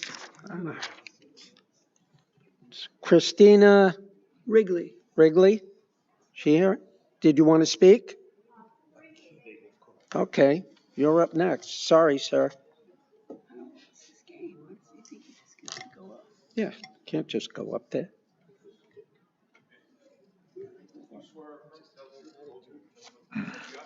I do. I'm Christina Wrigley. I'm at 1338 Darby Road West in Wantagh. You have to speak up, please. I'm sorry, I have a vocal condition. You hear me? Can you hear me? Yeah, that's me. Okay, thank you. Did you get my name and address? Yeah. Okay. I just wanted to reiterate about the beer bottles and the debris and all the things that he said about that. I've lived in the neighborhood in North Belmore, a couple blocks away in one direction for 22 years, and then in Wantagh for the remaining 70 years of my life. And I walk past that spot every day to Dunkin' Donuts and back, for a long time. And there is always debris there. There's garbage, there's beer bottles, there's soda bottles, there's wrappers. When the past owner was there, well, the previous tenants, the pastor and the church, St. Matthias. I used to help them pick it up sometimes because he used to get so annoyed about it. It is nothing new and it is nothing personal, I can assure you that. My daughter lives right across the street. She welcomed them to the neighborhood when they came, told them they could park in front of her house. She didn't have a problem with it. I went and welcomed. I was met with, like, not really welcoming people. You know, they really were not interested in me welcoming them to the neighborhood, or nor my daughter. I think when you want to be in a community, you have to be part of the community. You have to follow the aesthetics. You have to follow the rules. You have to follow what the community wants. You have to actually want to be part of the community. You can't just come in, change the rules, change the laws for yourself. And you can't make up that you're not welcome, because you are not going to be welcome if you don't act welcoming and you don't accept the welcoming. You know? This is our community, and you are coming into it. You have to become part of it if you want to be there. You can't expect us to bend to your rules. You have to want to live there. This is our home. Thank you. That's it. I yield. Michael Petito, is he here? Guess not. Joanne and Brian Thier, are they here? Igor Grichinel, would you like to speak, sir? You're going to yield. All right. Go ahead. He yielded his position to you. Everyone hear me? Yep. I do. Richard Matthew Christian Shane, 3079 Shore Drive, Merrick, New York. Office address 3242 Railroad Avenue, Wantagh, New York, 11793. Good evening and thank you for giving me the opportunity to speak. My name is Matt Shane. I am the largest commercial real estate broker east of Manhattan for the past 7 years now, according to MLS. I deal with hundreds of millions of dollars worth of property annually. And again, I sell properties from Montauk all the way into Manhattan. My career is built around understanding how neighborhoods evolve, how land use decisions shape communities, and how quickly small changes can snowball into major impacts. On Long Island, if you give an inch, very often it becomes a mile.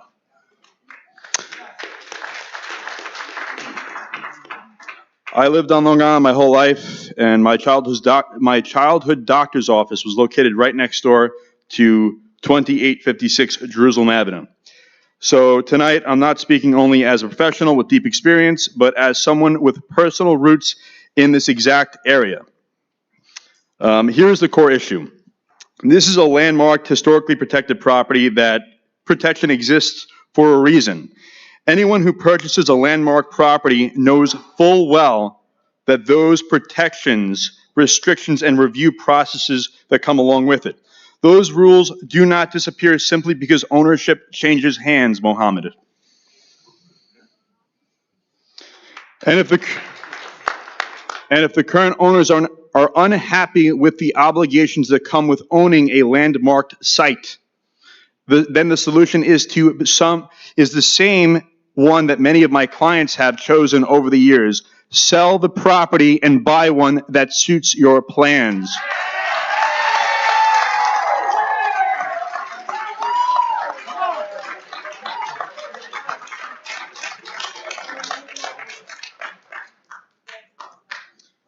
What is absolutely not an option is rewriting landmark protections after the fact. We have already seen multiple unapproved actions taken on this site. A trailer placed there without authorization. A fence was built illegally without any approval from this board. And now we're being asked to normalize those violations after the work was already done. This is not how zoning works. This is not how historic preservation works.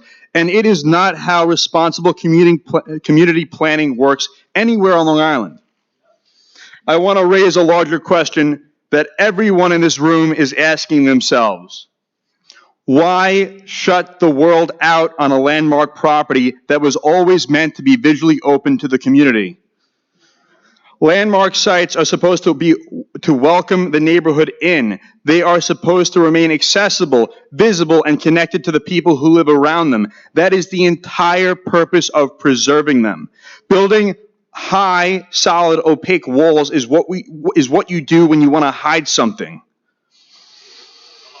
It is what you do when you want to close yourselves off. That is what correctional facilities do, not community-centered institutions. A property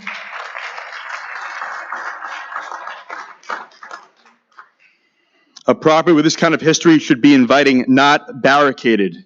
It should be part of the neighborhood, not sealed away from it.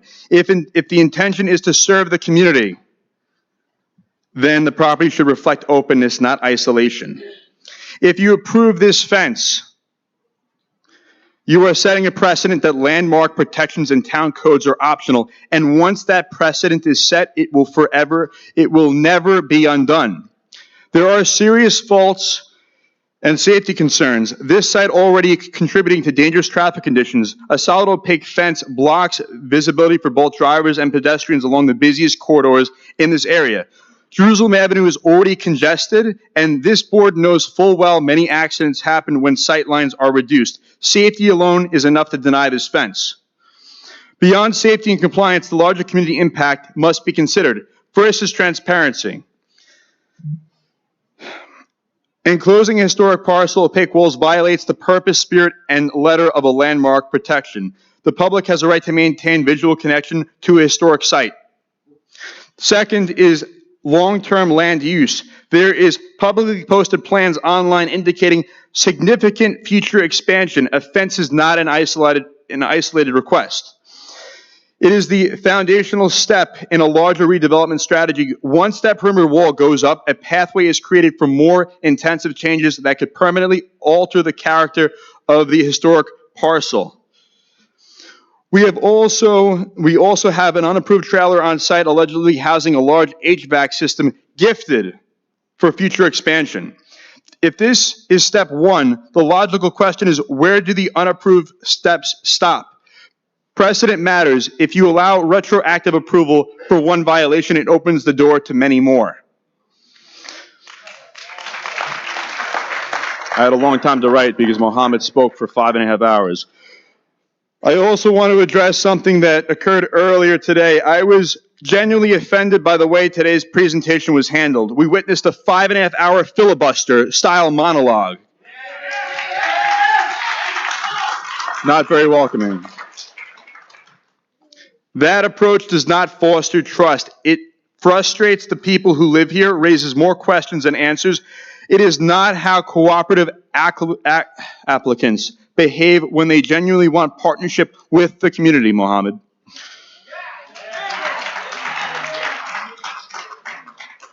Let me be very clear. The frustration you are hearing from residents is real. The situation is upsetting a large portion of the community. People do not feel heard. They do not feel respected.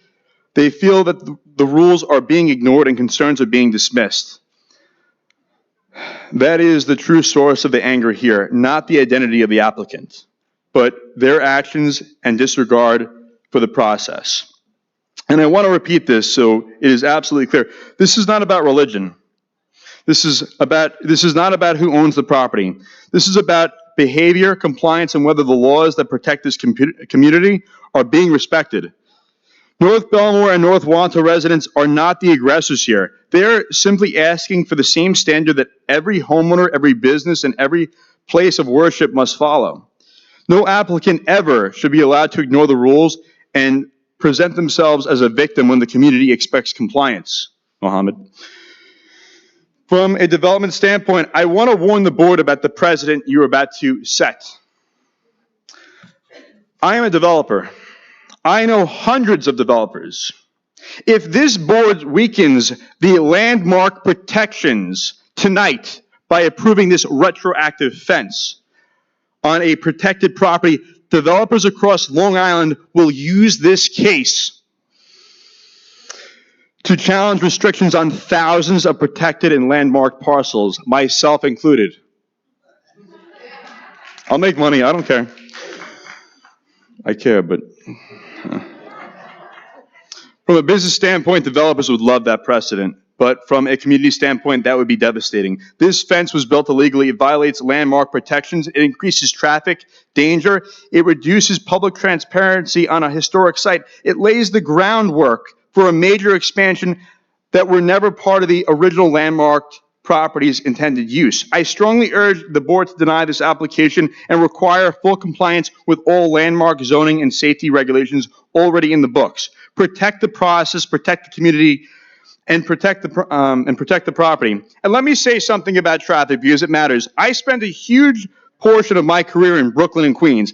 I see what happens when land use decisions are made without thinking about long-term congestion.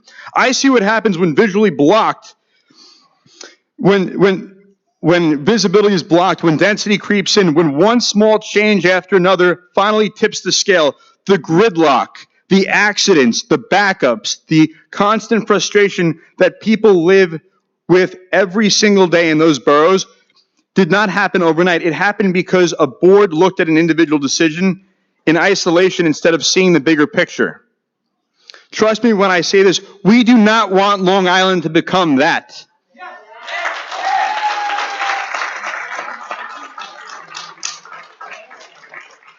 We do not want Jerusalem Avenue turning into another jam corridor where safety is compromised and congestion is the norm. A solid fence. Hold on.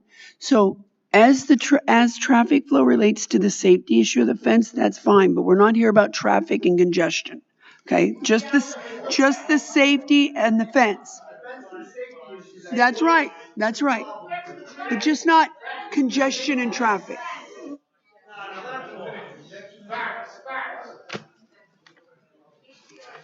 We do not want Jerusalem Avenue turning into another jam corridor where safety is compromised and congestion is the norm. A solid fence on a corner like this is exactly how that kind of problem begins. Traffic is already strained here. Adding blocked sight lines will make it significantly worse. We cannot afford to repeat the mistakes of Brooklyn and Queens on a road that is already overburdened. And before I close, I want to make one final request that speaks directly to the fairness and accountability. Every homeowner, every business in this town knows what happens when you build something without permits. You get fined daily until you correct the violation.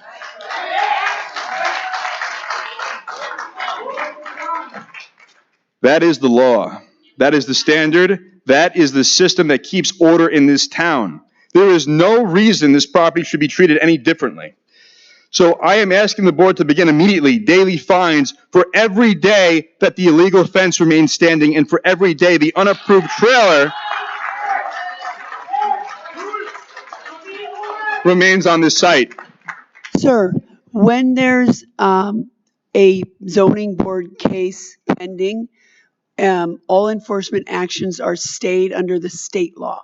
So he has a case pending, we wouldn't be able to cite him on a daily basis while this case is pending. And that's a matter of state law, not the town of Hempstead.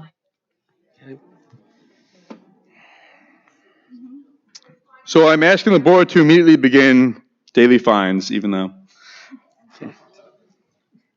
I can ask. Can ask. That the illegal fence remains standing. No exceptions, no delays, no special treatment. Violations are clear. The process has been ignored. The community deserves enforcement. This board has the power and the responsibility to uphold its own code, just as you would with other property owners in the town of Hempstead. Tonight is not simply about a fence. It's not simply about one property. It's about whether the laws in this town still mean something. It's about whether landmark protection still means something. It's about whether the people who live here and pay taxes, raise families, and follow the rules still matter. If this one illegal fence is allowed to stand on a protected landmark, then you are not making a small decision. You are making a generational decision.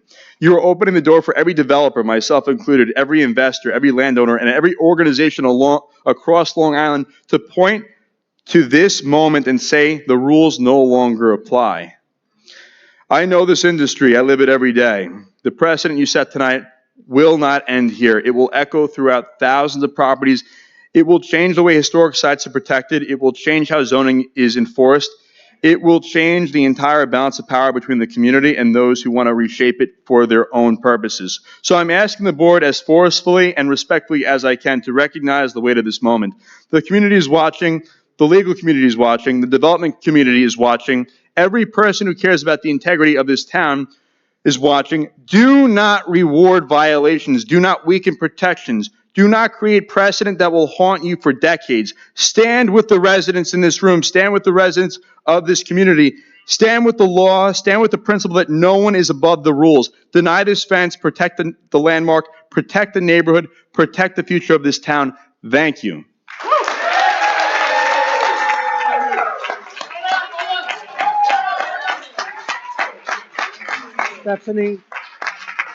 Stephanie, you need a break? Okay. Can I just All ask right. one question before? Did she say she needs a break? She needs a break. Can I just ask one quick question? Okay. Mr. O'Connell, it's my understanding that the trailer was evaluated by the building department as a trailer being stored on the site. Now we've had testimony that it is in fact serving basically as a shed. It's being used for storage. So according to Ms. First, that may very well give rise to a parking variance analysis by the building department being required. And it would be a parking analysis from the whole premises, I assume, but I'm not positive. So we'll take that up later, but I just wanted to make you aware of that, given that the testimony was that it is being used as a storage shed rather than just a trailer being stored. You know, a full site plan review was submitted. And it's under a different application. But I think it was submitted as a trailer being stored on there, not as a trailer that is serving as a storage shed. Gotcha. Okay, so anyway, for that, that's all I needed. Yeah. Wait, we just have to give her 10 minutes for her hands. It's not because we want to. Believe me, we want to go too. So go ahead, Stephanie. We don't have a choice. She has to.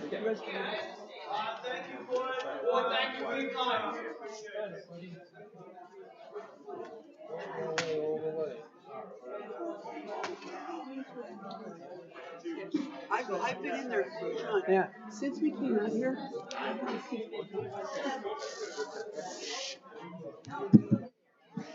Right. Let's put it.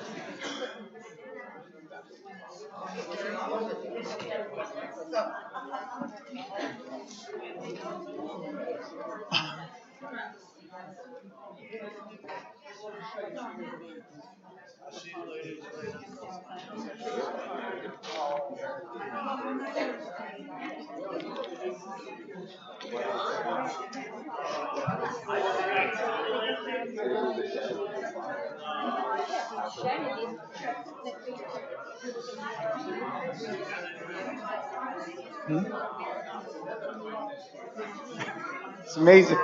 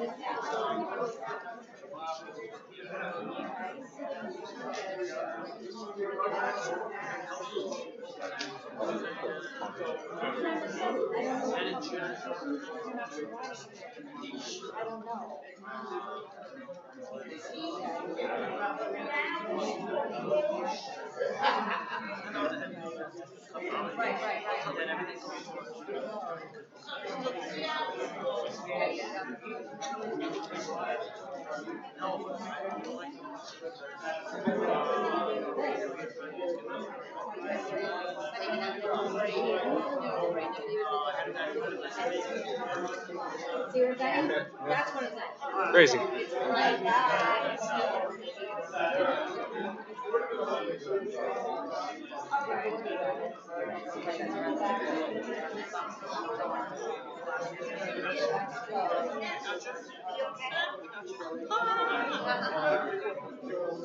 Gotcha.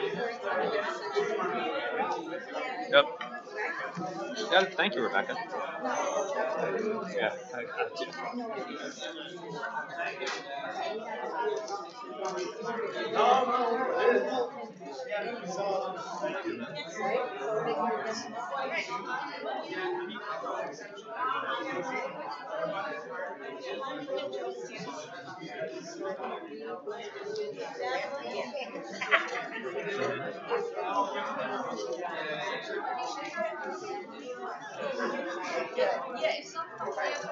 Got it.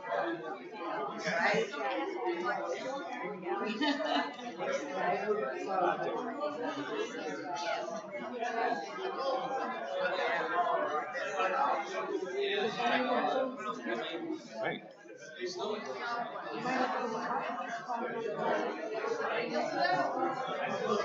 Yeah, exactly. I hear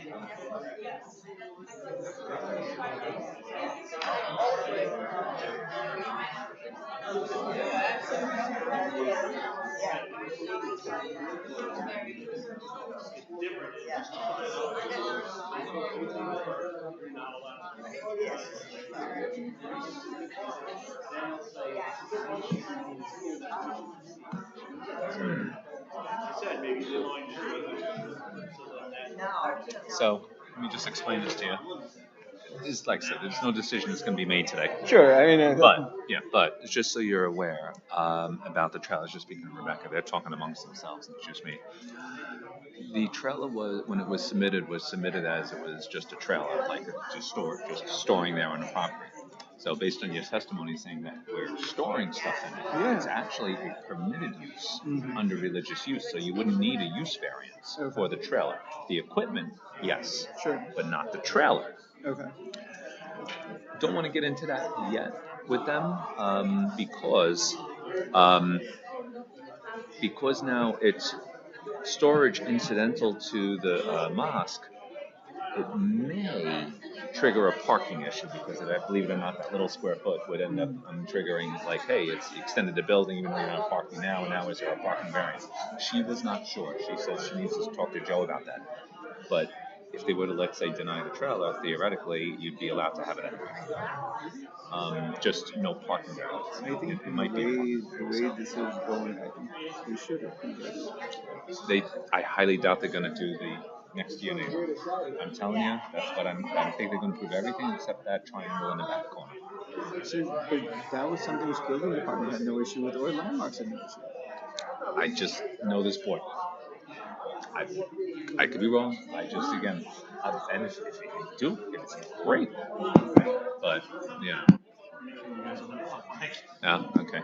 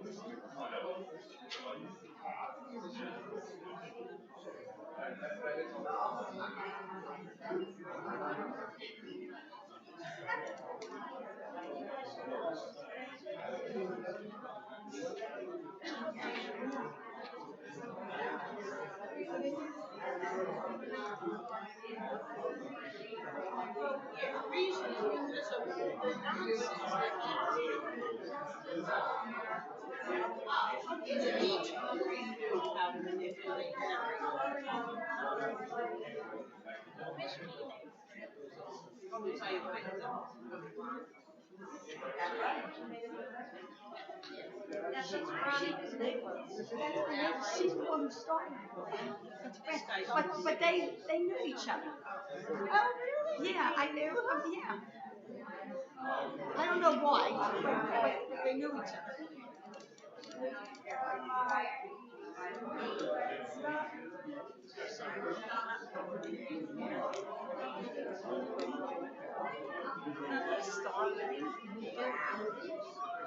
You give them hell when you. I'm not too talking. Oh, you're not? I'm not. No, I'm not. I didn't write anything down. Just want to say what's in your heart. Oh, give them hell. That's all. I can't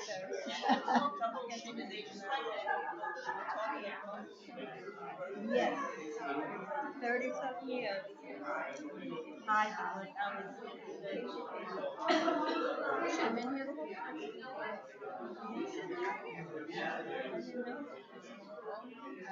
I got fooled by that. I got fooled by the signs up there that said wheelchair. Oh, yeah. Really?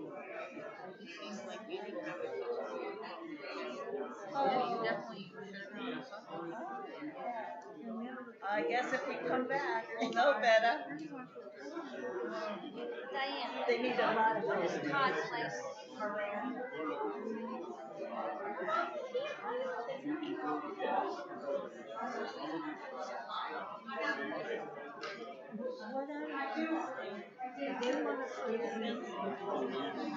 Right? Yeah, I'm going to add on to the project here. Because if you put a fence around the whole church, then how do people really know about the streets and that we say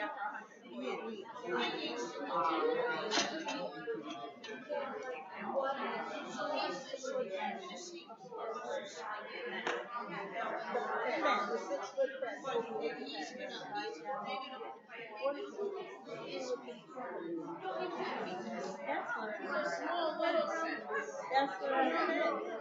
That's what we want to do. What's another fence put that on? Yeah, even in the front. By the way. So I'm right there right now. That's second time.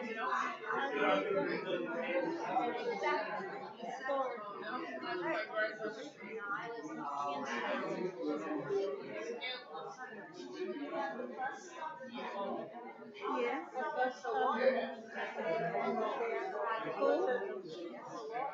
Yeah, we did. Because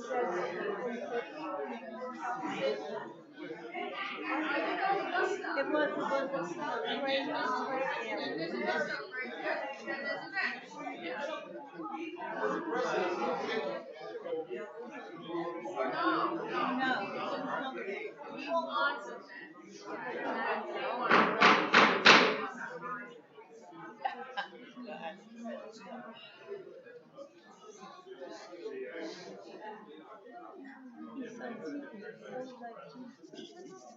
All right, let's continue. Can you make out his name? 1431 Chelsea Road. Richard Sheehan. Okay, is there a Richard Sheehan in the audience? 1431? He left. No stamina. Richard Rosenkrantz. No stamina. Gerald Ducey. Okay. I've got I celebrate. guess Julie Meredith, Worth, Worth.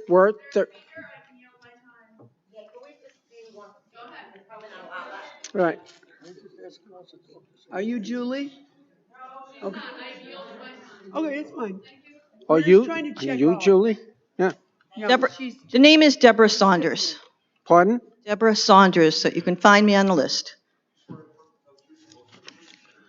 Yes. Deborah Saunders, DebraSaunders, 890 Annette Drive, Wantagh, New York. Before I begin, I'm asking everybody here to hold your thoughts, reactions, responses, so that I can keep my line of thought going straight. I'd appreciate that. We'll interrupt. My opposition to the variances in this case is centered only on the facts related to this being a residential B property, and that the property at 2856 Jerusalem Avenue, Wantagh, New York, has landmark status. It has nothing to do with any other reason that I am speaking. I'm beginning with my notes that I wrote based on what Mr. Ali had said. The temple fence, the temple, I should say, across the street of Oakfield Avenue has a fence. It's in the rear of the property. It is not on Jerusalem Avenue in the front of the building. It is not on the side of the building on Oakfield Avenue. The temple has a permit for that fence.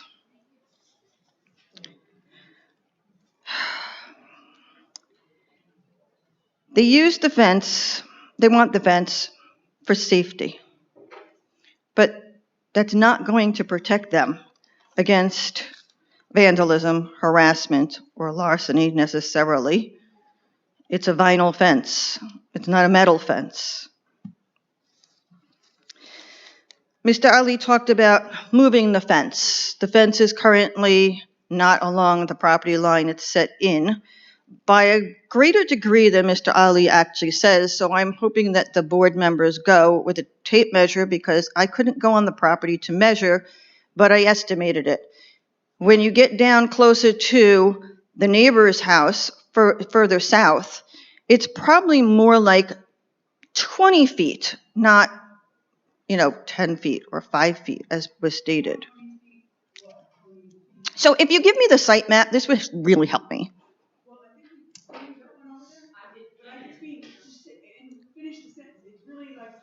It's at the southern line, right, where the current fence is compared to the property line.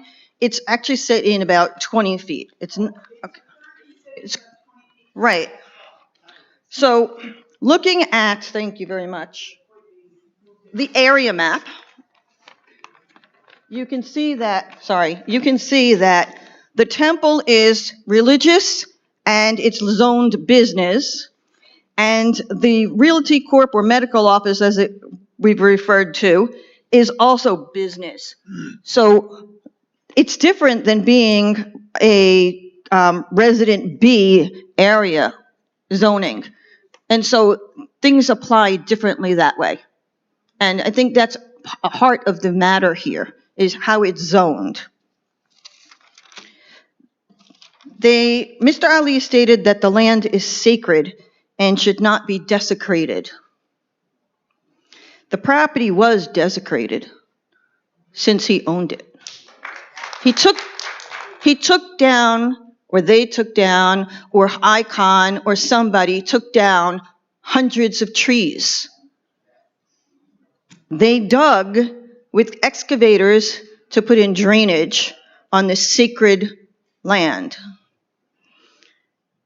They put gravel down on this sacred land and used it as a parking lot.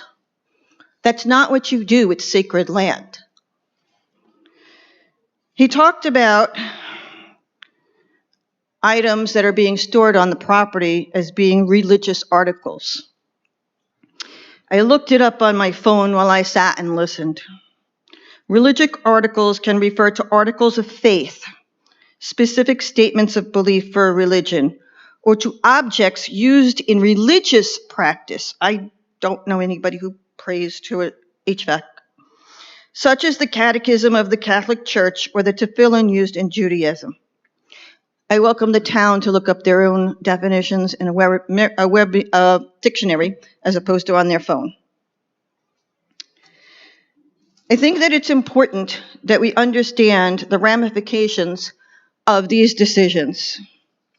Permitting Icon to enclose the landmark church will make it so that none of us gets to see it. So landmarking it kind of is scary because it means that it's useless to us. It sets precedents that affect sites not just here in our town, but across the entire country. Just as Mr. Ali cites all these cases that he submitted, so shall everybody else across the country for the future if we are going to allow certain things to happen, like storing these things on properties. Sorry, I don't want to rip this.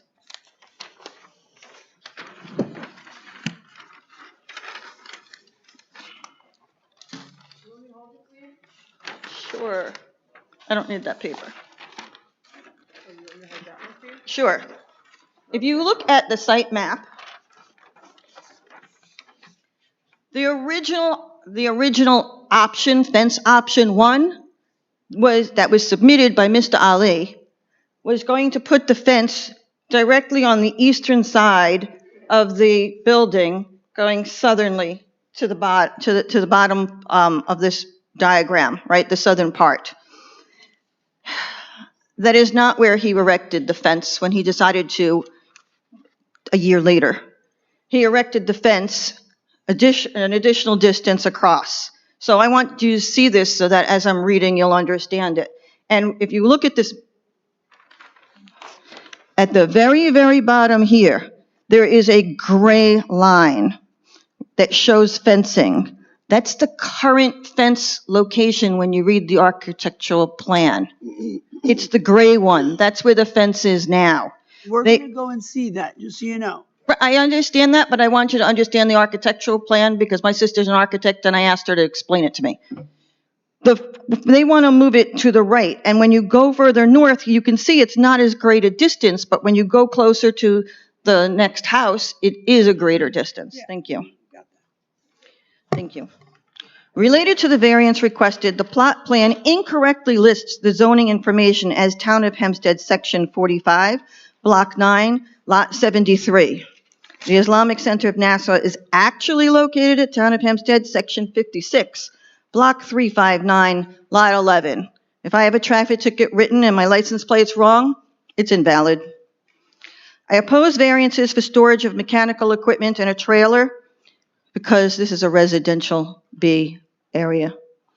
The variance related to, this applies to the trailer too.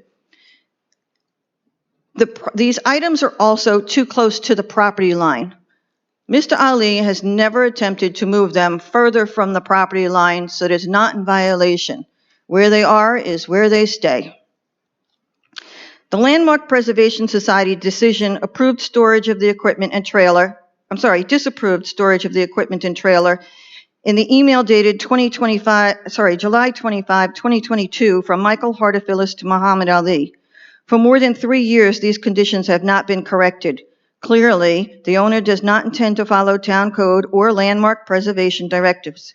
Precedents should not be set allowing the storage of mechanical equipment and trailers on Resident B properties. I'd like to know whether or not the Town Landmark Preservation Society has any power at all, and if not, I'm not sure what they actually accomplish. I oppose the fence variances. The petitioner knew where the current fence should be placed and blatantly ignored the information because locating the fence in option 1 was not desirable. The email from Landmark Preservation states where the fence must stop along the rear property line, and I quote, "A 6-foot-high fence will be placed on the southern property line until and not to pass the Oakfield Avenue wall of the existing building. Fence option 1 plan shows the eastern side of fence starting at the southeast corner of the church running south. The notation on town records for fence option 1 states, and I'm pretty sure it was Mr. Ali who put this, And I quote, "This is the option as discussed based off the red box that you drew showing where the fence can go up without having to go to BZA. Option 1 shows about 80 feet of fence. The actual current fence is about 164 feet in length, more than twice fence option 1. When we go out there, we have clarified earlier with him and his architect where the current proposal is, whether he has other wishes, but those aren't what's before us now, including other fence wishes, I think.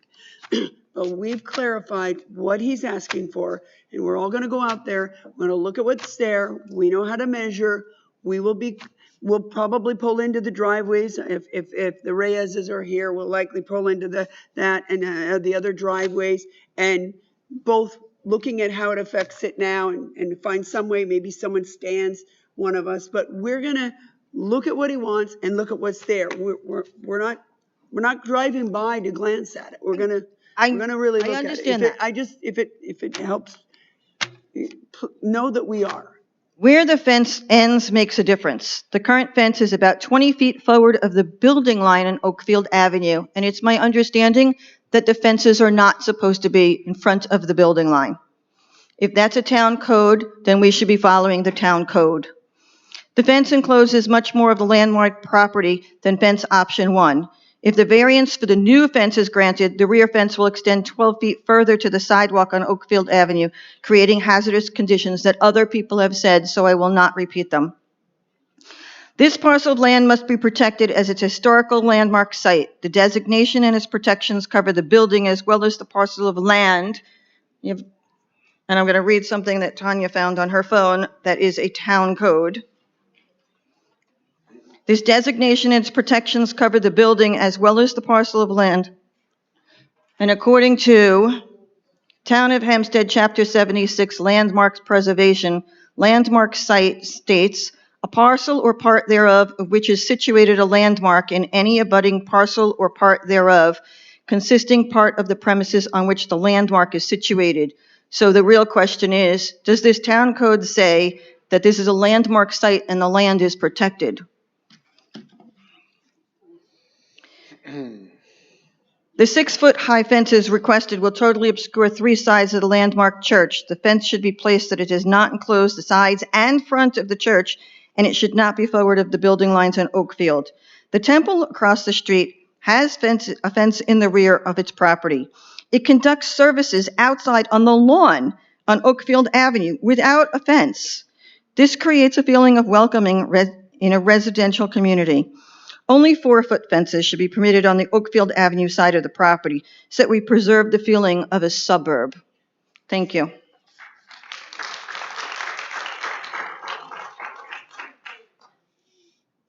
Alex Coelho? Here? No?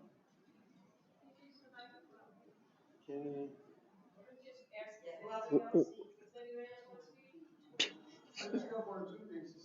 All right. Like what I said about 2 hours ago. You still fall off the thing. Yes, I swear. My name's Christopher Moore. I live at 1293 Lakeside Drive, Montauk, Long Island. I'm about 2 blocks away. I drove past the area and I've walked past the area when I was in health with my child and with my dog. It's a very dangerous, dark area as of now, as we speak. Now, as far as garbage on the outside of it, everybody in this town knows in the residential area, we put out recycling every day, every week. Everybody knows that cans are blown over and cans blow up on everybody's lawn. Everybody goes out and picks it up and we wave at each other. We don't persecute. They come in as being bullied, but we're the ones being bullied. They're coming in and they're asking for forgiveness and not permission, or to everything they do. And when you do go there, I would like you to go there on a Friday afternoon at about 3:30 and see how congested that area is. And when you do check the parking lots where the fence are, the driveways, when you're pulling out, keep in mind, there's kids on bikes, or bring your child on a bike and let him ride up and down the block as you're coming out and see how scared you are. It's a matter of respect, and they're giving no respect. When I say them, I don't mean that religiously. I mean it's a sin, basically, how they prosecute us as being as being the bullies, when obviously we're being taken over by this fence and being called, bullies, and that really upset me. Thank you.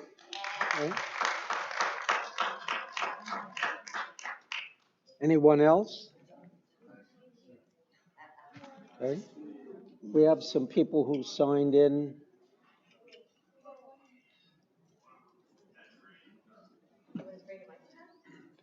Ma'am, if you would like to have a seat, we can bring the mic to you. That'd be good. Okay. We have some people who actually signed in. My name is Lenore Parker, 1281 Peapon Road. I lived here for almost over 40-something years. I raised 10 kids here. How many? 10. Oh, you're lucky. Yes, I am.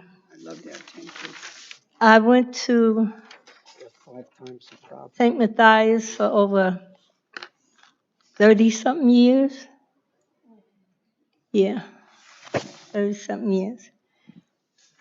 And I didn't write anything. I'm just saying this from my heart. The fence, like, if I understand, he wants Mr. Muhammad, that's your name? Whatever. Muhammad, okay. The fence wants to go around the entire church? No. Front and the back? Not the front. The entire property is 6 foot? No. Then if you do, no? That's not. Oh, if you do that, how are we going to know that the church is being preserved and in this, what's the word? This, yes. And I have a thing about it was built by slaves and historical. It was built by slaves.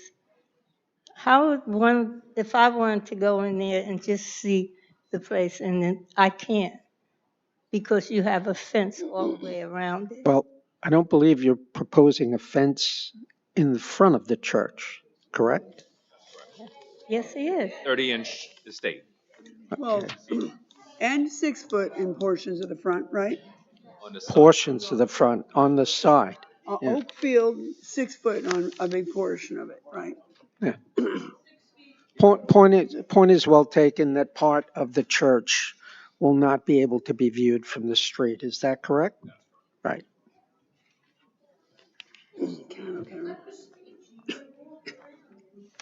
Oh. We're letting her speak. Go ahead, ma'am. Just a minute. Let the lady finish. Okay. I just have I'm sorry. I didn't even get my words together, but I can't see a fence going all the way around and the church is there. And we can't see the church. No one can see the church. The people that died for that church, they're not buried there, but Shirley Hardy and Catherine Daniels. I hope they're watching me and I'm getting my words in right. That would be a highly mistake. And I have this to say. You said it in so many words that North Belmont is racism. We're not racism. I've been here 40-some years. Can you imagine how many church have been there? And when they come there, I know everybody, I know mostly all of Belmore. Or Miss Parker, that's what they call me, Miss Parker. I've seen a lot of kids grow up.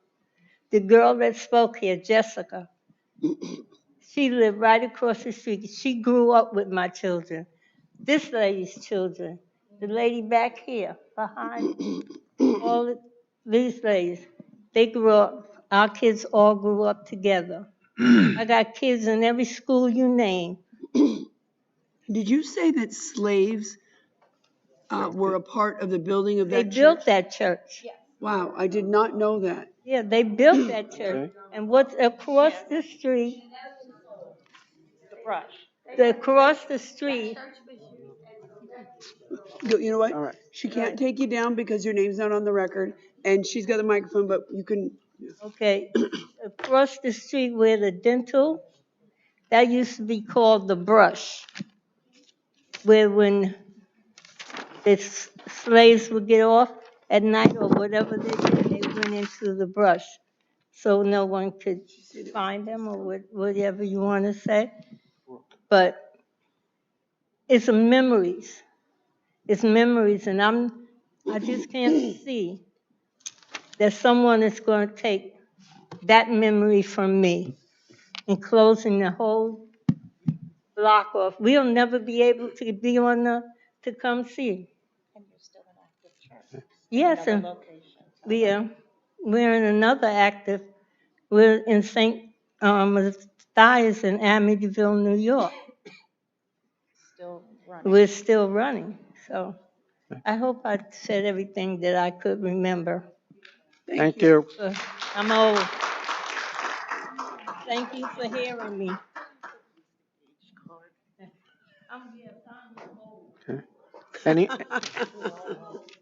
Anyone else in opposition who has not spoken? All right. So we have a number of people, Mr. Ali, we have a number of people who have signed in favor. Would any of those people like to speak? Fine, come up. In the interest of fairness.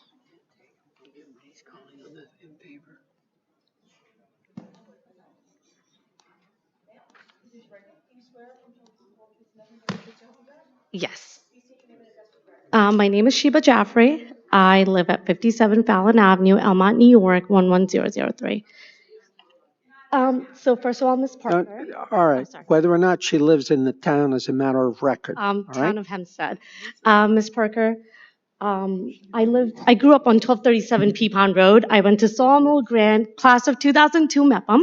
I just want to say to Ms. Parker, please take down my number and you can come anytime you want. Absolutely 100%. She's, remember Aliyah Rizvi? Yes. Yeah, that's my aunt. She still lives there. She shares a fence with the mosque. So I'm going to speak on behalf of the petitions. Believe it or not, guys, a lot of people do live in Belmore. They do live in Wantagh. Those guys, they live in East Meadow, right? But I know you guys are welcoming. You're being very nice. I appreciate that. But unfortunately, a lot of those people didn't feel comfortable talking.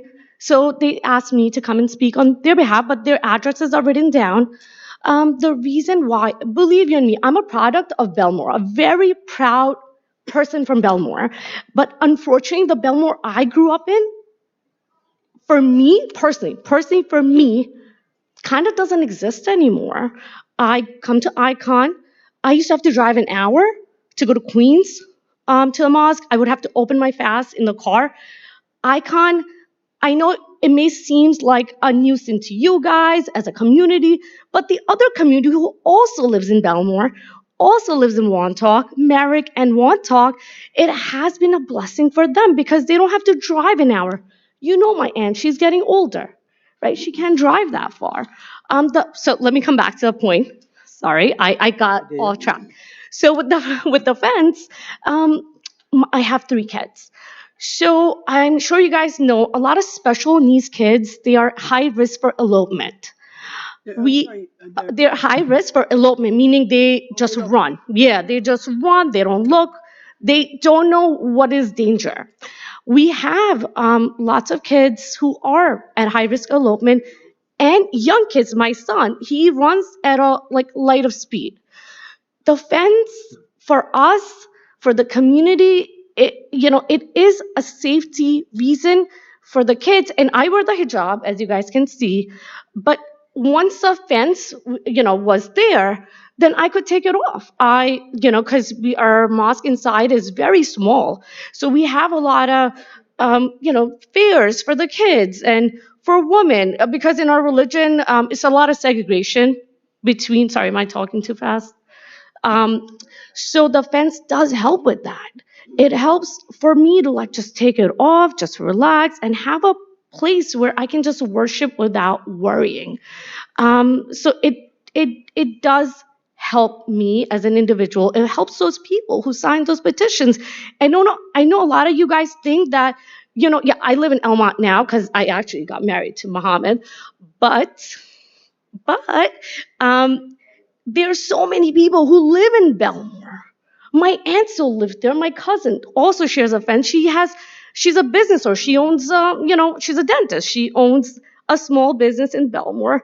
So we do need the fence here. I'm going to wrap it up. We need the fence because it is a safety issue. Someone did say to my daughter, go back to where you came from. And she said, where should I go? I was born in Manhasset. Where should she go, right?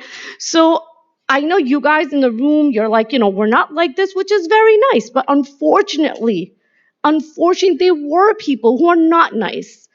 And everyone deserves to feel safe, to have a safe space to come and worship.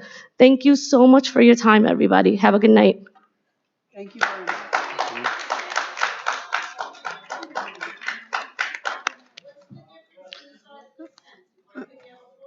All right, Mr. Ali, would you like to sum up, sir? Pardon? She said no one else. Okay. Does anyone else want to speak? That lady over here. 1, 2, 3, 4, 5, 6. Okay, you'll still have a quorum. I gotta go Yeah. in 5 minutes. You did not? You did? Okay.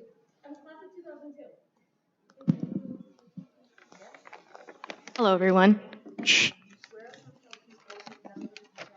Yes. Kristen Talbot. I live in 3029 Johnson Place, Wantagh, New York. I worked for St. Francis Episcopal Church in North Belmore during 2020 into 2023. That's around the same time that the mosque was being sold. At the time, our church in North Belmore was in the middle of a transition.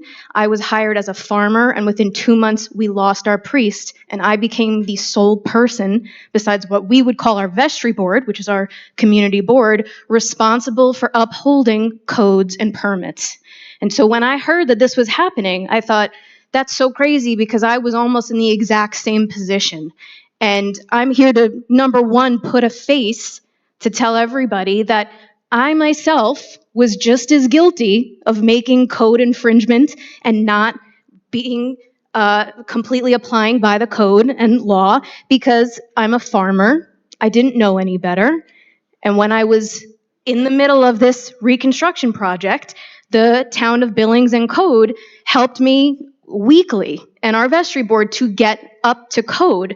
And what I discovered very quickly was that houses of worships, wherever you go for divinity school or however you get your training to be clergy or whatever you would call it in Islam, your leadership that has a training, they don't necessarily teach you about code enforcement. They don't teach you about buildings and grounds.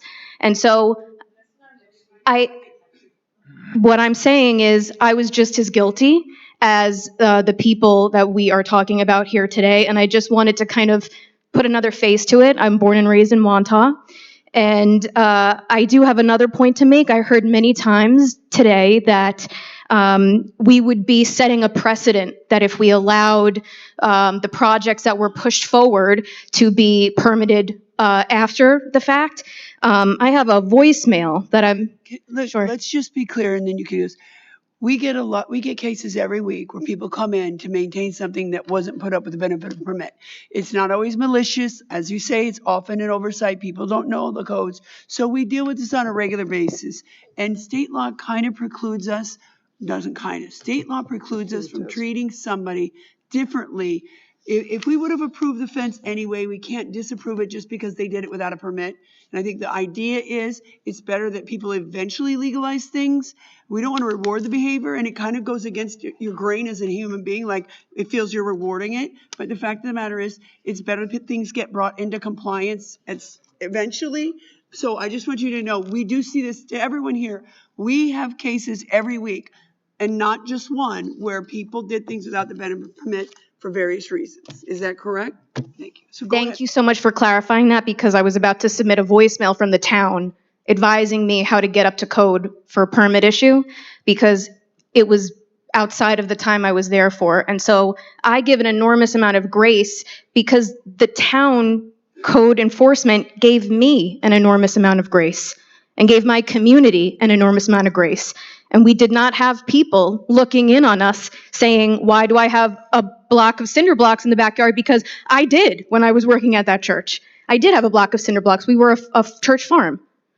And so I want to dispel this idea that to act outside of code when half the time it is ignorance is not true.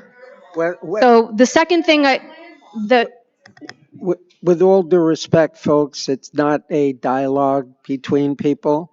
And furthermore, as Mrs. D'Amato stated, the goal in part of this board and what the town believes and the state believes should be done is not to deny. We can't persecute or prosecute or deny people. As she said, if we would have approved it anyway, we can't discriminate against people who did it without permits, whether by design or by ignorance. If it would have been approved anyway, we have to approve it. Thank you for clarifying that. So that's really the point I want to make, that these decisions are often not made to harm the community. They're done because we don't know what exactly we're doing. And if you give us time, and the board gave me an enormous amount of time and support to get up to code, and I'm grateful for them for doing that. The other thing I want to say is that there's a missing actor in this, and it's the Episcopal Church. It's the Diocese of Long Island, who made a very legal land transaction of real estate that is not a residential land transaction. These are houses of worship. These are landmarks. And all the legal issues that are happening here today, I think they're great conversation, because it's where do we as a community and you as a house of faith, where is that line? That's what we should be here to discuss.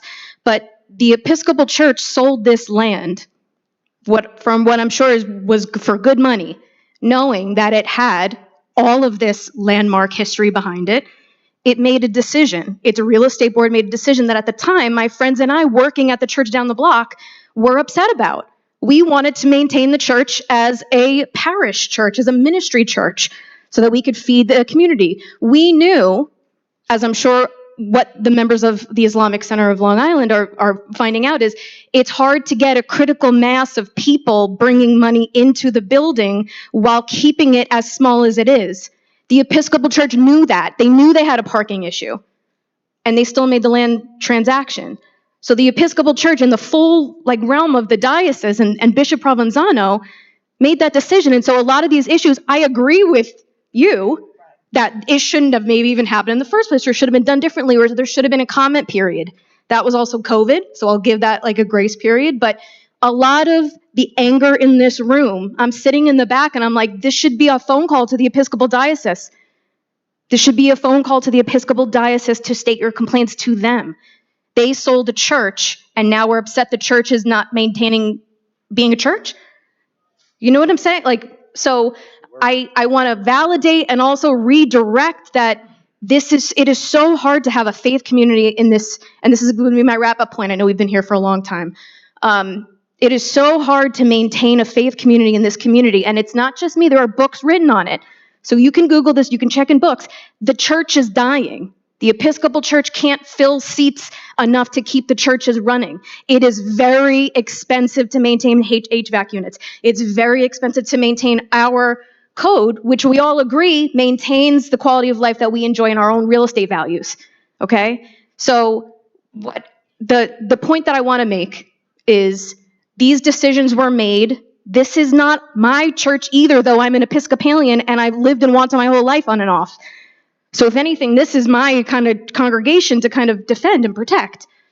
So I validate all of this, and I want to say the Episcopal Church is open to your feedback. Go call them, please. That's why I transitioned to the Episcopal Church, because they are not above reproach, and they often make mistakes.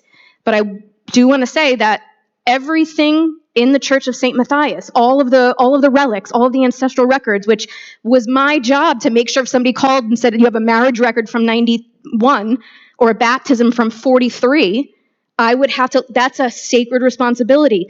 That's on the behest of the Episcopal Church to do that, to protect that.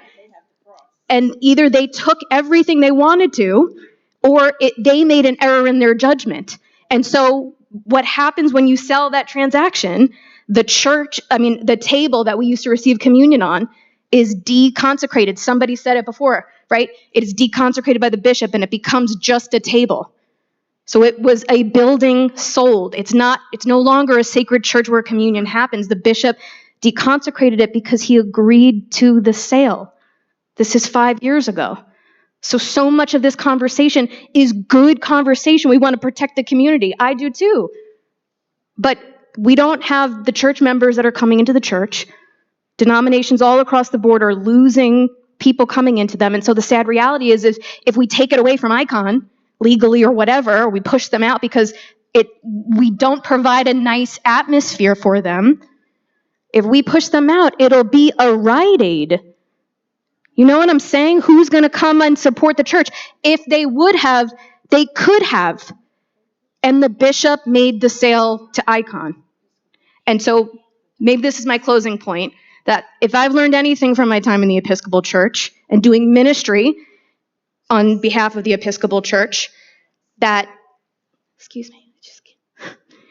is that the church is here to meet the needs of the community, not to create more people to put into my church.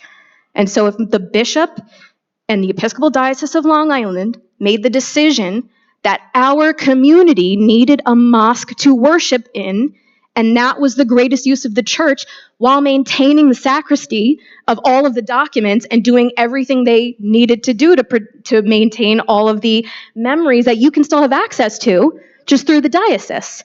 Because you don't sell a house and then expect to be able to come back in afterwards. I think there's a great conversation about where in the landmark status is, like, are we able to go into the building at all times? But we cannot have this conversation without bringing in the Diocese of Long Island. And so what I'm going to do, I have a conference actually tomorrow with Episcopal leaders that I'm going to ask them if they want to get involved and want to add in more information to see if there's any more information for individuals that feel like they've lost something from the church. I don't want that to happen. And I think there's a way around that we just aren't seeing here today. I think that's all I have to say. I appreciate everybody letting me speak. Thank you. Thank you.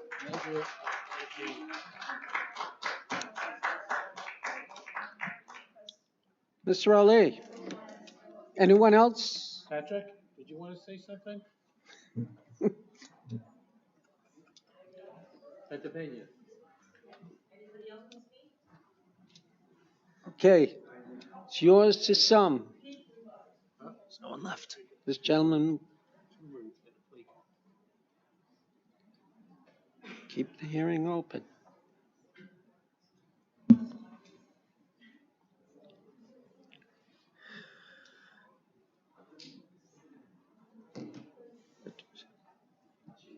Mark, attrition is a wonderful thing. They're going to go, well.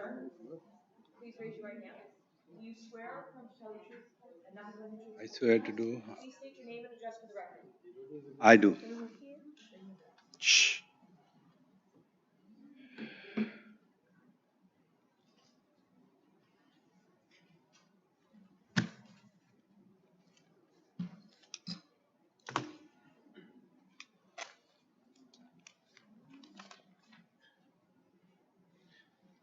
Dear Honorable Board members, my name is Hassan Zaidi.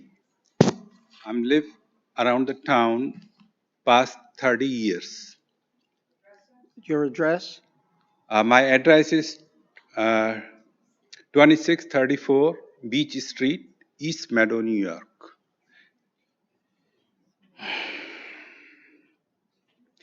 I have 37 eminent family members who live around on the town, and I'm congregant of the mosque, which is 3 minutes away from my house. One day at about 9 p.m., my son was standing outside the mosque, in front of the mosque. A white Chevy truck drove, and they have 3 kids also in the Chevy truck. They yelled on him and called him as a terrorist. And the kids also in the trunk, Chevy truck, called him terrorist too. This is the curse like at us when we are on the mosque. So people also drove the car and make U-turn and looking at the women's going on the mosque and curse them when passing the women's from the church from the mosque. They also curse. So that's why I'm requesting to the honorable members to approve the fence so nobody else can, call him every others or chat him. Thank you very much. Thank you. Mr. Ali? Honorable members of the board, Chairman Regano, thank you very much for your time. I'd like to sum up by submitting a few more documents just for the record. I'm not really going to speak about them, but just I would like to submit them for the record, if that's okay. That's what they are. So first is those pictures, you needed them to be marked. I actually have them printed out with addresses, so that'll make your life easier. So they have addresses on the printouts showing the fences. Some are on Jerusalem, some are in the neighborhood in Wantagh, showing fences on the corner of homes, at the driveway, and you'll see all of them over there. Additionally, there were a few things which we hadn't submitted, but things which were brought up, which I really wanted. I had taken out of all those approximately 1,000 pages of hate speech, and I wanted to clarify it was something because some individuals who had brought this up, it was a recurring theme, and so I wanted to make this very clear. At no point did I say that any specific individual is racist, Islamophobic, is a bigot, is xenophobic, or has done anything of that nature. But there are people, and this is an example over there, as well as the 300 odd petitions that you see, as well as the close to 1,000 social media posts. Those individuals who have done that have espoused those types of views. I'm not referring to any specific individual who is present here today. I do not personally know them. I do not know their thoughts or their views. And I can only judge them from when I actually do speak with them. And that doesn't necessarily mean that what somebody says in person is what their actual thoughts are in their mind as well. Right? So I want to make that very clear. So just wanted to set something over there. I was taking notes while people were speaking. I would just rebuttals to each of that, but just things which I wanted to add to the record. There were certain things which were sent to the police department. Just to give you an idea, the types of threats that we were given. There is a post here, and I'll a whole chain for you, where, when we talk about safety, right? Because I didn't get to read any of the 1,000 or so posts, so I pulled a few specific ones out. And this just shows you the mindset. And again, I'm not going to state the names of those individuals. You can read them yourselves, but I'll just read this chain out for you. If you ask me, they have been taking over since 9/11, and liberal America is letting it happen. I'm in Levittown, it's happening here. The next person writes, too many Muslim sympathizers in this country, especially the young, from what the schools taught them on the Town of Oyster Bay page, a similar story, and people are saying we are not a Christian nation. This is beyond scary. Now this comes the actual scary part for us as a religious organization, as a minority. We are becoming the minority in our own country, it's a derogatory term, very effed up. I'm not going to use the actual terminology. Then this is the part which got reported to the Nassau County Police Department, where they're actively investigating, and they've sent out subpoenas. The person wrote, arm up with plenty of ammo. There will come a time we will have to end this. Person continues with the smiley face and then says, already here, referring to the time that we will have to end this. Then the next person writes, what quote-unquote toys you got. If you look up the profiles of all these people, which you can, they're public profiles, they're based in the town of Hempstead, in East Meadow, Wantagh, and Levittown. So just to give you an idea that this is the type of vitriol, hatred, and bigotry that we face, I would like to submit this to the record. This is just one example. The second example, right, which I just want on the record, just so that you can understand the safety issue that we feel. And again, you can have a 20-foot fence, you can have armed security, you can have everything and anything in the world, right? I mean, we have, you have TSA, you have everything. We have SWAT, you have everything. Stuff happens throughout this country, right? But at the very least, we should feel like we're safe, right? I mean, you could have literally armed security to all around. That's not going to stop anyone from doing anything. If somebody wants to do something, they will do something, right? This individual says, quote, they are trying to plant a flag. Next, they will be buying up houses, and eventually the whole neighborhood will be Muslim, which will lead to a mini Sharia compound. Then the person writes, then the Second Amendment kicks in. So what is that in reference to? So, and continuous threads of that. I'd like to submit this as well for the record. So when we say that we feel threatened, when my wife goes up there and says that, she's speaking for 300 people who are scared to even show up, to even come up on a microphone, she's absolutely right. That is the reality. I'd like to submit another post, right? And again, I'm just going very quickly. Somebody went in, took a picture of a religious event where there were just women and children, and said, zoom in and ask yourself, what flag is that? Are you not concerned? So they're trying to spread, some type of Islamophobic hate. And then they write, nothing that reflects our country.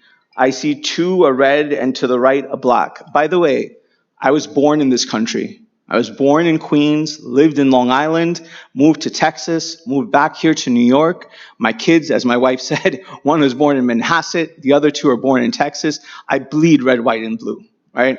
I was educated here. I went to Stony Brook University. I went to Mount Sinai School of Medicine. So I've worked in the city. I am born and bred New Yorker. My father came to this country in the 1970s. God bless America. He has lived the American dream. He has 5 children. God bless, all well educated, all due to this country, due to the opportunities that this country affords us, right? To everybody. And by the way, we are not the only minority which has gone through this. Italian Americans have gone through this. Irish Americans have gone through this. Jewish Americans have gone through this. Every minority has gone through some form of issue over the course of the last couple of 100 years. It's a country built on diversity, right? So how many tens of thousands, hundreds of thousands of people have come through Ellis Island, come through and helped build this country? With that being said, this next person writes, wait, I just want to get to this point right here. Okay, this is the main point, which again, very concerning. I'm with you on that and thought that was the purpose of this group, but some of these posts, OMG, look at the flags they're flying, may cause some people to not want to get involved. This group sometimes, at least to me, seems like it's as concerned about Muslims as much as the historic church. I feel we have a better chance at stopping further construction by staying focused on that. I agree, but I will admit I'm not happy to see black flags, especially if they truly represent what I read them to be. That does frighten me. So I would like to know more about that also. Unfortunately, I'm away, but when I get home, I plan on looking further to all that has been going on. This individual actually then went, by the way, so to give credit to this individual who wrote that looked into what it is and actually found out. It's about a historical event which happened to one of our saints where him and his family were, and that saint is an imam, and him and his family were martyred, right? And so we have during Muharram, that's one of our high holidays, so we commemorate that. And so that was one of those events. So that person actually wrote about it. She did research on it and she wrote a whole post about it. But this initial post was meant to inflame people. And so I would like to submit this as part of the record as well. There are so many other things. We don't have time. It's already, all that. The point is, I'd like to submit all of this. You guys, I'm pretty sure, can figure out what it is. Chairman Regano, thank you so much for everything. I would like to just do a rebuttal on some of the points which were made, as well as give a closing statement and call this a night, if that's okay with you. All right? Go right ahead. Thank you. So,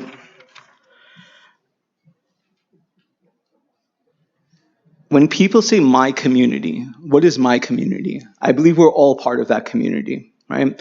Doesn't matter if you've been there for 100 years, 50 years, 20 years, 3 years. There are many people who are part of that community who just moved in, who were there. My wife graduated from MEPM, class of 2002. Her aunt lives on Peapon still. My brother-in-law, he owns a home next to door on Peapon as well. They've been there for decades. So the point is that we as Muslims, as Pakistanis, as individuals have been part of this community for decades, right? It's not just ICON as an organization has been there for a few years. We, as the person from the Episcopal Church said, we actually purchased this property legally. And what do you do when you're part of the community? You try and get involved in the community. I was actually, and I've submitted these pictures, by the way, you can see them.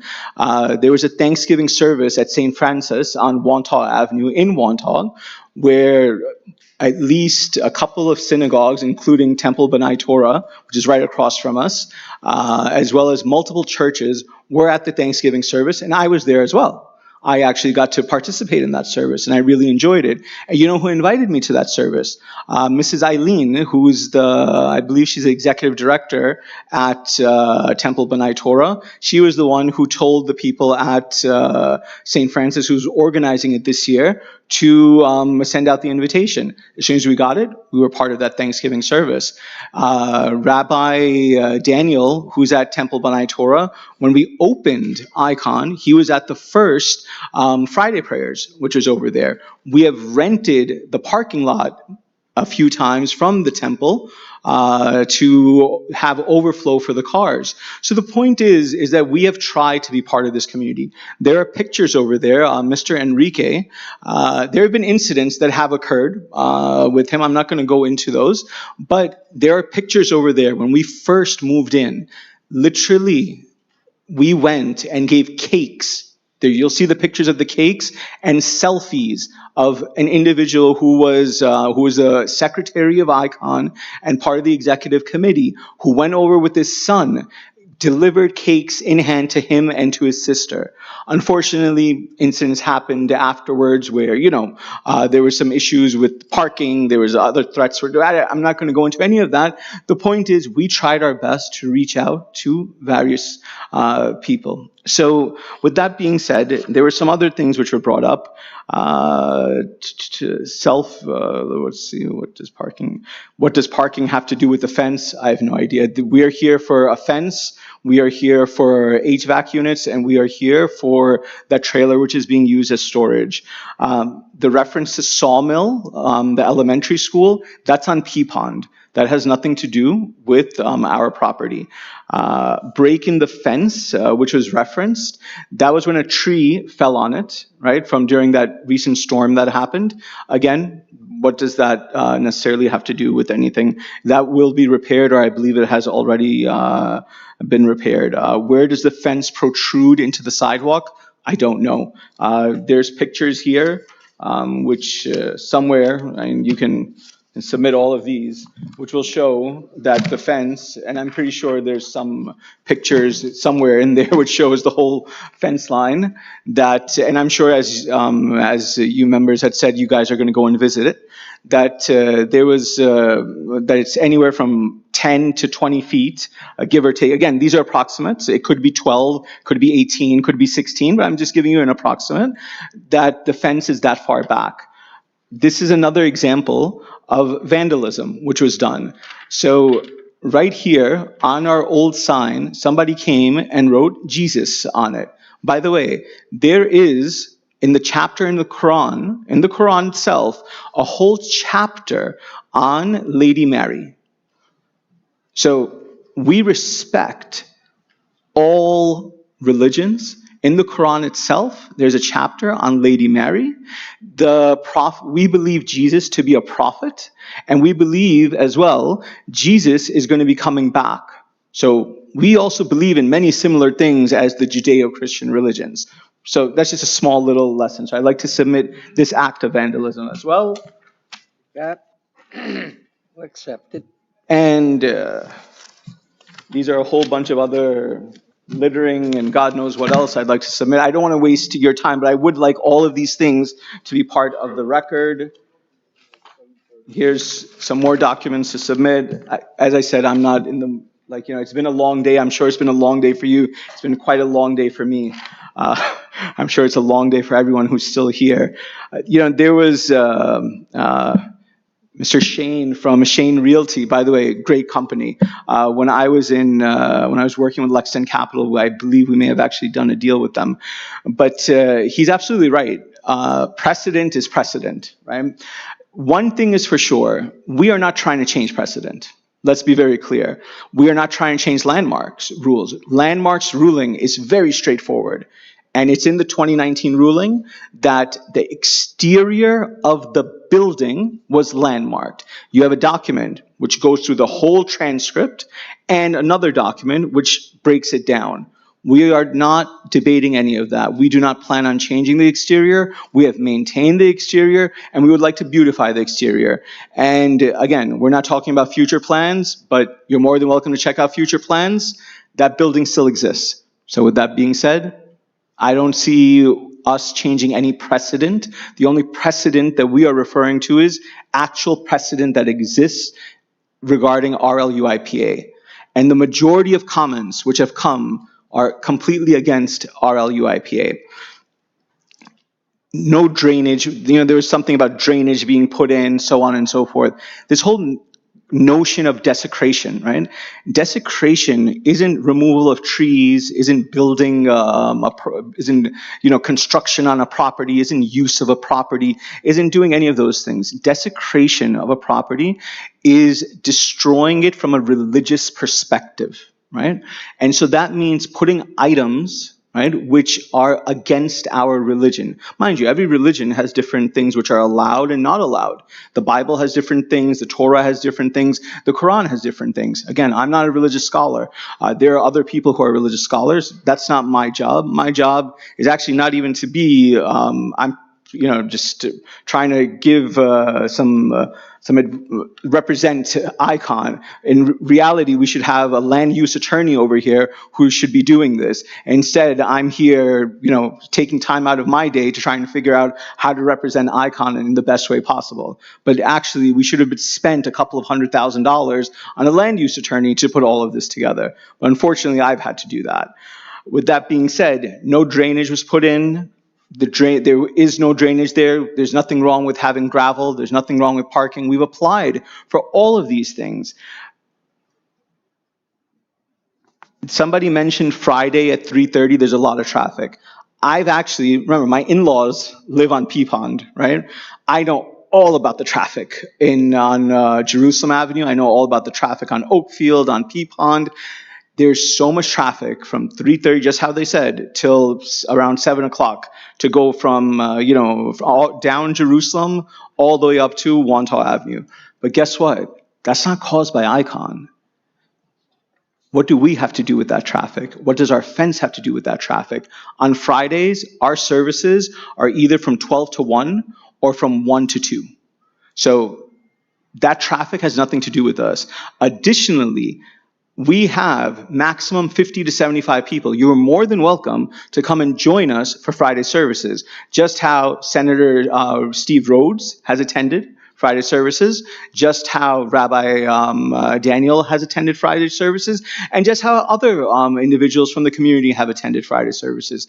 To the lady who said she'd been here for about 45 years, and my wife welcomed her to please come and attend the mosque. You are more than welcome. In fact, about a few months ago, during a Muharram event and program, there was a gentleman who grew up in that church and spent his whole life there. And during one of our programs, which was in Urdu, by the way, majority of our congregants are from Pakistan. They speak Urdu, and that's what they do. That's where they do the events in. So he came in, and right in the middle of our program. And I believe some of the boys are still there. They told him, come have a seat. And he just sat there just for 20 minutes, 25 minutes. And he just said, I just want to sit and just remember my old times. And that was it. He did nothing to disturb the program. Our program kept going on. There was no commotion. There was no nothing. And after about 20, 25 minutes, he left. We offered him some food, and that was it. At the end of every program, we have food. As he was leaving, we offered him food and water. He's like, no, thank you so much. And we said, you're welcome anytime. A mosque is just like any other house of worship, just how a church is, a temple is, a Sikh Gurdwara, any of those things, right? Obviously, every organization has its rules, regulations, respect certain things. For example, you have to take your shoes off when you enter there. So there's, certain guidelines, right? But with that being said, there's so many other things which I want to touch on, but I'm not going to spend my time on that. I will just go to my prepared conclusion, if I can find it. I don't know, or maybe I handed it to you. So with that, I'll end. I'll give you a closing, and then hopefully we can end this long day. Thank you for your patience. Before I close, I need to speak from the heart and for the legal record. For the last 4 years, our congregation has lived with a level of hostility and fear that no religious community anywhere in this town should ever have to endure. We have had beer bottles, garbage, and najis items thrown into our sacred land on a near daily basis. We have had people trespassing onto that strip, taking videos, photographing our women and children during religious programs, and posting them online to mock us. All of this has been submitted as proof. We have had our cameras stolen, our doors tampered with, and our congregants, including elderly worshipers, women in hijab, and children subjected to slurs, intimidation, and harassment. Again, all of this has been submitted with proof. These are not allegations. These are documented facts. They are part of your record tonight. The one thing and the only thing that has ever given our community even a measure of safety and dignity is a standard 6-foot fence at the property line. We're not asking for a special fence, not an oversized fence, just the same 6-foot fence that countless neighbors already have. The same fence that every other religious and secular property in our area can obtain without enduring years of hearings. It's been almost 3 years since we started this process. We stand before you tonight because we're not asking for special treatment. We're asking for equal treatment. Every one of our neighbors, residential, commercial, religious, is allowed a property line fence. The synagogue across the street has had a storage container on its property for over a decade. Businesses on Jerusalem Avenue store equipment outside. Multiple homes have perimeter fencing. But when the mosque asks for the same ordinary accommodations after years of harassment and documented threats, suddenly obstacles appear.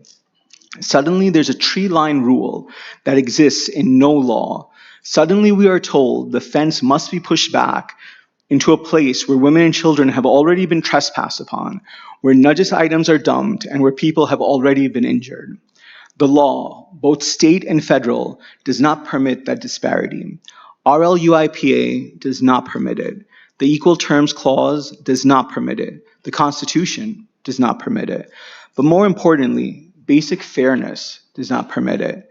Our building is a small, landmarked former church and cannot be expanded. Women's programs, Ramadan programs, Muharram gatherings, and Eid events must be held outside.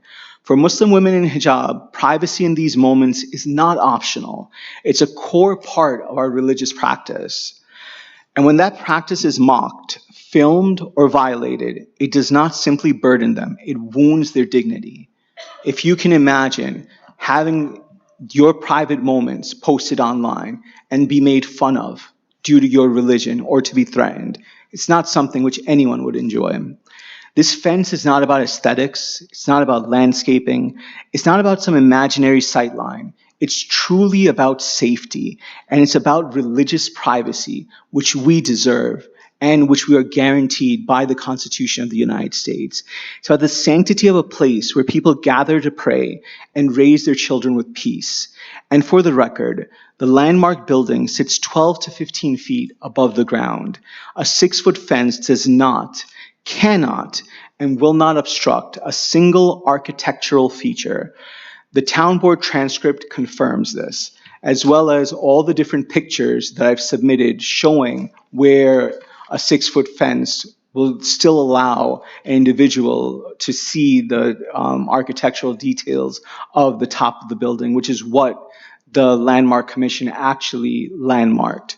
The Landmark Commission's tree line theory has no basis in statute, no basis in findings, and was never adopted by the town board. This board, your board, and only this board has legal authority over fence placement. And under town law, section 267B, every single variance factor supports approval. And I believe I've spent a significant amount of time going through all of those factors in every possible way. I still believe I should have used, land use attorney, but nonetheless. Lastly, I need to say something that is harder to put into legal language, but it matters just as much. This mosque is part of Wantagh now. Our children play here, our families pray here, our women gather here to learn, to worship, and to support each other. We have endured more hostility in the past 3 to 4 years than we ever expected, but we have not responded with anger.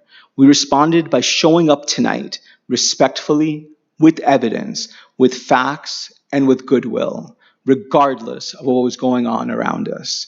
All we are asking is that our community, a small religious minority, be allowed to worship in safety, peace, and dignity. A 6-foot fence at the property line, a small trailer hidden behind it, 2 donated HVAC units stored until we can build a larger structure. Nothing more, nothing less than what everyone else already has. We're simply asking to be treated equally. And after all we have lived through, we're asking to be treated fairly. For these reasons, we respectfully request that you grant the variances. Thank you so much for your time. I really appreciate it. Thank you. That concludes the hearing. I move the hearing be closed, the case placed on a decision calendar. When the board renders its decision, all those who signed in will receive a written notice. Thank you. Second. All in favor? Aye. Any opposed? Short break. We'll come back. We close the hearing. We have to make a motion to close. Give you credit, my man. Thank you. If you don't mind, I'm gonna roll.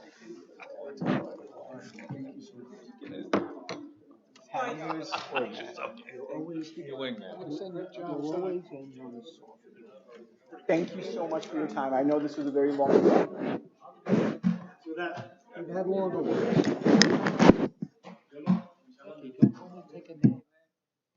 You did a good job. Good job. Thank you. Yeah. You don't need, Mohammed, I just want to let you know that you speak about all the garbage and on the front lawn, whatever. There's a bus stop there, and there's always been left garbage there. I've been in Belmore since 1976, okay? And we are not a racist community. And I found you as a senior very disrespectful, hurtful, and arrogant. And if you're a representative of your community, then you're not a very good example. Thank you very much.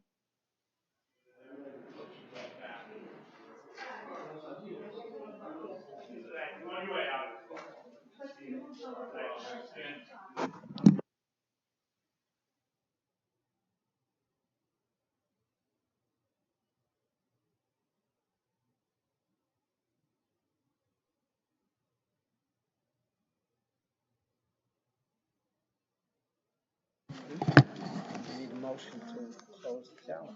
Yes. Do you want? I move to close today's calendar for the afternoon. Favor? Opposed?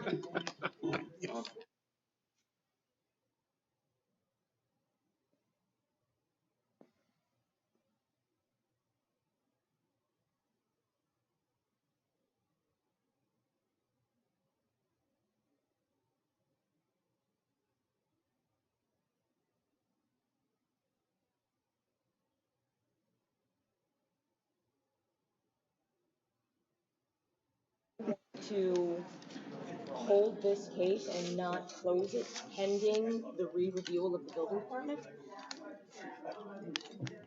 What are they gonna re-review? Well, because my understanding, Is that the fact trailer, being used as something other than a trailer right, is probably going to trigger additional parking variance. I mean, we can then reopen the case at a further date. Then the case should be put on reserve and then have Todd O'Connell Yeah. submit. And then we would take it from there. Yeah. Okay. It's pending, okay, so we'll leave it as is. Leave him the option of,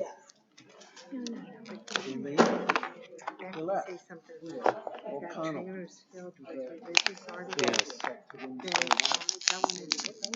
And they have to have a permit for that? I don't think necessarily for that.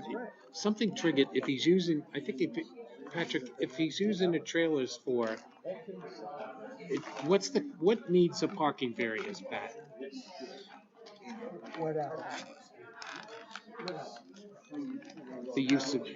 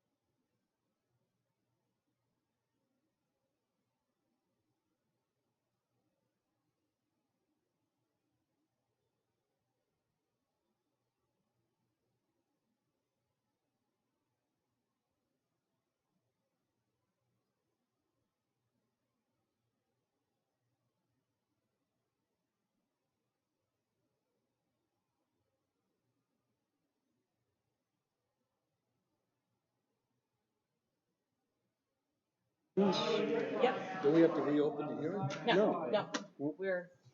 The hearing is closed. But, all right, so decisions, Mr. Pellegrini. Okay. We need four. We have four, you have Okay, four. so case 511 of 2025, Wantor, the Islamic Center of Nassau, Inc., to use variance to maintain storage of commercial mechanical equipment in the Residence B district with side and rear yard variances. To use variance to maintain storage of commercial trailer in the Res B district with side yard variance.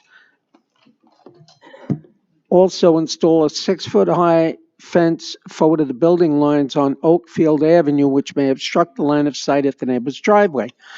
Property address is 2856 Jerusalem Avenue. I would like to hold that case and put it on the reserve calendar. I would also just make the statement that since it was elicited at the hearing that that commercial trailer isn't simply being stored there, it's now being used for storage, we need that to be re-reviewed by the building department and see if that triggers any additional or further variances. Okay, So. we will hold it. So we'll hold Do I? it pending, All right. Correct, pending re-review. And, Okay. And then I'm sure the board wants to inspect it. Yeah. Yep. You don't need a second. No, don't need anything. Third. Wait a minute, just as a point of reference. Did any?